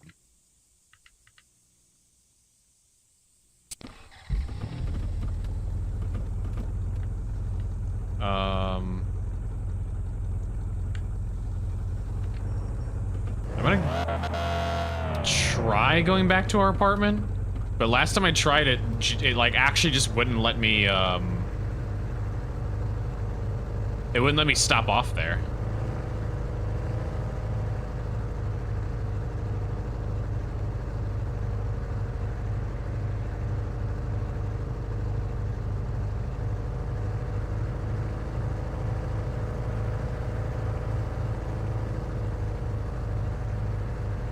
You know, I don't know about anybody else, but like, there is something appealing about living. Yeah, no, I can't stop off here. There is something appealing about living like in a wooded area, like where things are very quiet, your neighbors are separated from you by a fair distance and everything. But the idea of living somewhere where it takes me like 40 minutes one way just to go get groceries or something like that, or to get to like the nearest like thing to do anything, like nah. On the flip side, I don't like living in a downtown area. That's too crowded. I'm too introverted for that. And also I like my quiet. So I wouldn't be able to live in like a metro downtown, but I like the thought of the quiet, but I also really like a little bit of convenience.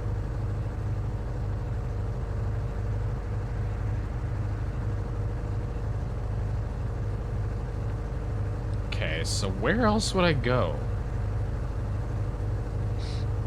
Like, I've got things that I feel like I should be able to use.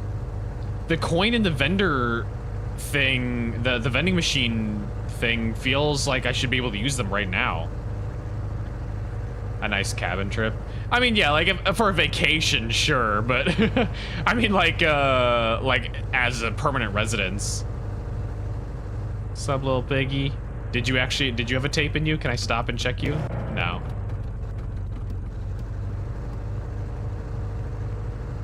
Maybe you shouldn't have ran into my car.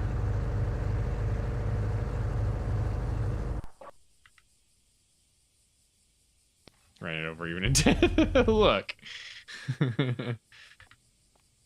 Oh wait, this is this public telephone. I got a coin. You never look up, do you? Could I have gotten that tape without doing that? Okay, so we have 2 more tapes. We need 1 more, I think. No, 2 more? 2 more tapes? You don't look up? Gamers never look up. That's just a thing.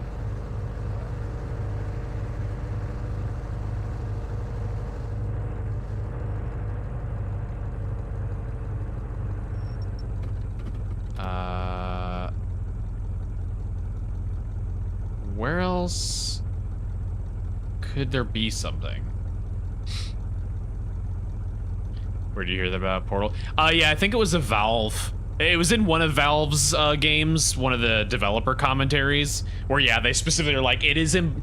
There's multiple. There's like the old I forget what it's called, the Lighthouse Coast DLC for Half-Life 2 or whatever. They talk about it. Just in the general sense of like, it's impossible to get gamers to look where you want them to look, so the only way to make a gamer look at things that you want them to look at is to put a glowing light there. So that's why there's a lot of times you'll play a game and there's just like a random light turned on here for no explainable reason. Like maybe the power is out here, but there's still somehow light coming from this one area specifically just to get the person to look at it, you know? But then I think it was also like Portal, where they said something along the lines of like, even then, when you factor in like using lights and stuff like that, it's extremely hard to get gamers to look up. Like for some reason, it's a direction that they just don't look, and I don't know what the logic is or what the science is, but yeah. So we still need the key or something for the padlock here. I learned about that from someone playing Crash Twinsanity. That's a weird one because like you don't have to look up in Crash. There is no looking up. Next too delicate for gaming to crane up. Yeah, we're too busy looking down at like our handheld consoles and stuff. Huh. So I need a key or some way to open up a padlock, which I do not have.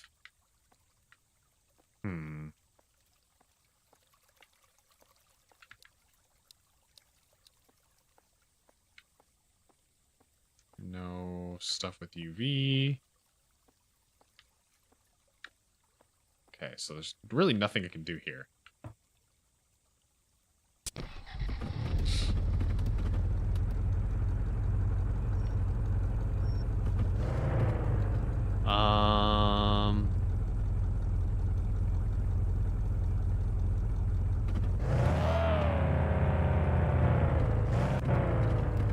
Let's go back to the station and use the UV light around the station. I feel like I must be missing something really like blatant. Like maybe it's like out in the open. Oh god, that shine. Oh, holy shit, I can't see anything. This is like when you're driving around late at night and somebody with one of those like, somebody's driving a brand new car that has those really obnoxiously bright LED lights as headlights.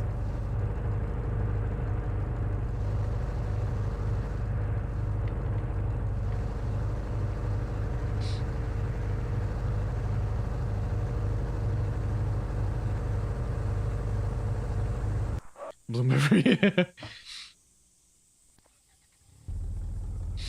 Okay, I think I know the fight you're talking about. It's been a long time since I've touched any of the Crash games. Weirdly, was never a big Crash person. Even though I did grow up with some of the games.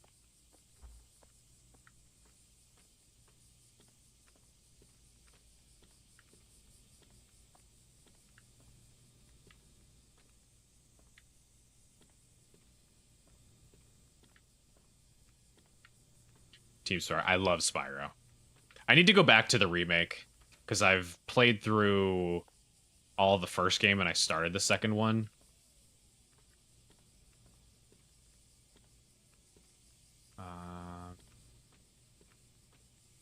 There's not really anything else, huh? Huh.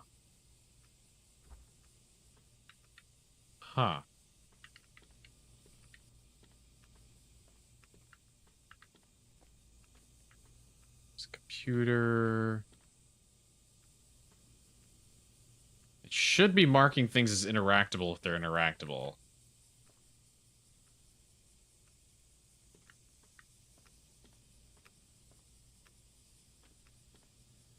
What was that noise?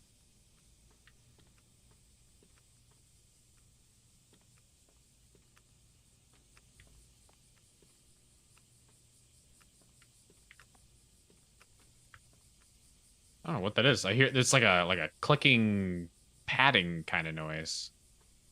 Anyway, so yeah, we are at 3. Oh man, that sucks. We need 2 more tapes.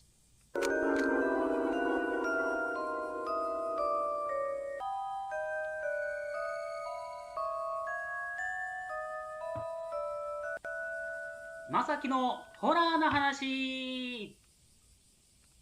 Tell me a story, はい Masaki. 今回もホラーなお手紙読んでいきますよ。 I'm so used to like whenever you listen to like a horror or like paranormal podcast, it's always somebody like talking really quiet. Like today's story about Bigfoot. 最近知り合った同じバイトの We're gonna learn just how big 兄弟 those が piggies 入院 are. し気持ちが下がっている日々。その子は兄弟のためにと毎日病院に通い一生懸命看病していた。 Really? Yeah. At least in すいません。 in the い West. つもと同じ人です。 They always like sound. They either sound very serious or they sound just like it's almost like a sleepy time podcast where they speak very like very deep, very close to the microphone 続けますね。 and just kind of very like almost like melodramatic, not melodramatic, melatonin or monotone. That's what I'm looking for. Melatonin's not a thing. Melatonin is a thing. 医者の重々しい口が開いた。もう長くはない。持って1ヶ月程度だった。 I think it's because a lot of them come on at night. Like if you like listen to actual radio, と they're always like nighttime things. あ、すいません。あ、変なところがカタカナになっていて。 Speak normal. I mean, some of them are speaking normal and just 病室に working very late at nights. They're just like, hello, folks. How are you いつものよう doing に笑 tonight? っていた。 It's それからは 3 a.m. and we're going to talk 時間 about がある時は少しでも aliens. 病院に行くようにした。そうするうちに1ヶ月が過ぎ去り、医者に宣告されてから3ヶ月が経とうとしていた。 And then they have callers call in who have clearly been drinking all night. 病院へ向かう途中、小さな男の I 子に just 声を got かけられた abducted and they probed me. と、違うよ。そう言うと泣きそうになったため、男の子のお母さんを探すことにした。すぐにお母さんが、蜜？また変なところがカタカナですね。 I'm like, I'm みがカタカナでした。 genuinely struggling to think of what I need to do お母さんが to, 見つかり、 or with the rest of these 男の子を渡 items. した。去ろうとする私を見て、男の子のお母さんが、疲れているみたいだけど、大丈夫ですか？ This guy's reading listener submitted 声 stories. をかけ I て mean, きた。 they definitely do in some of the other like Western ones. I mean, my biggest experience is with like the radio shows 疲れが溜まっていたことに気づき rather than specifically podcasts, but a lot of the podcast people do the 家 same に thing too. 少しだけお邪魔するようにした。お茶とケーキを出してもらい、久しぶりにほっと息をついて休んだ。そんな甘い時間は風のように過ぎ去 No, っ it's てい acting た that よう way. で If it's paranormal. I mean, usually they're not really acting. They're just, 大丈夫ですかと声を I かけ guess, られ、 making it more relaxing to 時計 listen を to or 見た something. 時 I に don't は fucking know. 面会時間まであと Doing the 1時 radio 間という voice, 時間になってい basically. た。ほんの少しいたつもりがそんなに時間が経っていたのか。ここから病院までは30分かかる。すぐに家を出た。挨拶をきちんとしなかった。そう思い振り返るとそこに It's like 犬はなかった。 his stories don't しかし気にする暇 actually はない。急いで病院に向かっていると his stories 携 don't 帯電話 actually が like give us information about what's ポケ going ットで小さく on な though. っ It た音に seems 私は気づかなかった。 he's just kind of like reading stuff from 病院 like に着くと the ドアの same 前に people 兄弟に似た小さな男の子が立っていた。 or specifically the 不 same 思議に思 person. って近づくと男の子が そんな風に言ったような気がした。慌てて病院に入ったが、もう手遅れだった。 Like stuff like that keeps 私 happening. は兄弟の名を叫び、大声で泣いた。どうして？その瞬間、僕が私の中にスーッと That's 入 what ってき she た感じが said. それから兄弟は私のそばで私をずっと見ている。ずっと。 Oh. Sounds like a Oh, the light just exploded. Jesus Christ, cat. Core is zooming.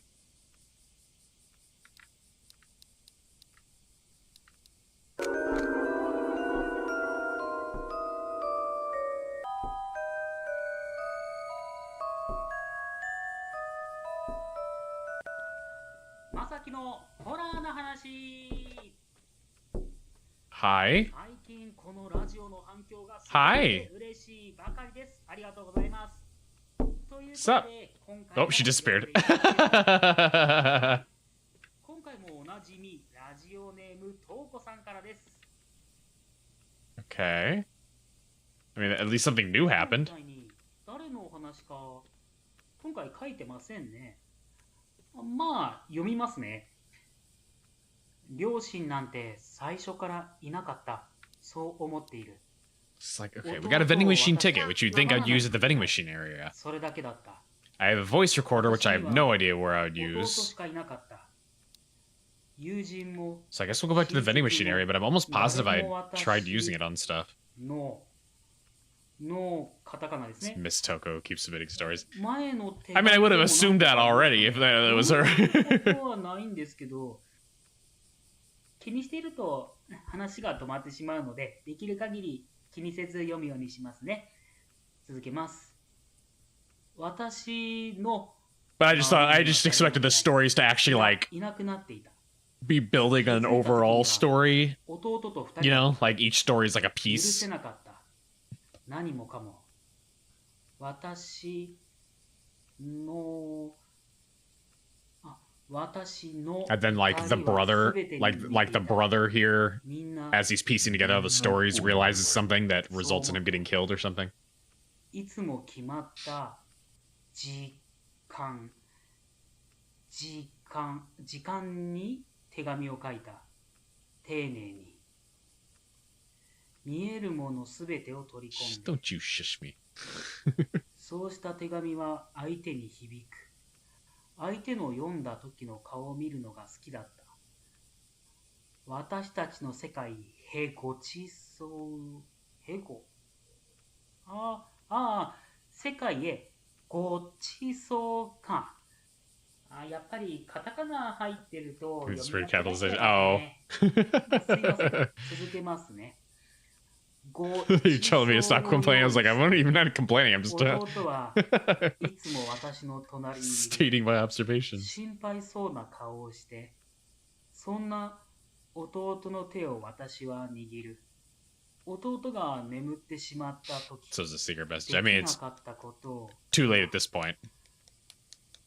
苦しみも苦しみ苦しみですね。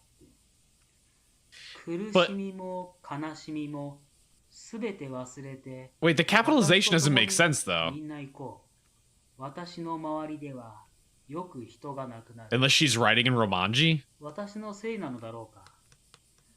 ほら、あなたにも会いに行きますよ。下の方に何か書いてありますね。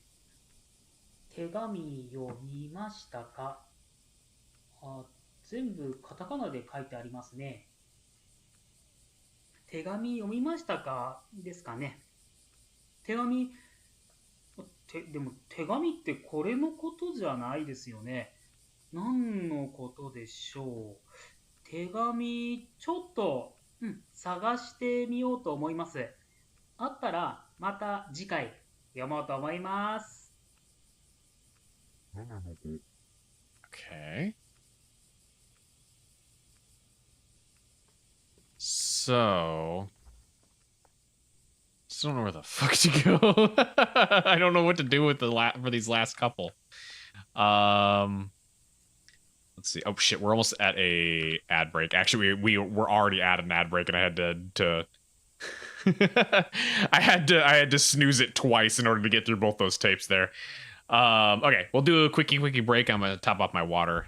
But then yeah, we'll go do the other couple tapes. But BRB, no worries, ads will play. I won't be doing anything, so you won't be missing anything, but you can subscribe in order to watch clips instead of ads. So yeah. Goodbye. Well, not goodbye. BRB.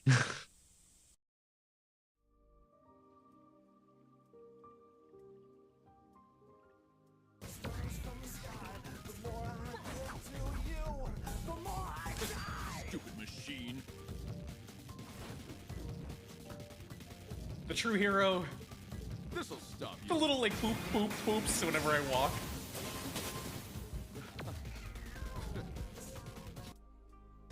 Hour in? Did we beat it in an hour?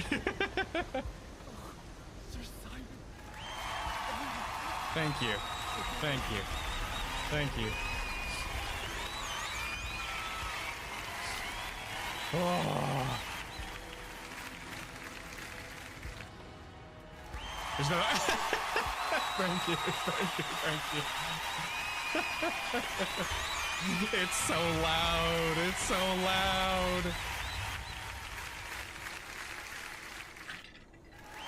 Oh my god.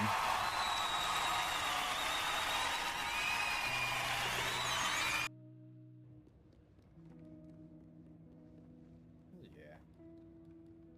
She can wait so I can get my bro hug.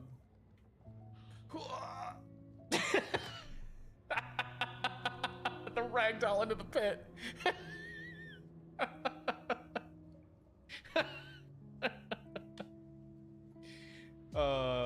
Good trust fall there, 6. Yeah. Here, I'll contribute to the We're all nyanning. Yeah, there, everyone can hear a nya. I hope you're happy, pudding. Yeah. You forgot your nya. Yeah. Yeah. No, oh my god. Another nya. Thanks for that, Milo. No. Oh, Jesus Christ. That was, oh my god, that was perfect timing. That wasn't even a fart to me. Oh my god, that was just the sound of him landing. Why was the timing so perfect?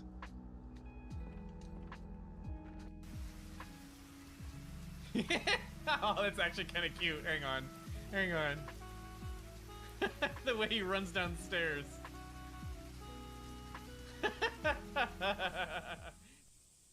Bolo, I'm back. Why did it play the baby clip again?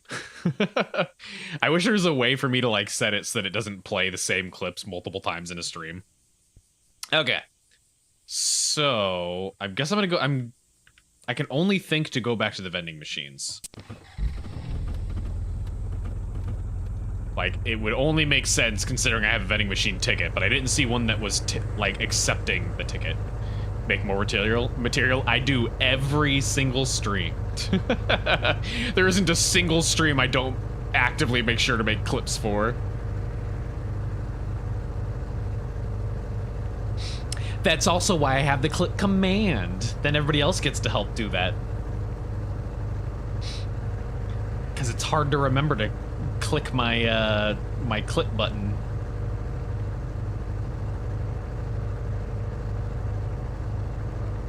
Okay, so go over this way.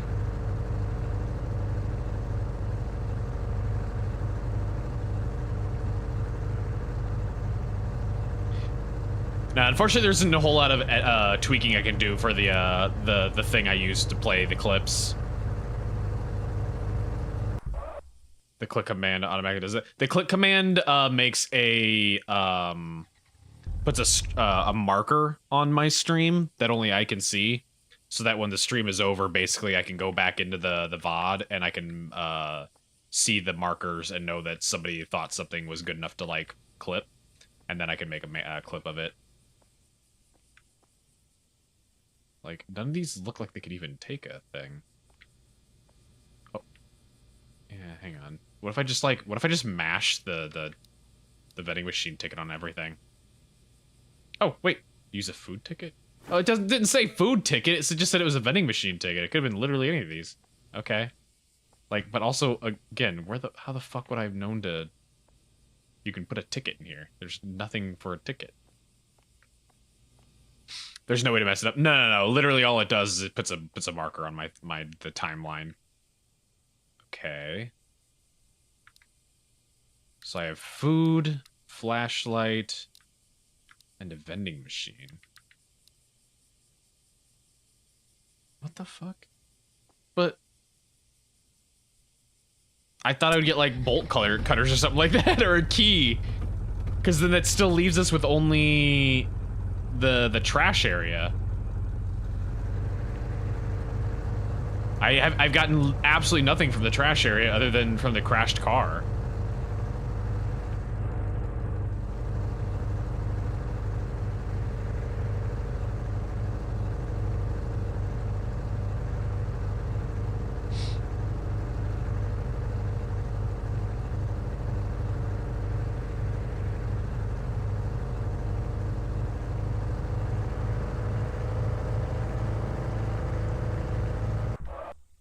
Am I missing something?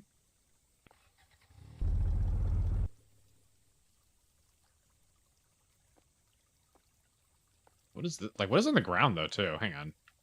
The flashlight sucks. Also, oh my god. I don't know if you can see it because my head's in the way. The flashlight is actually projecting light from my inventory onto the ground. Like, I don't know if you can see it, but anytime I move to and rotate the menu to where the light is like aiming at the ground here, let me see if I can let this just rotate.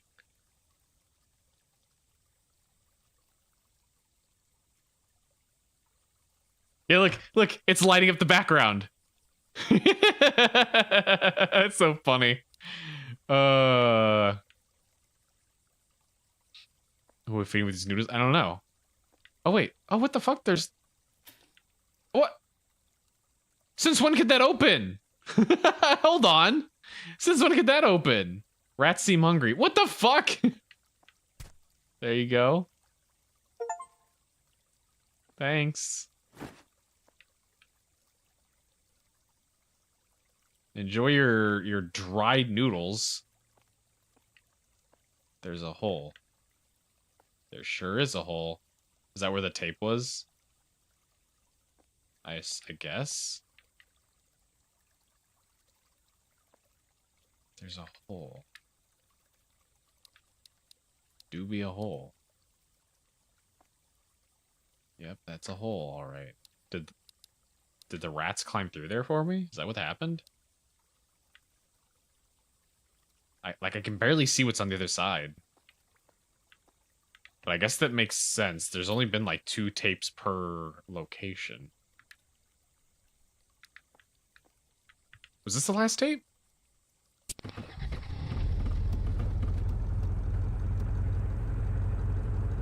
Or was this the second? I feel like this was the second last tape, right? Don't we need another one still?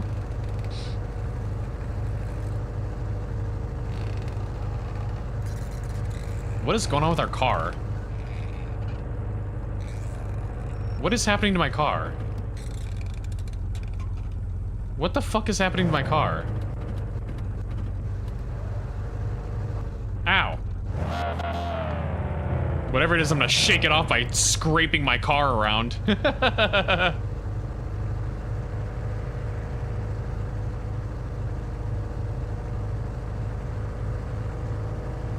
Ghost can't get me if I'm shaking it off my roof.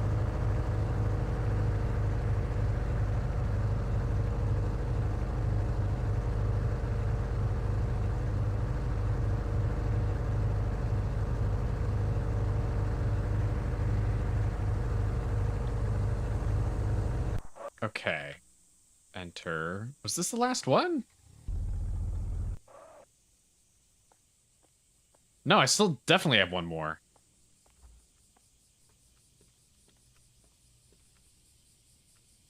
Where am I missing another tape then?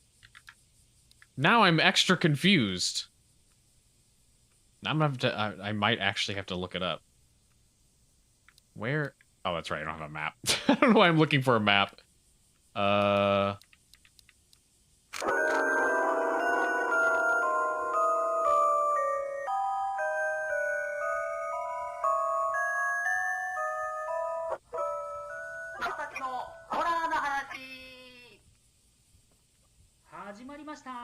hear something again. 前回のラジオを聞いてくださった方はわかると思うんですけど、 There's documents. なんと Wait, those have always been there. ありました。資料の間に挟まってて気づきませんでした。ということで、今回はこの手紙読んでいきますよ。前回に引き続き、今回はどのような話でしょう。今回も毎度おなじみ。 It's always from Toko. God, what an attention whore. 今回はタイトルのようなものもあるようですね。では早速タイトルから読んでいきましょう。Nice, good story, good story. Nice. My favorite part was I was moving. I was touching. The tape ends abruptly. What happens after that? He was about to read a letter. It should be between some documents. I have to find it. Okay.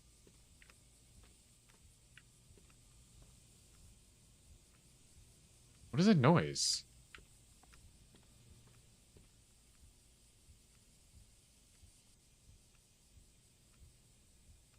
What? Hang on.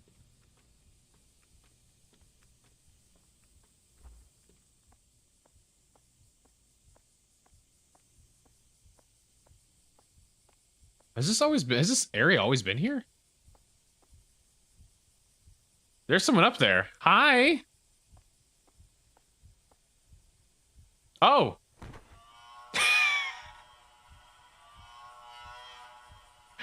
Oh. Well.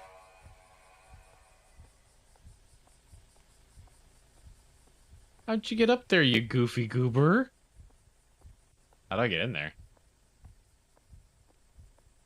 Oh. That's a giant key! A bicycle lock key.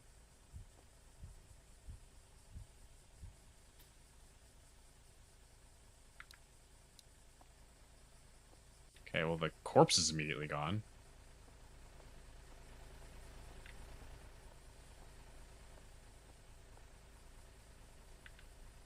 Seems like a bad idea.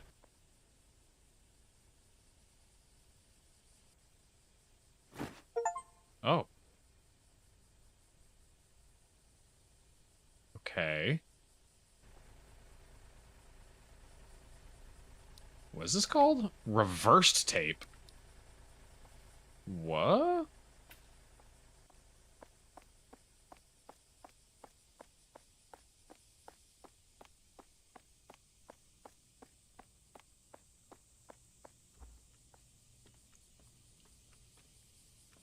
The player's gone. Oh, okay.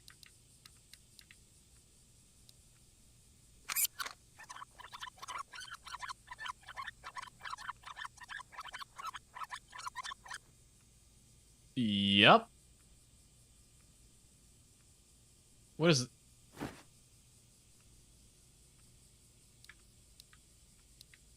Can I use the voice recorder with it?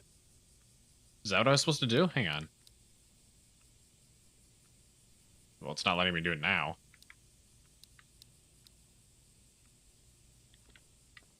Huh.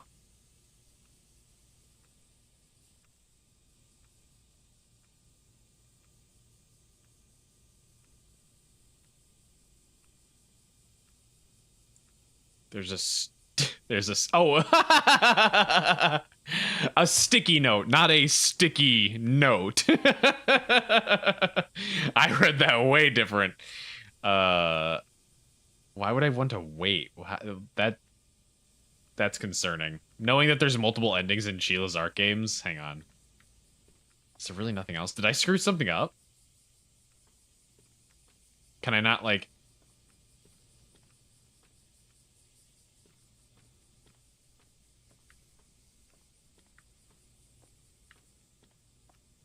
Huh.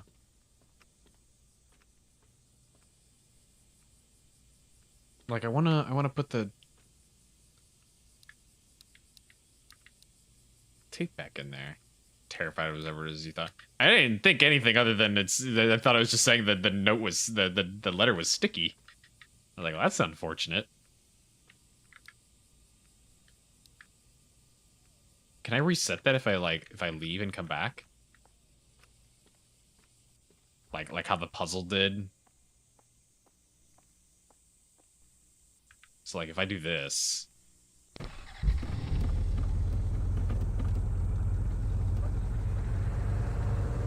And then immediately go back. I feel like I was meant to use the tape recorder on that so that I could like so that I could like listen to it in reverse.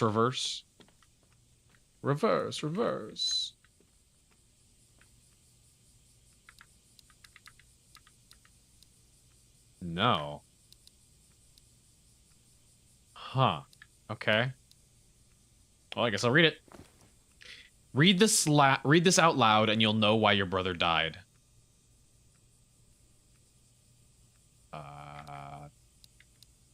Voice recorder?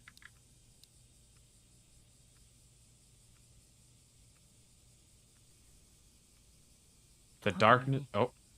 弟は熱く燃え、姉は青き息を吐く。トナコには何もできぬ。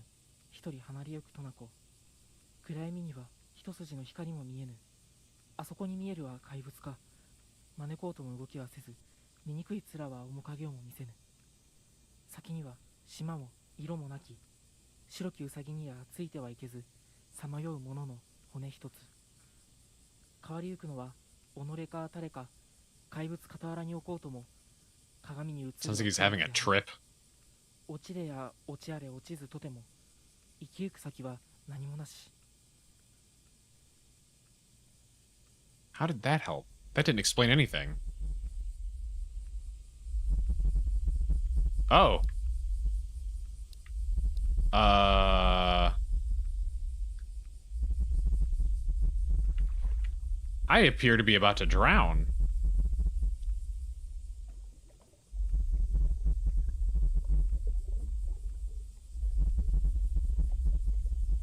It was a curse. You see, I mean, I could have told you that from the beginning. I was actively trying not to read the thing.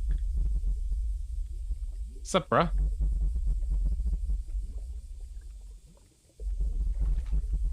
I think. Or are you Goral? I can't tell. It's really dark. 俺は三河春夫。トナコの闇は絶対読むな。読んだら死ぬ。俺にはもう時間が。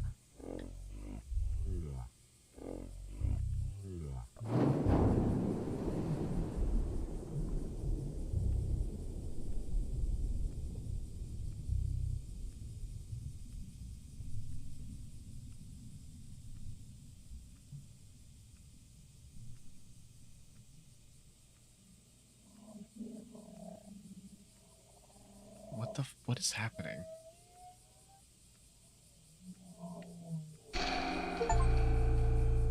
Oh, Have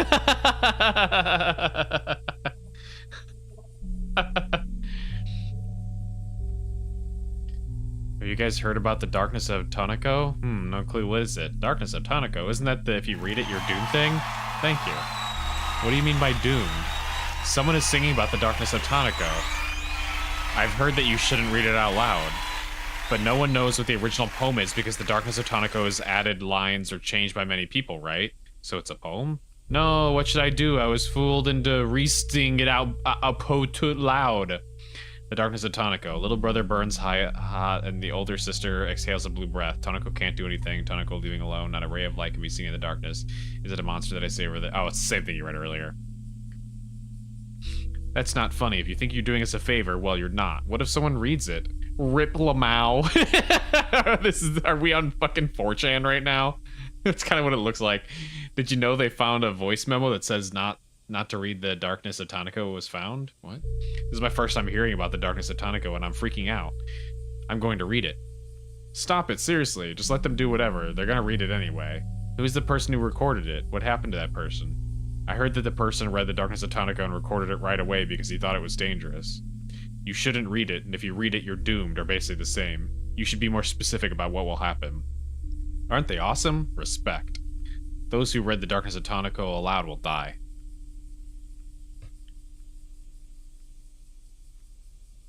2chan. Isn't 2chan one, like, way worse? Isn't 2chan the one that's been, like, taken down multiple times for very illegal things?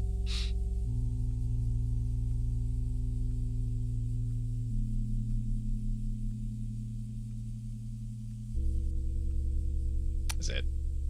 Are we done? Yep. I guess that's my answer.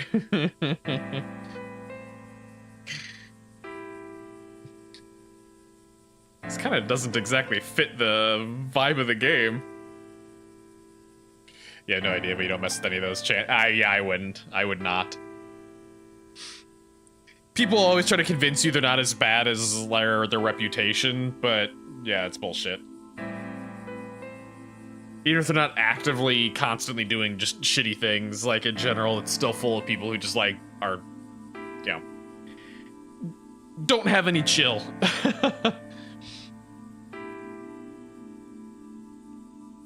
But I guess that's it. Heading to bed. Have a good night, and we're basically done now anyway. Is there like a... I mean, we got lots of like English names on here. I'm surprised there hasn't been any like English VTubers showing up in inside the games. But your start time, you have to give me the thing first.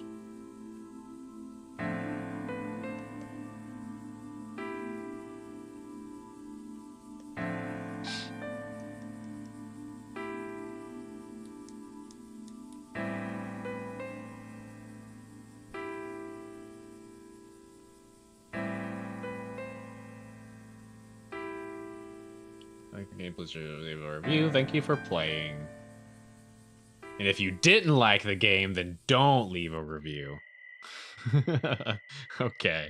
Well. 1 second here.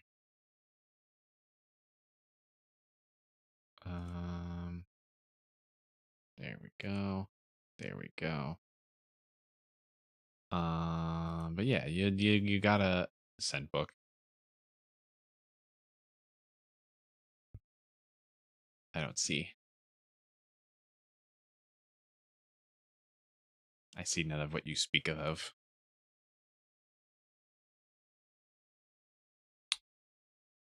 Oh, there it is. Just taking ages. Crime and Punishment. Jesus Christ. How long are these chapters? Oh, these are long. These are long. All right, hang on.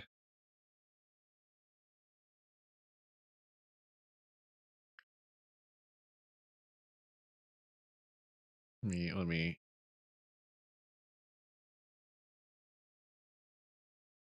me change this.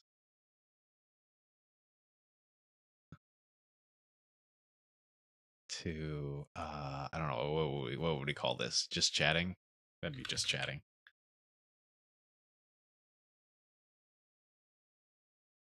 What's long? I will see. Oh, like you're asking what's Yao did the story, like bedtime story redeem. And every single time she does that, she always purposely picks freaking like long chapter books. We could probably do, let's see. We'll do the first one and see, because this actually looks like it's even longer than Don Quixote was per chapter. Quest a dog voice again? What do you mean you quest a dog voice again? What do you, wait, what? What does that mean? Oh, are you talking about Wishbone? I still don't know what you mean by that.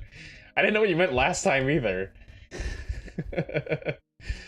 I was just reading it like normal last time, just slightly quiet time. Sorry, it's gonna be really loud because I'm adjusting my microphone to be able to get closer to it.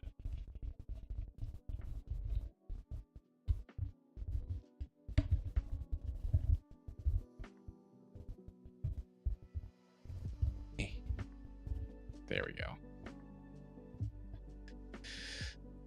Ugh.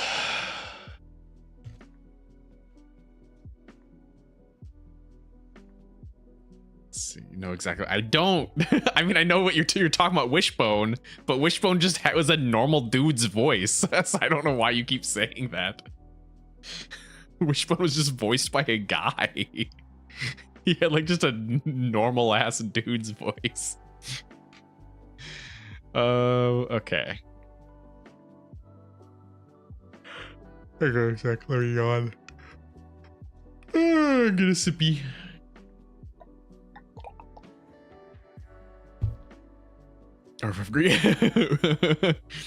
Crime and punishment, barf barf. Oh man. Okay. Hang on, let me angle this better. So, crime and punishment. Hang on, I need to make this scale this up bigger. This is very tiny text.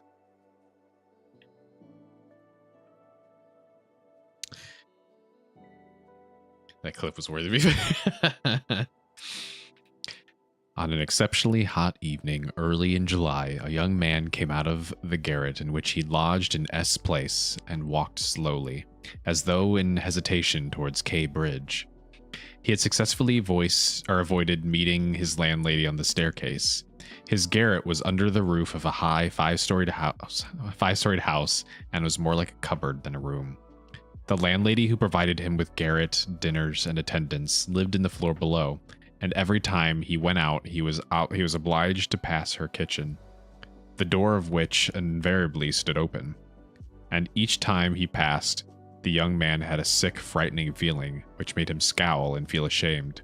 He was hopelessly in debt to his landlady, and was afraid of beating her. Sounds familiar? Why would that sound familiar? This was not because he was cowardly and abject, quite the contrary. But for some time past, he had been in an overstrained, irritable condition verging on hypochondria. He had become so completely absorbed in himself and isolated from his fellows that he dreaded meeting not only his landlady, but anyone at all. He was crushed by poverty, but the anxieties of his position had of late ceased to weigh upon him. He had given up attending to matters of practical importance. He had lost all desire to do so. Nothing that any landlady could do had any real terror for him. But to be stopped on the stairs, to be forced to listen to her trivial, irrelevant gossip, to pestering demands for payment, threats and complaints, and to rack his brains for excuses, to fucking prevaricate, to lie. No, rather than that, he would creep down the stairs like a cat and slip out unseen. Except you joke because you live in a palatable estate. I mean, I do live in a nice home. It better be a nice home. I pay good ass money for it. The This evening, however, on coming out into the street, he became acutely aware of his fears. I want to attempt a thing like that, and am frightened by these trifles, he thought with an odd smile. Yes, all in a man's hands, and he lets it all slip. I wish this was easier to read in the sense of like, I can't get the text big enough. These are the downsides of having a 4K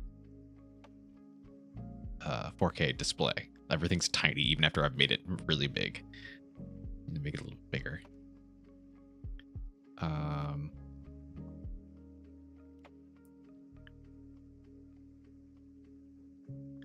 Writing. Yeah, terrible typo. Okay. Yes, all is in a man's hands, and he lets it all slip from cowardice. That's an axiom. It would be interesting to know what it is men are most afraid of. Taking a new step, uttering a new word is what they fear most. But I am talking too much. It's because I chatter that I do nothing. Or perhaps it is that I chatter because I do nothing. I've learned to chatter this last month, lying for days together in my den thinking of Jack the Giant Killer. Why am I going there now? Am I capable of that? Is that serious? It is not serious at all. It's simply a fantasy to amuse myself, a plaything. Yes, maybe it is a plaything. The heat in the street was terrible, and the airlessness, the bustle of the plaster, scaffolding, bricks, and dust all about him, and that special Petersburg stench, so familiar to all who were unable to get out of town in summer, all worked painfully upon the young man's already overwrought nerves. The insufferable stench from the pothouses, which are particularly numerous in that part of the town, and the drunken men whom he met continually, although it was a working day, completed the revolting misery of the picture. An expression of the profoundest disgust gleamed for a moment in the young man's refined face. He was, by the way, exceptionally handsome, above the average in height, slim, well-built, with beautiful dark eyes and dark brown hair. Soon he sank into deep thought, or more accurately speaking, into a complete blankness of mind. He walked along, not observing what was about him, and not caring to observe it. From time to time he would mutter something, from the habit of talking to himself, to which he had just confessed. At these moments he would become conscious that his ideas were sometimes in a tangle, and that he was very weak. For 2 days he had scarcely tasted food.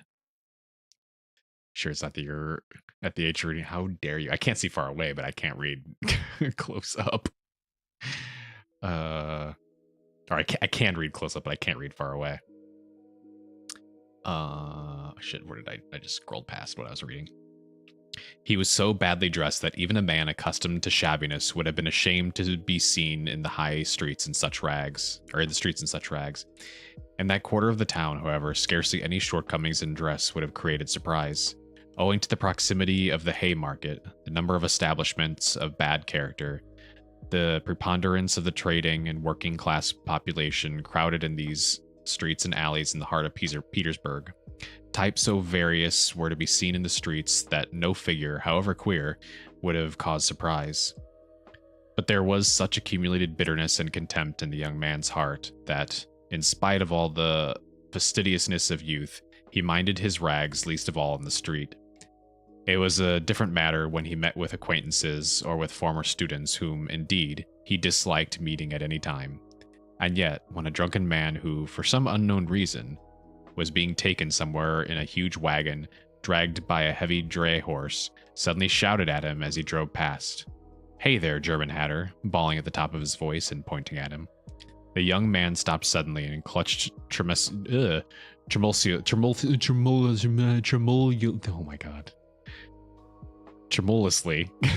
at his hat. It was a tall, round hat from Zimmerman's, but completely worn out, rusty with age, all torn and bespattered, brimless and bent on one side in a most unseemly fashion. Not shame, however, but quite another feeling akin to horror had overtaken him. Probably become a Russian book and oh yeah, I don't know about that one. I knew it, he muttered in confusion. I thought so. That's the worst of all. Why, a stupid thing like this, the most trivial detail, might spoil the whole plan. Yes, my hat is too noticeable. It looks absurd, and that makes it noticeable. With my rags, I ought to wear a cap, any sort of old pancake. but not this grotesque thing. Nobody wears such a hat. It would be noticed a mile off. It would be remembered. What matters is that people would remember it, and that would give them a clue. For this business, one should be as little conspicuous as possible. Trifles. Trifles are what matter. Why, it's just such trifles that always ruin everything. He had not far to go. He knew indeed how many steps it was from the gate of his lodging house, exactly 730. He had counted them once when he had been lost in dreams. At the time, he had put no faith in those dreams and was only tantalizing himself by their hideous but daring recklessness. Now, a month later, he had begun to look upon them differently, and in spite of the monologues in which he jeered at his own impotence and indecision, he had involuntarily come to regard this hideous dream as an exploit to be attempted, although he still did not realize this himself. He was positively going now for a rehearsal of his project, and at every step his excitement grew more and more violent. What is he doing that he has to be discreet like this? I don't think I've ever even read this book before, so best bet is like as good as mine. With a sinking heart and a nervous tremor, he went up to a huge house, which on one side looked onto the canal, and on the other into the street. This house was let out in tiny tenements, and was inhabited by working people of all kinds. Tailors, locksmiths, cooks, Germans of sorts, girls picking up a living as best they could, petty clerks, etc. There was a continual coming and going through the two gates and in the two courtyards of the house. 3 or 4 doorkeepers were employed on the building. The young man was very glad to meet none of them, and at once slipped unnoticed through the door on the right and up the staircase. It was a back staircase, dark and narrow, but he was familiar with it already, and knew his way.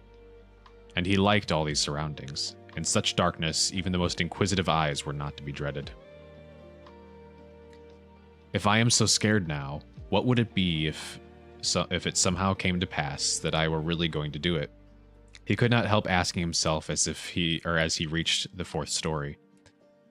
There his progress was barred by some porters who were engaged in moving furniture out of the flat. He knew that the flat had been occupied by a German clerk in the civil service and his family. This German was moving out then, and so the 4th floor on the staircase would be unattended except by an old woman. That's a good thing anyway, he thought to himself as he rang the bell of the old woman's flat. The bell gave a faint tinkle as though it were made of tin and not of copper. The little flats in such houses always have bells that ring like that. He had forgotten the note of that bell, and now its peculiar tinkle seemed to remind him of something and to bring it clearly before him. He started. His nerves were terribly overstrained by now. In a little while, the door was opened a tiny crack. The old woman eyed her visitor with evident distrust through the crack, and "Hello, kitty," and nothing could be seen but her little eyes glittering in the darkness. But, seeing a number of people on the landing, she grew bolder and opened the door wide. Can you please move? You're sitting right in front of my screen. Bye. Is this hello? You came in during story time. Shit, where did I just leave off? The young man stepped into the dark entry, which was partitioned off from the tiny kitchen. The old woman stood facing him in silence and looking inquiringly at him. She was a diminutive, withered-up old woman of 60 with sharp, malignant eyes and a sharp little nose. Her colorless, somewhat grizzled hair was thickly smeared with oil, and she wore no kerchief over it. Round her thin, long neck, which looked like a hen's leg, was knotted some sort of flannel rag, and in spite of that heat, there hung, flapping on her shoulders, a mangy fur cape, yellow with age. The old woman coughed and groaned at every instant. The young man must have looked at her with a rather peculiar expression, for a gleam of mistrust came into her eyes again. Oh my god, it's a Russian name. Raskolnikov, a student. I came here a month ago. The young man made haste to mutter, with a half bow, remembering that he ought to be more polite. I remember, my good sir. I remember quite well your coming here. The old woman said distinctly, still keeping her inquiring eyes on his face. And here... zooming cat in the background. And here I am again on the same errand, Raskolnikov continued, a little disconcerted and surprised at the old woman's mistrust. Perhaps she is always like that, though. Only I did not notice it the other time. he thought with an uneasy feeling. The old woman paused as though hesitating, then stepped on one side, and pointing to the door of the room, she said, letting her visitors pass in front of her. "Step in, my good sir." The little room into which the young man walked, with yellow paper on the walls, I forget how to pronounce this, geraniums and muslin curtains on the walls, was brightly lighted up at that moment by the setting sun. "So the sun will shine like this, will shine like this then, too," flashed as it were by chance through Raskolnikov's mind, and with a rapid glance he scanned everything in the room, trying as far as possible to notice and remember its arrangement. But there was nothing special in the room. The furniture, all very old and of yellow wood, consisted of a sofa with a huge bent wooden back, an oval table in front of the sofa, a dressing table with a looking glass fixed on it between the windows, chairs along the walls, and 2 or 3 halfpenny prints in yellow frames, representing German damsels with birds in their hands. That was all. In the corner, a light was burning before a small icon. Everything was very clean. The floor and the furniture were brightly polished. Everything shone. Lizavetta's work, thought the young woman. There was not a speck of dust to be seen in the whole flat.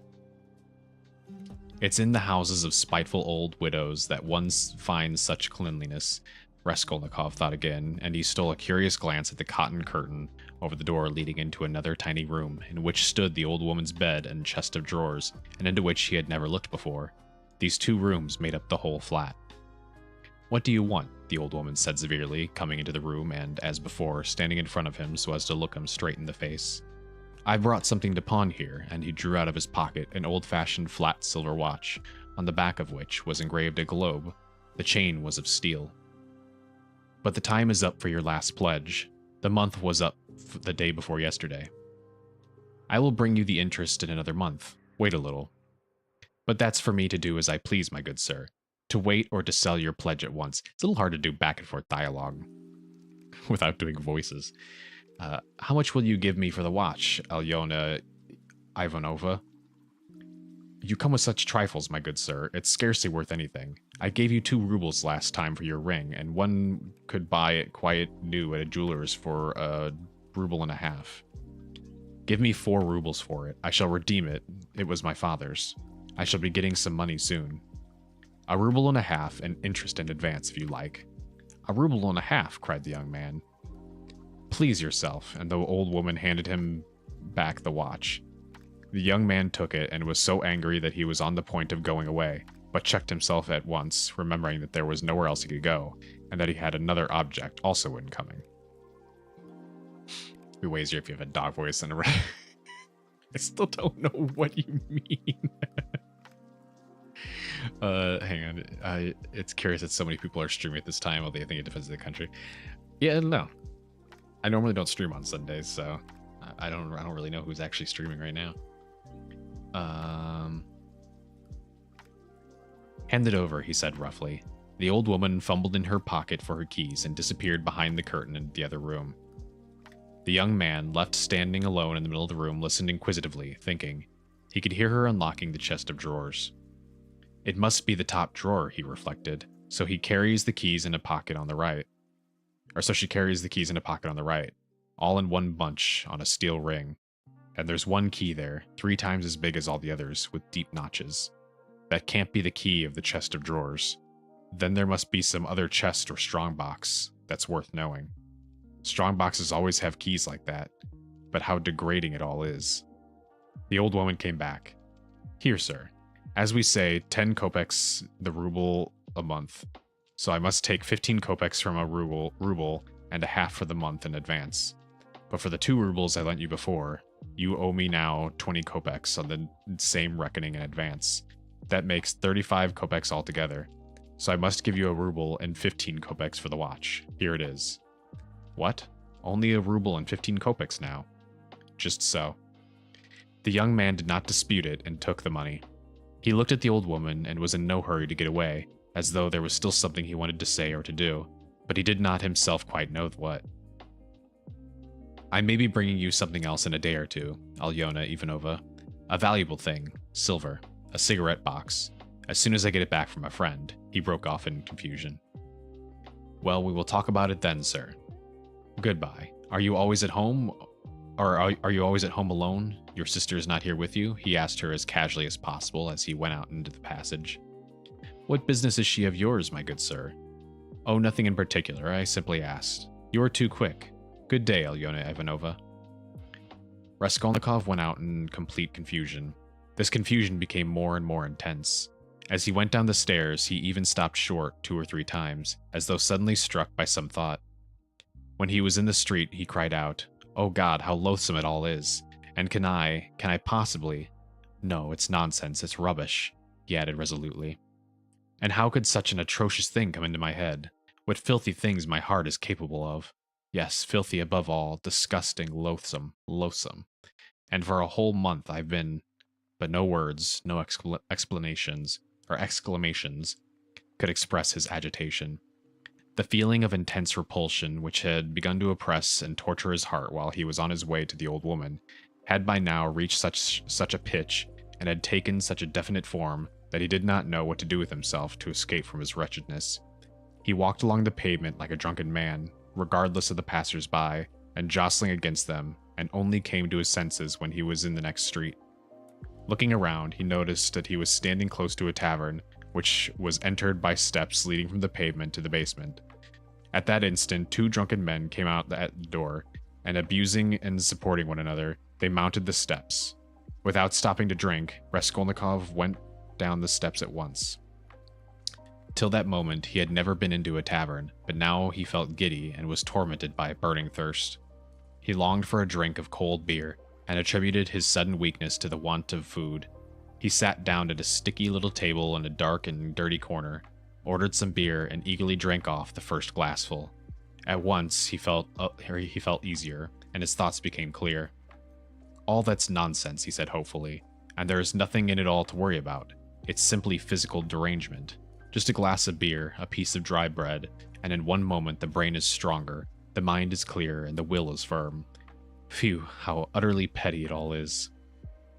But in spite of this scornful reflection, he was now looking cheerfully as though he were suddenly set free from a terrible burden, and he glazed around in a friendly way at the people in the room. But even at that moment, he had a dim foreboding that his happier frame of mind was also not normal. There were few people at the tavern, oh my God, Jesus Christ, I'm like stumbling over stuff. Hang on, yeah, I think it's a little strange because you don't understand half of what he's saying, so you don't speak English and you only know simple words, but sorry, but you're okay. I think a lot of stuff is also like easier to understand when you're like reading it yourself. Yeah, it just takes advantage of the thing to make me read more complicated books. Let's see, where did there were a few people at the time in the tavern. Besides the 2 drunken men he had met on the steps, a group consisting of about 5 men and a girl with a concertina had gone out at the same time. The departure left the room quiet and rather empty. The persons still in the tavern were a man who appeared to be an artisan, drunk, but not extremely so, sitting before a pot of beer, and his companion, a huge, stout man with a gray beard and a short, full-skirted coat. He was very drunk, and had dropped asleep on the bench. Every now and then, he began as though in his sleep, cracking his fingers with his arms wide apart and the upper part of his body bounding about on the bench while he hummed some meaningless refrain, trying to recall some such lines as these. His wife a year he fondly loved, his wife a year he fondly loved. Or suddenly waking up again. Waking along the crowded row, he met the one he used to know.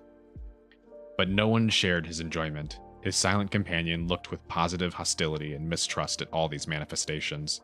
There was another man in the room who looked somewhat like a retired government clerk. He was sitting apart, now and then sipping from his pot and looking round at the company. He, too, appeared to be in some agitation. You take advantage to educate. Smartass. Hang on, let me check the length of the second chapter. Okay, we can do another one. It's significantly easier to read aloud than Don Quixote was, that's for sure. Don Quixote was a rough one to read aloud. Raskolnikov was not used to crowds, and as we've said before, he avoided society of every sort, more especially of late. But now, all at once, he felt a desire to be with other people. Something new seemed to be taking place within him, and with it he felt a sort of thirst for company. He was so weary after a whole month of concentrated wretchedness and gloomy excitement that he longed to rest, if only for a moment, in some other world, whatever it might be. And in spite of the filthiness of the surroundings, he was glad now to stay in the tavern. The master of the establishment was in another room, but he frequently came down some steps into the main room, his jaunty tarred boots with red turnover tops coming into view each time before the rest of his person. He wore a full coat and a horribly greasy black, stained waistcoat, with no cravat, and his whole face seemed smeared with oil like an iron lock. At the corner stood a boy of about 14, and there was a boy somewhat younger who handed whatever was wanted. On the counter lay some sliced cucumber, some pieces of dried black bread, and some fish, chopped up small, all smelling very bad. It was insufferably close, and so heavy with the fumes of spirits that 5 minutes in, such an atmosphere might well make a man drunk. There are chance meetings with strangers that interest us from the first moment before a word is spoken. Such was the impression made on Raskolnikov by the person sitting a little distance from him, who looked like a retired clerk. The young man often recalled this impression afterwards, and even ascribed it to presentiment. He looked repeatedly at the clerk, partly, no doubt, because the letter was staring persistently at him, obviously anxious to enter into the conversation. At the other persons in the room, including the tavern keeper, the clerk looked as though he were used to their company and weary of it, showing a shade of condescending contempt for them as persons of station and culture inferior to his own, with whom it would be useless for him to converse. He was a man over 50, bald and grizzled, of medium height, and stoutly built. His face, bloated from continual drinking, was of a yellow, ever-greenish tinge, with swollen eyelids out of which keen reddish eyes gleamed like little chinks. But there was something very strange in him. There was light in his eyes, as though of intense feelings. Perhaps there were even thought and intelligence, but at the same time there was a gleam of something like madness. He was wearing an old and hopelessly ragged black dress coat, with all its buttons missing except one, and that one he had buttoned, evidently clinging to this last trace of respectability. A crumpled shirt front, covered with spots and stains, protruded from his canvas waistcoat. Like a clerk, he wore no beard nor mustache, but had been so long unshaven that his chin looked like a stiff grayish brush. And there was something respectable and like an official about his manner, too. But he was restless. He ruffled up his hair and from time to time let his head drop onto his hands, dejectedly resting his ragged elbows on the stained and sticky table. At last, he looked straight at Raskolnikov and said loudly and resolutely, "May I venture, honored sir, to engage you in polite conversation? For as much as though your exterior would not command respect, my experience admonishes me that you are a man of education and not accustomed to drinking. I have always respected education when in conjunction with genuine sentiments, and I am besides a titular counselor in rank. Marmeladov, such is my name, titular counselor. I make bold to inquire, have you been in the service?" "No, I am studying," answered the young man, somewhat surprised in the grandiloquent style of the speaker and also at being so directly addressed. In spite of the momentary desire he had just been feeling for company of any sort, on being actually spoken to, he felt immediately his habitual, irritable, and uneasy aversion for any stranger who approached or attempted to approach him.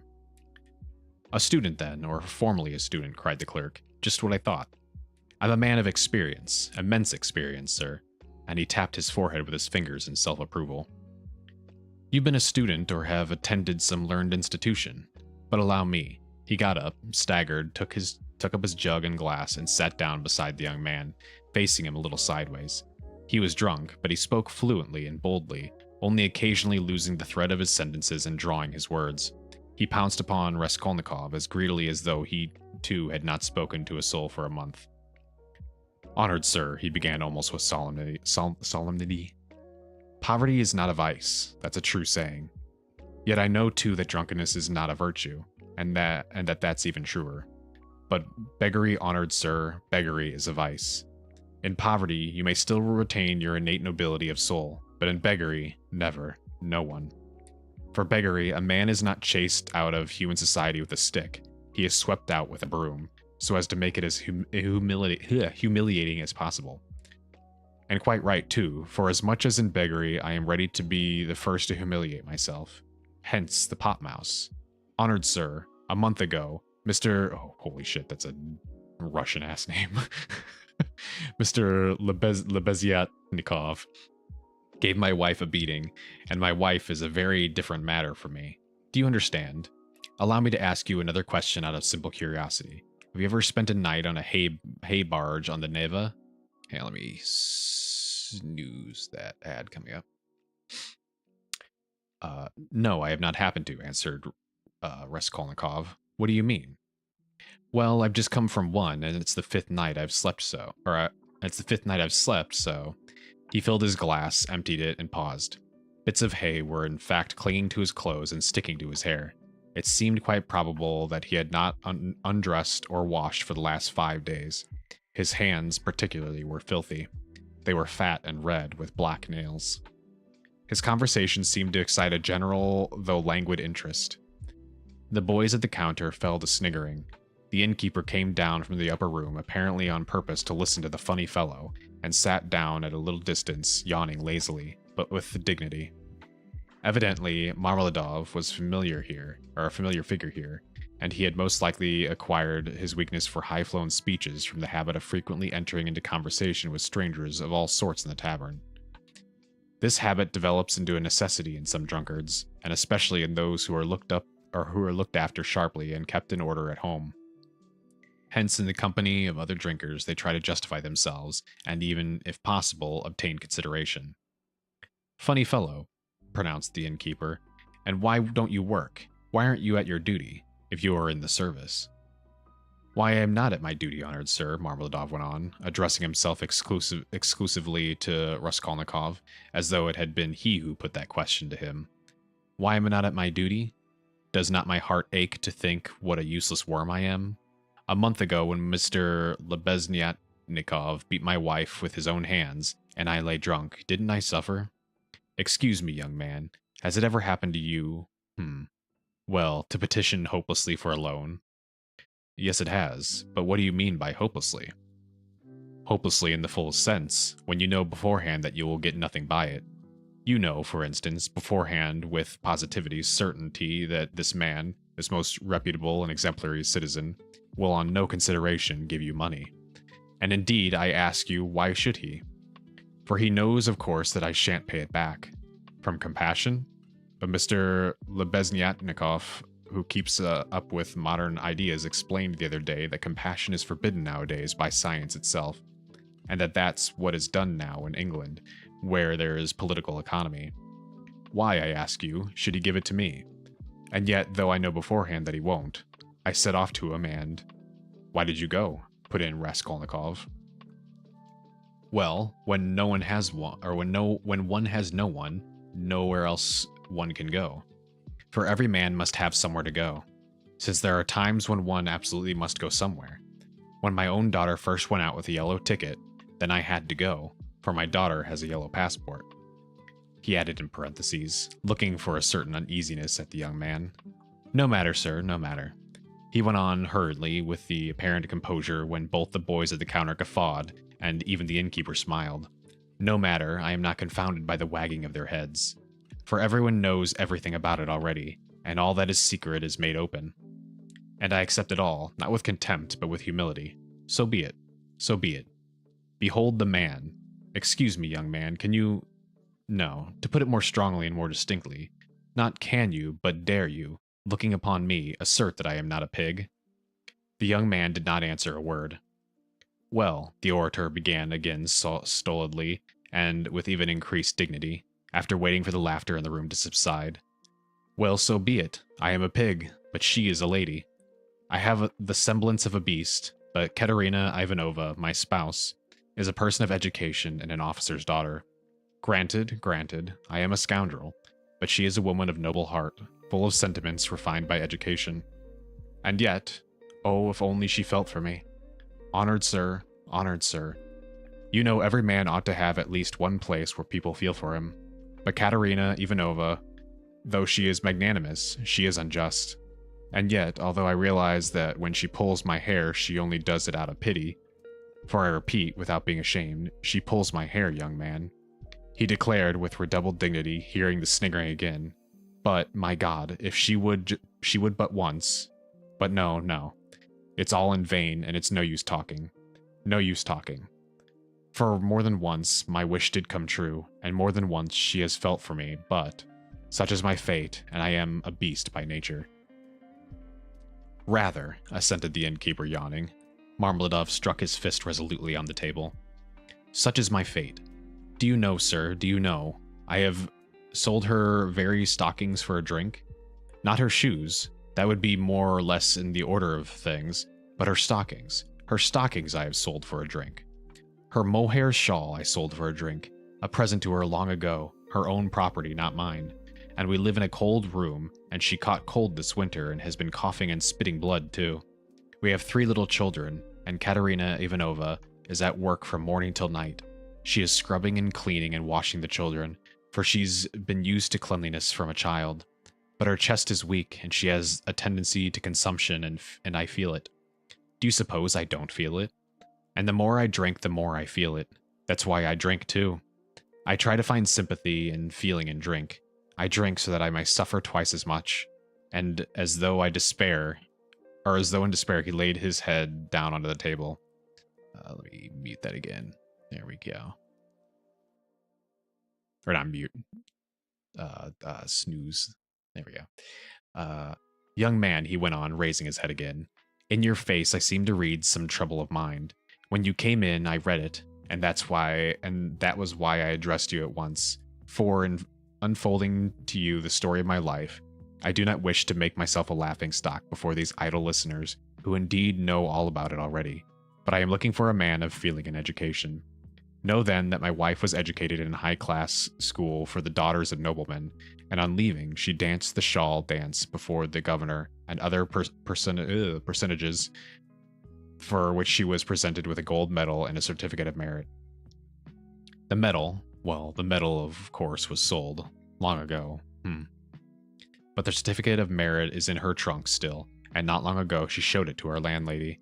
And although she is most continually on bad terms with the landlady, yet she wanted to tell someone or other of her past honors and of the happy days that are gone. I don't condemn her for it. I don't blame her. For the one thing left is her recollection of the past, and all the rest is dust and ashes. Yes, she is a lady of spirit, proud and determined. She scrubs the floors herself and has nothing but black bread to eat, and won't allow herself to be treated with disrespect. That's why she would not overlook Mr. Oh my god, I literally just read this. Mr. Natikov's rudeness to her. And so when he gave her a beating for it, she took her to bed more from the hurt to her feelings than from the blows. She was a widow when I married her, with 3 children, one smaller than the other. She married her first husband, an infantry officer, for love, and ran away with him from her father's house. She was exceedingly fond of her husband, but he gave way to cards, got into trouble, and with that he died.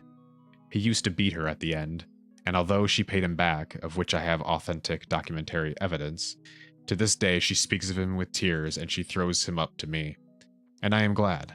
I am glad that, though only in imagination, she should think of herself as having once been happy. And she was left at his death with 3 children in a wild and remote district, where I happened to be at the time. And she was left in such hopeless poverty that, although I have seen many ups and downs of all sort, I don't feel equal to describing it even. Her relations had all thrown her off, and she was proud too, excessively proud. And then, honored sir, and then I, being at the time a widower, with a daughter of 14 left me by my first wife, offered her my hand, for I could not bear the sight of such suffering. You can judge the extremity of her calamities, that she, a woman of education and culture and distinguished family, should have consented to be my wife. But she did. Weeping and sobbing and wringing her hands, she married me, for she had nowhere to turn. Do you understand, sir? Do you understand what it means when you have absolutely nowhere to turn? No, that you don't understand yet. And for a whole year, I performed my duties conscientiously and faithfully, and did not touch this. He tapped the jug with his finger. For I have feelings. And even so, I could not please her. And then I lost my place too, and that through no fault of mine, but through changes in the office. And then I did touch it. It will be a year and a half soon since we found ourselves at last, after many wanderings and numerous calamities in this magnificent capital, adorned with innumerable monuments.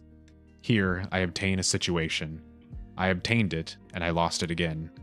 Do you understand? This time, it was through my own fault I lost it, for my weakness had come out. We have now part of a room at Amalia Fyodorovna Lipavshinel's. And what we live upon and what we pay our rent with, I could not say. There are a lot of people living there besides ourselves. Dirt and disorder, a perfect bedlam. Yes. And meanwhile, my daughter by my first wife has grown up. And what my daughter has had to put up with from her stepmother while she was growing up, I won't speak of. For, though Katerina Ivanova is full of generous feelings, she is a spirited lady, irritable and short-tempered. Yes. But it's no use going over that. Sonia, as you may well fancy, has had no education.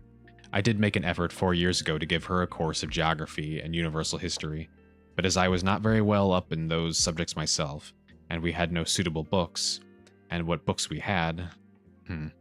Anyway, we have not those even now, so all our instruction came to an end.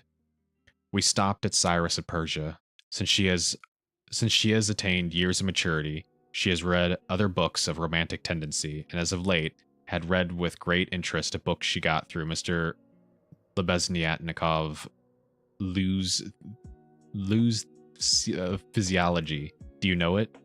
And even recounted extracts from it to us. And that's the whole of her education. And now may I venture to address you, honored sir, on my own account with a private question. Do you suppose that a respectable poor girl can earn much by honest work? Not 15 farthings a day can she earn, if she is respectable and has no special talent, and that without putting her work down for an instant. And what's more, Ivan Ivanitch Klopstock, the civil councillor, have you heard of him? Has not to this day paid her for the half-dozen linen shirts she made him, and drove her roughly away, stamping and reviling her, on the pretext that the shirt collars were not made with like the pattern, and were put in askew. And they are the little ones hungry, and Katerina Ivanova walking up and down and wringing her hands, her cheeks flushed red, as they always are in that disease. Here you live with us, says she. You eat and drink and are kept warm, and you do nothing to help. And much she gets to eat and drink when there is not a crust for the little ones for 3 days. I was lying at the time. Well, what of it? I was lying drunk, and I heard my Sonia speaking. She is a gentle creature with a soft little voice, fair hair, and such a pale, thin little face. She said, Katerina Ivanova, am I really to do a thing like that? And Darya Francovna, a woman of evil character and very well known to the police, had 2 or 3 times tried to get at her through the landlady. And why not? Said Katerina Ivanova with a jeer. You are something mighty precious to be so careful of, but don't blame her. Don't blame her, honored sir, don't blame her. She was not herself when she spoke, but driven to distraction by her illness and the crying of the hungry children, and it was said more to wound her than anything else. For that's Katerina Ivanova's character, and when the children cry, even from hunger, she falls to beating them at once. At 6 o'clock, I saw Sonia get up, put on her kerchief and her cape, and go out of the room, and at about 9 o'clock she came back. She walked straight up to Katerina Ivanova, and she laid 30 rubles on the table before her in silence. She did not utter a word. She did not even look at her.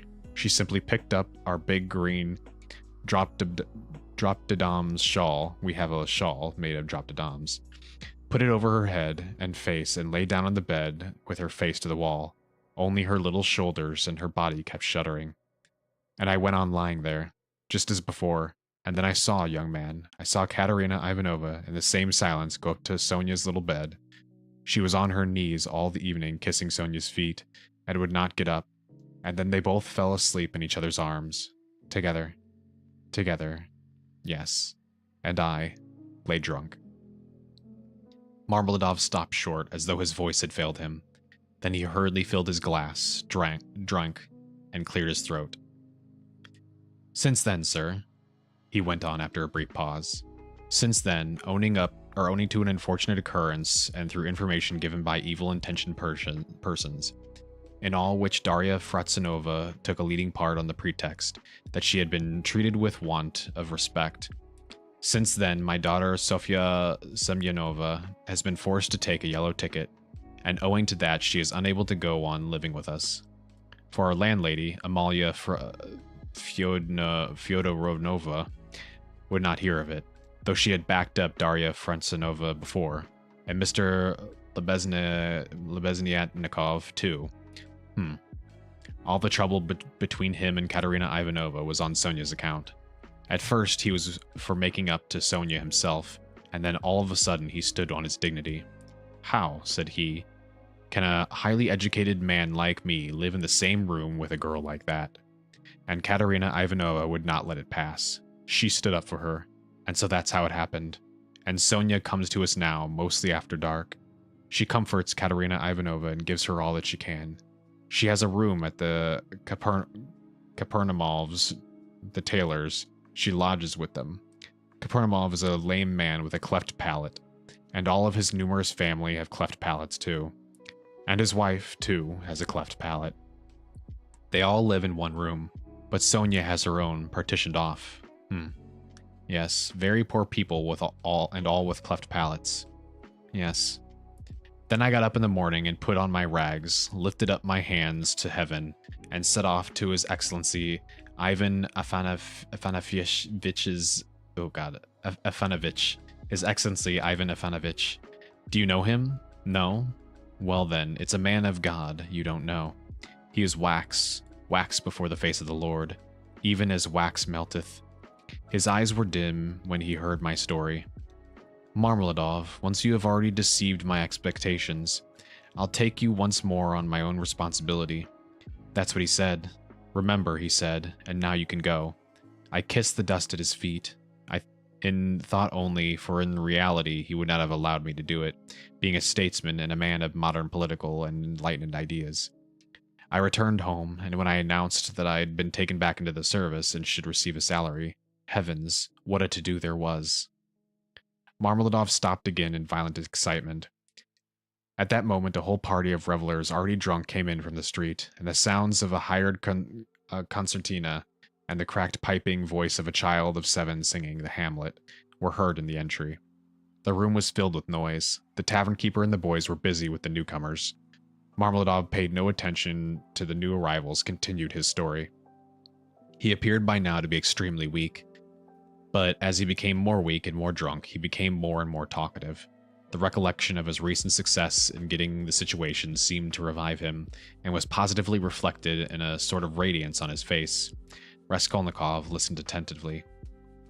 That was 5 weeks ago, sir. Yes. As soon as Katerina Ivanova and Sonia heard of it, mercy on us, it was as though I stepped into the kingdom of heaven. It used to be, you can lie like a beast, nothing but abuse. Now they were walking on tiptoe, hushing the children. Semyon Zaharovich is tired with his work at the office. He is resting. Shh. They made me coffee before I went to work and boiled cream for me. They began to get real cream for me. Do you hear that? And how they managed to get together for the money for the decent outfit. 11 rubles, 50 kopecks. I can't guess. Boots, cotton shirt fronts, most magnificent a uniform. They got up all in splendid style for 11 rubles and a half. This morning I came back from the office. I found Katerina Ivanova had cooked 2 courses for dinner. Soup and salt meat with horseradish, which we had never dreamed of till then. She had not any dresses, none at all, but she got herself up as though she were going on a visit.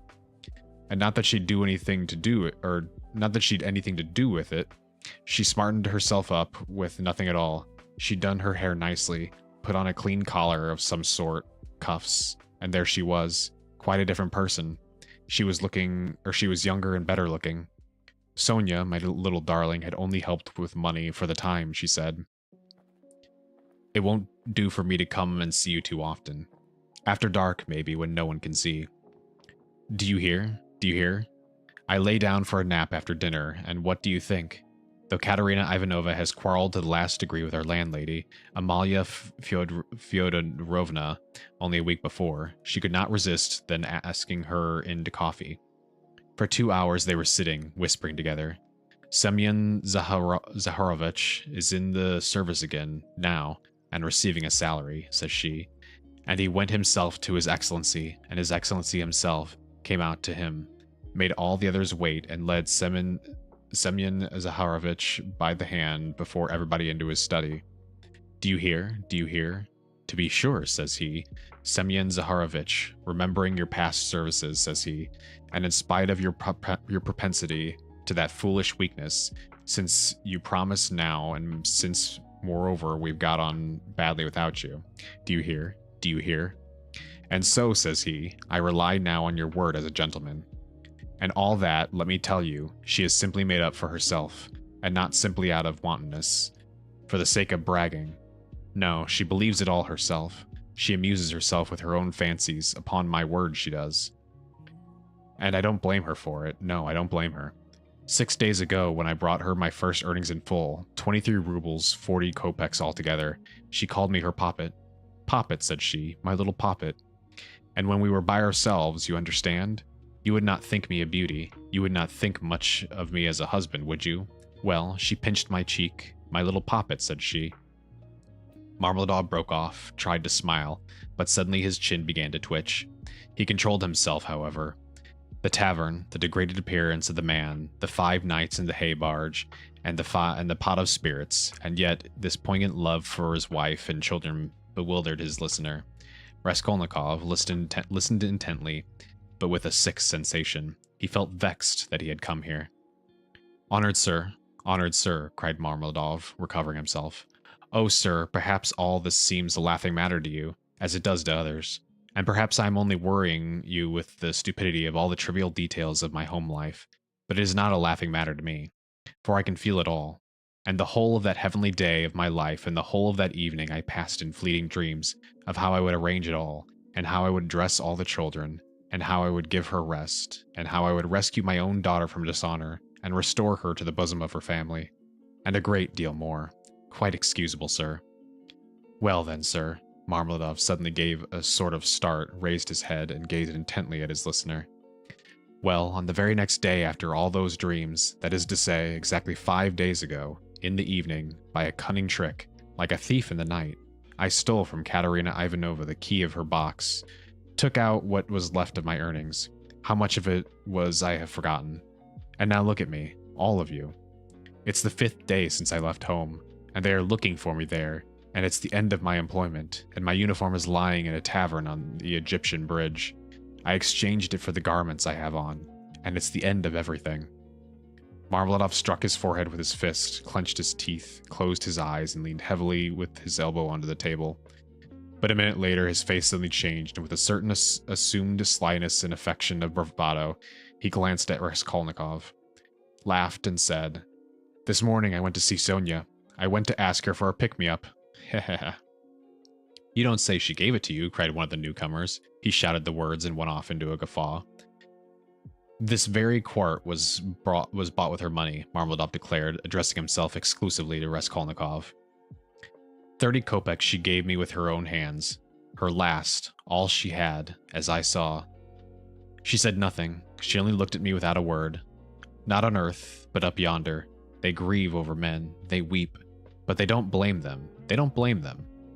But it hurts more. It hurts more when they don't blame me. 30 kopecks, yes. And maybe she needs them now, eh? What do you think, my dear sir? For now, she's got to keep up her appearance. It costs money, that smartness, that special smartness, you know. Do you understand? And there's pomatum, too, you see. She must have things. Petticoats, starched ones. Shoes, too. Real jaunty ones to show off her foot when she has to step over a puddle. Do you understand, sir? Do you understand what all that smartness means? And here I, her own father, here I took 30 kopecks of that money for a drink. And I am drinking it. And I have already drunk it.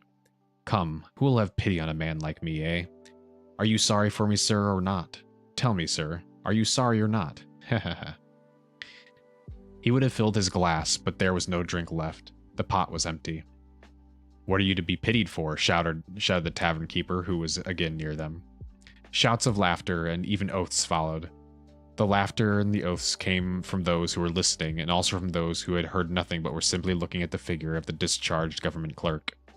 To be pitied? Why am I to be pitied? Marmeladov suddenly declaimed, standing up with his arm outstretched, as though he'd been only waiting for that question. Why am I to be pitied, you say? Yes, there is nothing to pity me for. I ought to be crucified. Crucified on a cross, not pitied. Crucify me. O judge, crucify me, but pity me. And then I will go off myself to be crucified, for it's not merrymaking I seek, but tears and tribulation.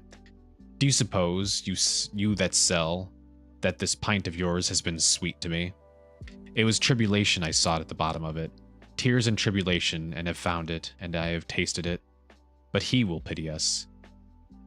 Who has had pity on all men? Who has understood all men and all things? He is the one.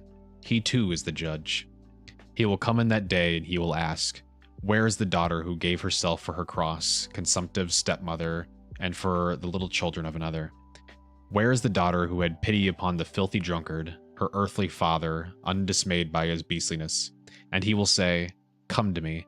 I have already forgiven thee once. I have forgiven thee once. Thy sins, which are many, are forgiven thee, for thou hast loved much. And he will forgive my Sonia. He will forgive, I know it. I felt it in my heart when I was with her just now. And he will judge, and he will forgive all, the good and the civil, the wise and the weak, or the wise and the meek. And when he is done with all of them, then he will summon us. You too come forth, he will say. Come forth, ye drunkards. Come forth, ye weak ones. Come forth, ye children of shame. And when we all come forth without shame, and all stand before him, and he will say unto us, ye are swine, made in the image of the beast and with his mark. But come ye also. And Jesus Christ, my phone's dying. Hang on. And we shall all come forth, but without shame, and shall stand before him.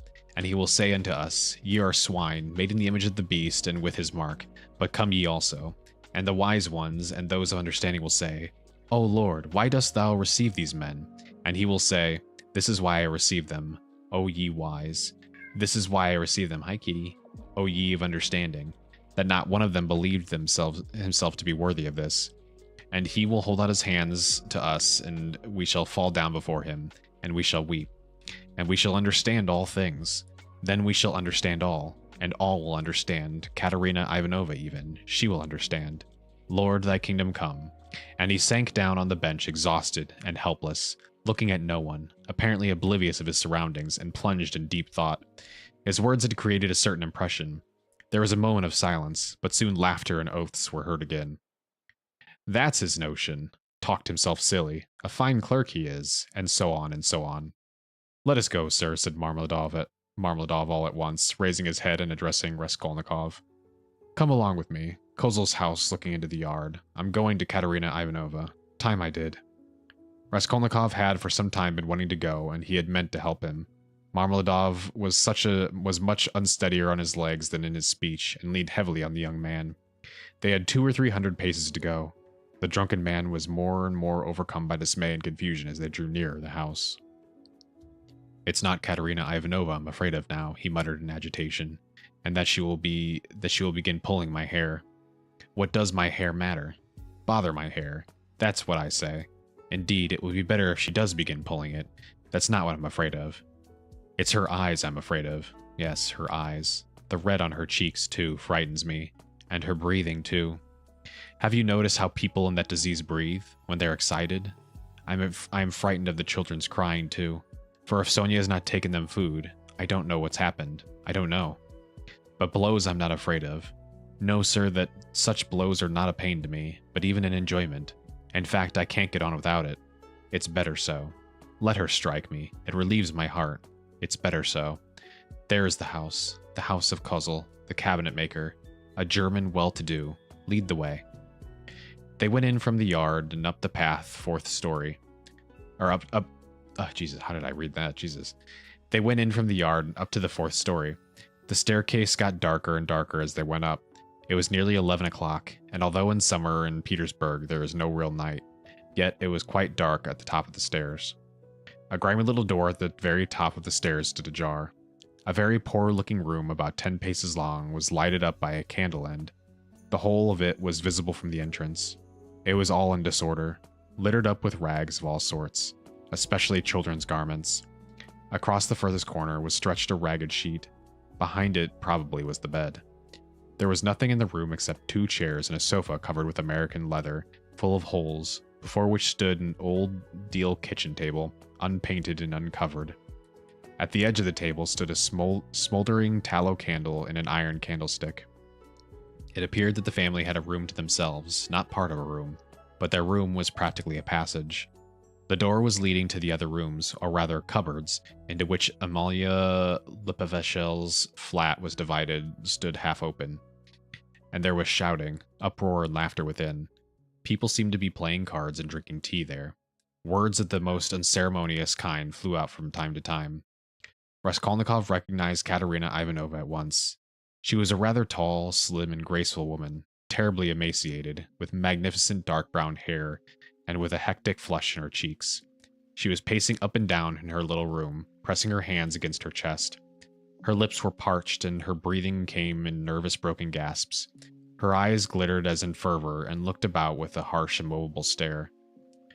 And with consumptive and excited face, with the last flickering light of the candle end playing upon it, made a sickening impression. She seemed to Raskolnikov about 30 years old, and was certainly a strange wife for Marmeladov. She had not heard them, and did not notice them coming in. She seemed to be lost in thought, hearing and seeing nothing. The room was close, but she had not opened the window. A stench rose from the staircase, but the door onto the stairs was not closed. From the inner rooms, clouds... Jesus, cat. From the inner rooms, clouds of tobacco smoke floated in. She kept coughing, but did not close the door. The youngest child, a girl of 6, was asleep, sitting curled up on the floor with her head on the sofa. A boy a year older stood crying and shaking in the corner. Probably he had just had a beating. Beside him stood a girl of 9 years old, tall and thin, wearing a thin and ragged chemise, I don't know how to pronounce that, with an ancient cashmere pelisse flung over her bare shoulders, long outgrown and barely reaching her knees. Her arms, as thick as a stick, was round her brother's neck. She was trying to comfort him, whispering something to him, and doing all she could to keep him from whimpering again. At the same time, her large dark eyes, which looked larger still from the thinness of her frightened face, were watching her mother with alarm. Marmeladov did not enter the door, but dropped on his knees in the very doorway, pushing Raskolnikov in front of him. The woman, seeing a stranger, stopped indifferently facing him, coming to herself for a moment and apparently wondering what he had come for. But evidently, she decided that he was going to go into the next room, as he had to pass through hers to get there. Taking no further notice of him, she walked towards the outer door to close it, and uttered a sudden scream on seeing her husband on his knees in the doorway. "Ah!" she cried out in a frenzy. "He has come back! The criminal! The monster! And where is the money? What's in your pocket? Show me. And your clothes are all different. Where are your clothes? Where is the money? Speak!" And she fell to searching him. Marmeladov submissively and obediently held up both arms to facilitate the search. Not a farthing was there. "Where's the money?" she cried. "Mercy on us! Can you have drunk it all?" There were 12 silver rubles left in that chest, and in a fury she seized him by the hair and dragged him into the room. Marmeladov seconded her efforts by meekly crawling along on his knees. "And this is a consolation to me. This does not hurt me, but is a positive consolation, honored sir," he called out, shaken to and fro by his hair, and even once striking the ground with his forehead. The child asleep on the floor woke up and began to cry. The boy in the corner, losing all control, began trembling and screaming, and rushed to his sister in violent terror, almost in a fit. The eldest girl was shaking like a leaf. He's drunk it all," the poor woman screamed in despair, "and his clothes are gone, and they're hungry, and wringing her hands she pointed to the children. "Oh, cursed life! And you, are you not ashamed?" She pounced all up at once upon Raskolnikov. "From the tavern. Have you been drinking with him? You've been drinking with him too. Go away." The young man was hastening away without uttering a word. The inner door was thrown wide open, and inquisitive faces were peering in at it. Coarse, laughing faces with pipes and cigarettes and heads wearing capes thrust themselves in the doorway. Further in could be seen figures in dressing gowns flung open, in costumes of unseemly scantiness, some of them with cards in their hands. They were particularly diverted when Marmeladov, dragged about by his hair, shouted that it was a consolation to him.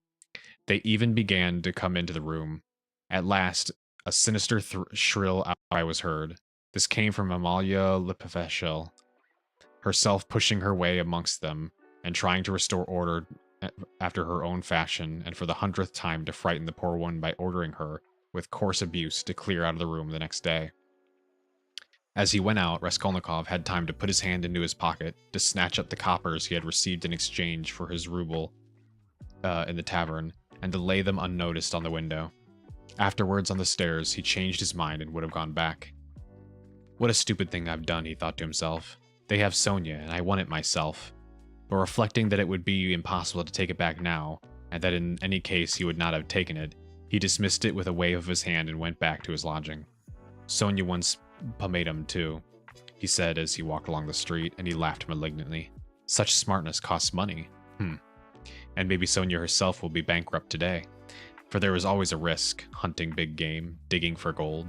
Then they would all be without a crust tomorrow, except for my money. Hurrah for Sonia. What a mine they've dug there. And they're making the most of it. Yes, they're making the most of it.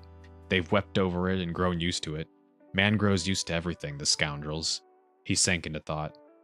And what if I'm wrong? He cried suddenly after a moment's thought. What if man is not really a scoundrel? Man in general, I mean. The whole race of mankind. Then all the rest is prejudice. Simply artificial terrors, and there are no barriers, and it's all as it should be. Okay, that's all we're gonna do. I can't even. My voice is gonna go. It's a lot of talking. I hope you're satisfied. I hope it was worth all your points. Also, thank you for the hydrate. Thank you. Wow, that is a sudden loudness.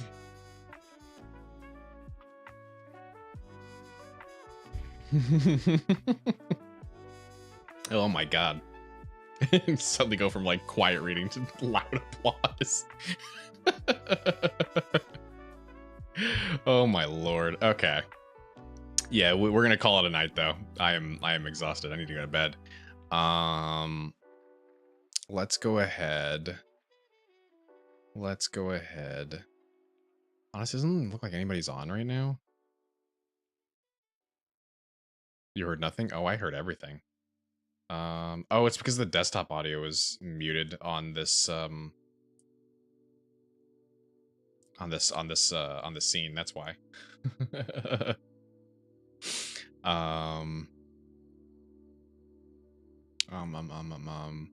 You could go raid a berry. She's playing Nier Automata. What the hell's she doing up so late? Imagine being up this late. But yeah, we can probably go do that. So let's go do that. But yeah. Thank you for stopping by. We'll do more spookies next weekend as always. But yeah, if you're hanging out, you're having fun, you're not following, please consider following. We stream every Tuesday, Thursday, and Saturday. Every Saturday is always a spooky night. And yeah, that's it. I'm gonna go to bed. My phone's about to die, so I need to charge it anyway. So, all right. Good night. Good night. Goodbye. Goodbye. Goodbye. Goodbye. Good night. Goodbye. Goodbye. Goodbye. Good night. Goodbye.